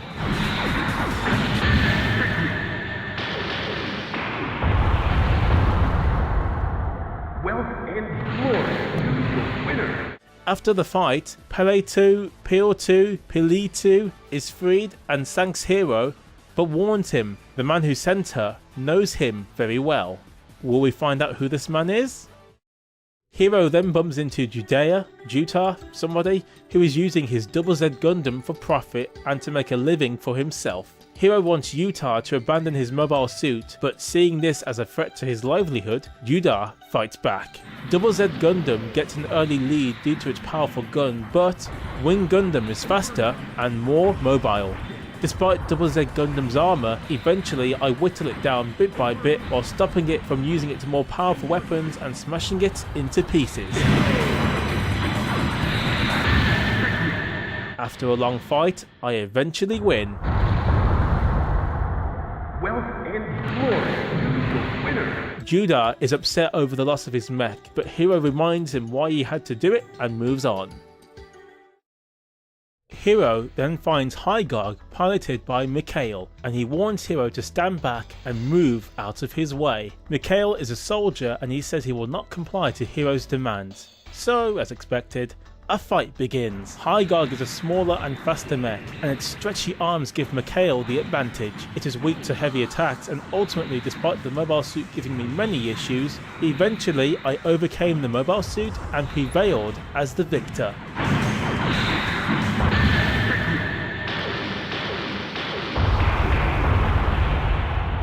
After the fight, Mikhail can't believe he lost out to Hero, and Hero moves on. Hero encounters Big Zam, piloted by Dozel, and Dozel mentions Hero needs more than his mech to take him down. As a child, when I first fought this guy, I sure thought that. I mean, look at this. I could never get past this stage when I was younger. It was just impossible. Thankfully, I found an easy way to beat Big Zam. Just get behind it, defend occasionally, and it is a very easy win. This one I feel is a joke, as it really took me no effort to beat this overrated monster, and well, it is embarrassing. Let's be honest, all size and no grunt.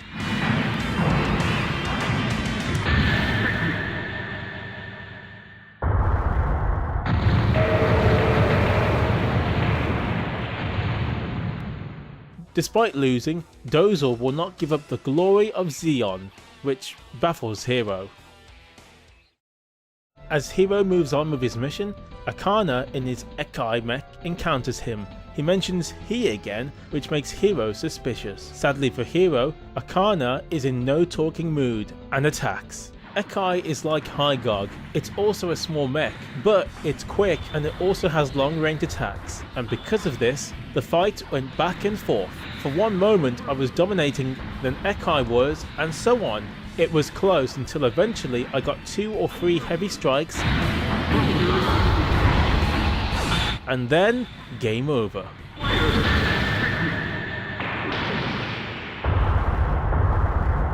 Akana explains the reason he attacked Hero was someone sent him to do that. Sadly, he does not know who actually gave him the orders to do so, and with that, Hero tells him to get lost. As the story moves on, Hero then bumps into Haman, Haman, who is piloting Kubili, offers Hero a chance to join her side and revive the Zabi family. Hero thinks she's an enemy and refuses to join. Angry at this, Haman attacks Hero. Sadly for Kubili, it was a really disappointing contest. Despite getting some decent hits in, I won the fight very easily and felt somewhat lucky this was the outcome, considering that my previous opponent Ekai wasn't as easy.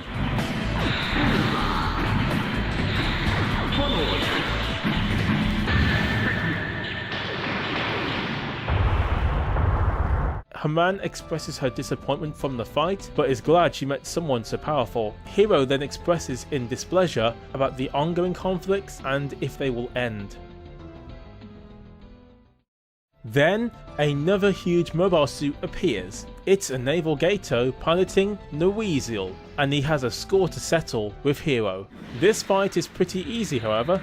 Noezil is always hovering and can suddenly turn around to face you if you're not careful. Ultimately, like Big Zam before it, Noeziel's weakness is to go behind it and attack over and over until you win. Slower mechs could have an issue, but Wing Gundam speed and agility easily gives me the advantage.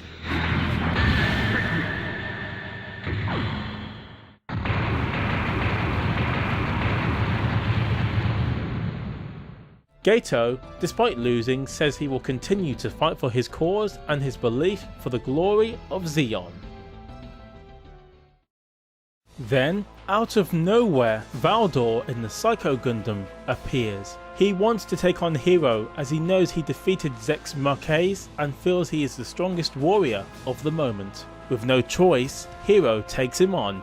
Now this mech is also huge like Noeziel and Big Zam, but unlike those two, this Gundam is way more mobile and has more deadly and more powerful attacks too. He can also block too. Worse, if you attack him and he's attacking you, he will not recoil. The only way to win this fight is to block everything he does, then hit him as he tries to strike again.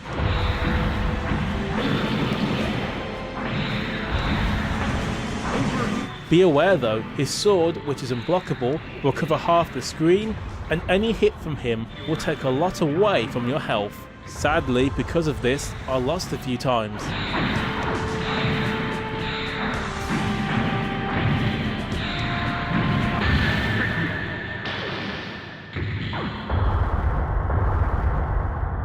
You need some practice. Eventually, by the skin of my teeth, I finally won with the timer running out.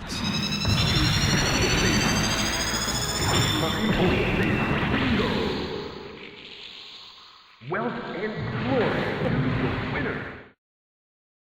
Then, the boss of the whole thing is revealed. The mastermind is Treze, and he wants to ignite the war again for his own selfish deeds. Hero knows he must stop him and end the madness.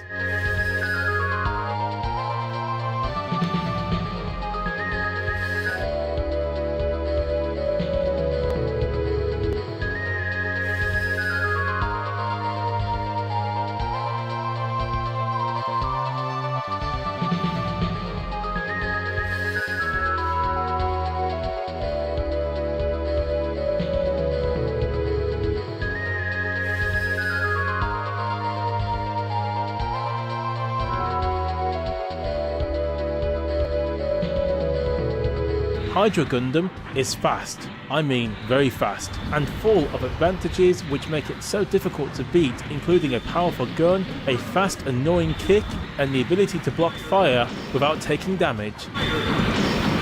Oh, and his special move. Yes, he got me the first time despite my best efforts, but I got him the second time as my special move made all the difference. Somehow, Hydra Gundam fights back really well, and he nearly got me again, but by the skin of my teeth, I won.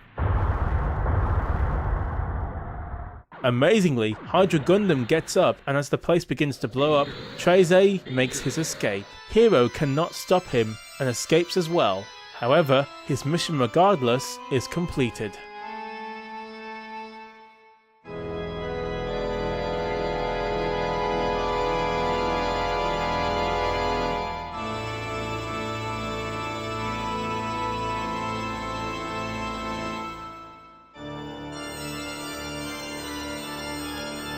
You then get a time of how long you took, and that's it. Short, but fun, right? Okay, well, since that was over so quickly, let's go into the other mechs I used in a more brief manner.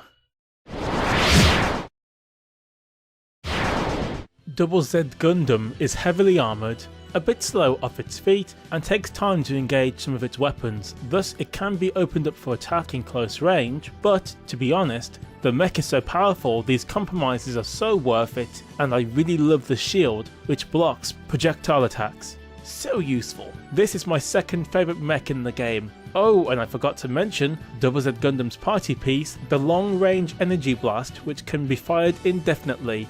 It's cheap and unfair, but ah well, finders keepers and all that.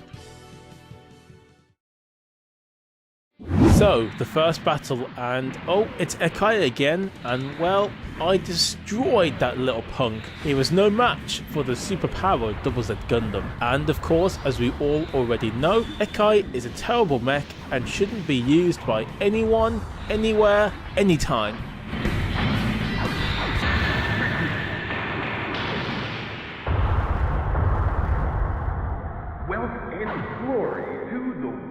Second fight, Zack 2. This fight was so easy, I actually took my foot off the pedal. I wasn't trying, but the music in this stage is amazing. Sadly, Zack was not giving up the ghost, so I had to finish him off. Pathetic, really.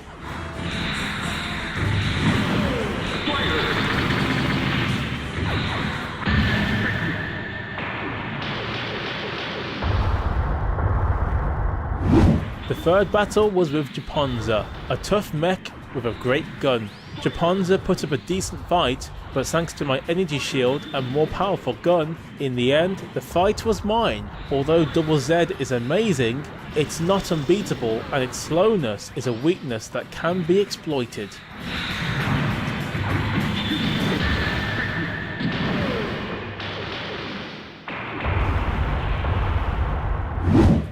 Now it's the fourth battle with Zeong. Now Zeong is quick and has long range punches and kicks. In return, however, it is poor in close range, slow to kick, and has a big area to hit, and I took full advantage of this. My shooting gun weakened it, my attacks caused it problems, and my aggressive tactics eventually left the mech wrecked and destroyed it before it could really put up a decent fight.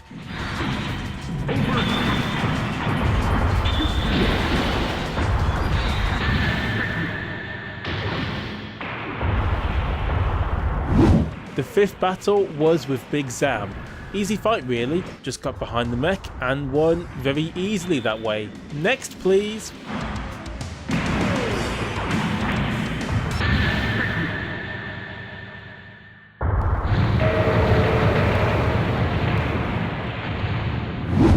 The sixth battle was with the O. The O proved to be my toughest, closest fight yet. The fight went back and forth. One moment I thought I was going to win easily, then the O came back fighting and really causing me a massive headache, especially with its low kick sweep move. It was like Vegeta versus Goku all over again. It was that close and, to be fair, very thrilling.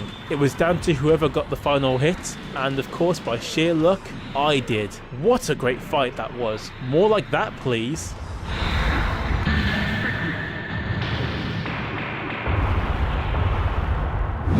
The seventh battle was with Z Gundam. Z Gundam is very similar to Wing Gundam, so this wouldn't be easy. The fight did pick up and Z Gundam managed a good combo on me. I also felt its flying kick attack would cause me issues. However, my more powerful attacks were more effective than what Z Gundam could muster up. In the end, a noble attempt, but it was not enough and I won with energy to spare.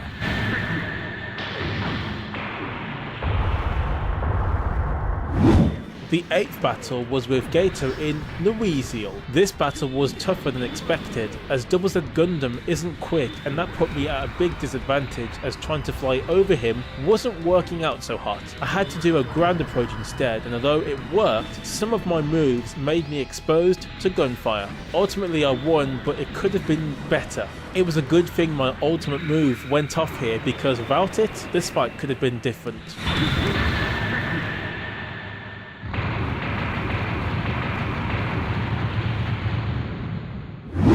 The ninth battle was, of course, with the Psycho Gundam. My tactic was to shoot my energy beam and keep the mech back. As he walked forward, he would take damage occasionally. Sadly, my foolproof plan backfired as his low kick caught me. After that, it was just trying to survive and cause maximum damage so that I would have more health than him. He broke my head, but my brain and new plan prevailed. I think my special move here was the deciding factor, and my use of missiles at close range, even though I did take some hits for using it. A close match, but I managed to win.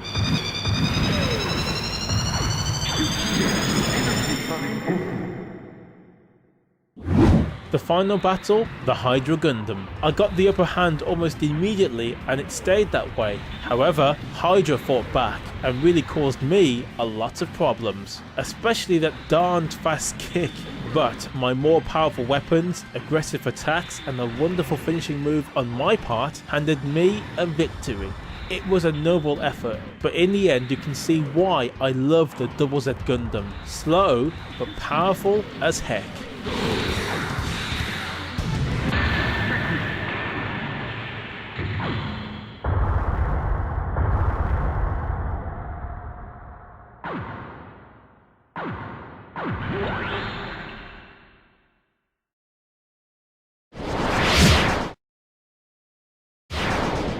Sasabi is an interesting mech.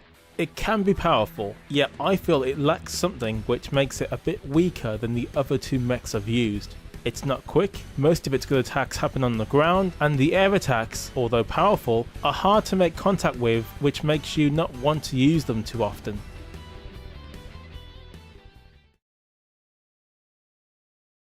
Anyway, on to the first battle, Ekai. Again, this battle was quite easy, but I had issues trying to hit Ekai being a smaller mech and Sasabi being slow didn't help. Thankfully, my attacks caused a great deal of health to be ripped away. It was only a matter of time before Ekai would lose, and well, naturally, that did occur.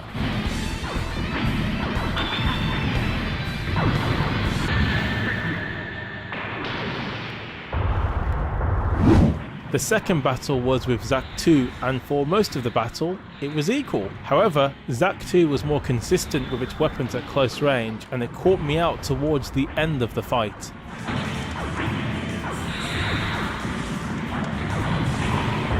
I was defeated easily.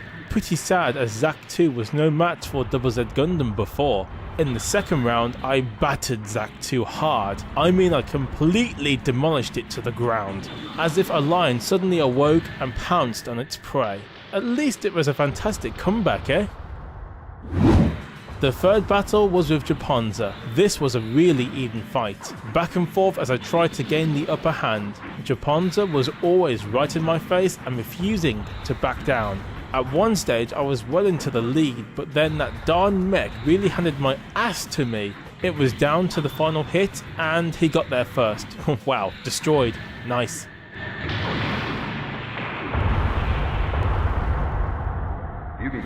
The second attempt went way better, but again it was still a fairly even fight. Thankfully I was able to defend much better and really make each attack count this time. That darned sod managed to break my armor as I finished him off, but at least victory is mine.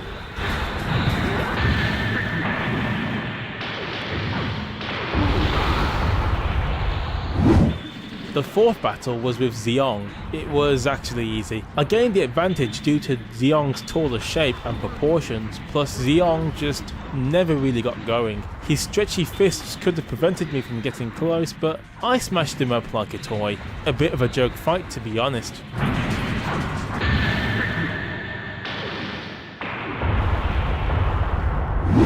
The fifth battle was with Big Zam, and well, I never took any damage at all, so that's all you need to know really. Next please!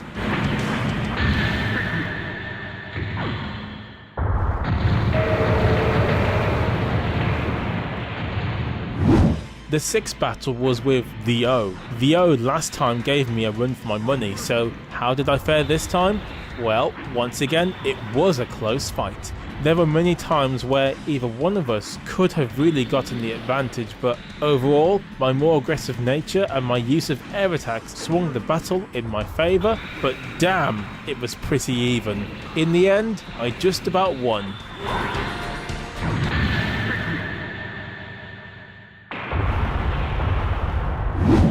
Next up, Z Gundam. Z Gundam sadly didn't turn up. Other than a few moments of pure fight here and there, the fight was one-sided and rather disappointing, considering Z Gundam can do so much better than this. Well, like football sometimes, it's just not your day to shine.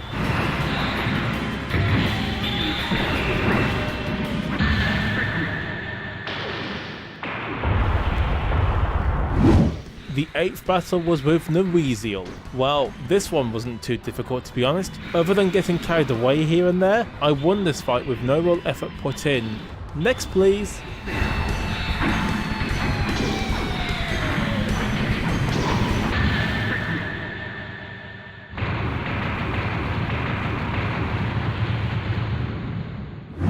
The 9th battle was with Psycho Gundam. Sadly, I was no match for this Gundam.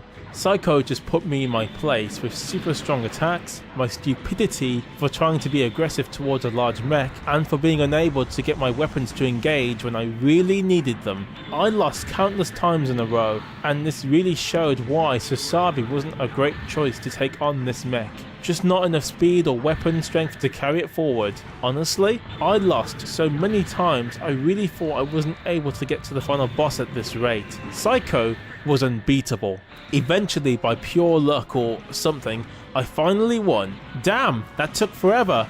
Never picking this mech again, that's for sure.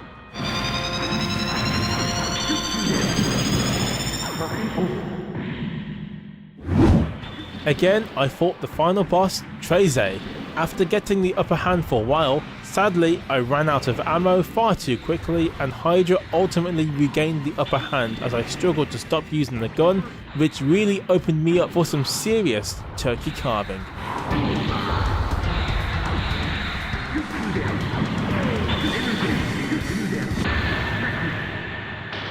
I was quickly defeated after that. All guns blazing really isn't always the answer, eh? The second time was even worse. Hydra easily predicted what I was going to do and caused me massive damage. I could not regain a footing in the fight and I easily got smashed aside this time.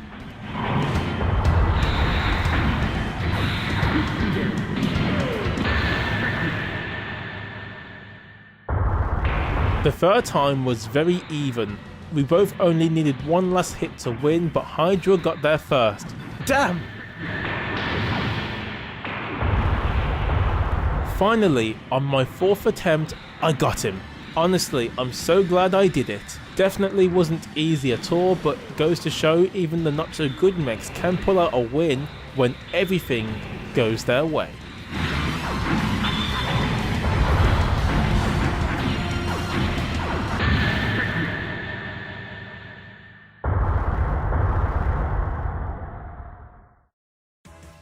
In the end though, Gundam Battle Assault is a decent game. It has enough mechs to keep you coming back, a decent if very short and scripted story mode, and many mechs to unlock for multiplayer battles. This game to me, when I really thought about it, only had one real purpose: to make it feel like the Gundam Wing anime, which gained massive popularity the year this game came out. You could say this was more of an advertising ploy than anything else. Still, there are good points here, such as the graphics, music and variety of mechs to choose, but the average executions of the gameplay and the lack of content overall is what brings the game down. Still, it is worth a look as long as you're not expecting too much from the game. I will also say that there is a sequel called Gundam Battle Assault 2, which apparently is much better and worth more of your time if you want a good Gundam Battle Assault game on the PlayStation. So that concludes another episode. Let me know what you thought of the game and if you were able to watch the anime series like I did when it first aired in the Western continents. Until then, I will see you in my next video.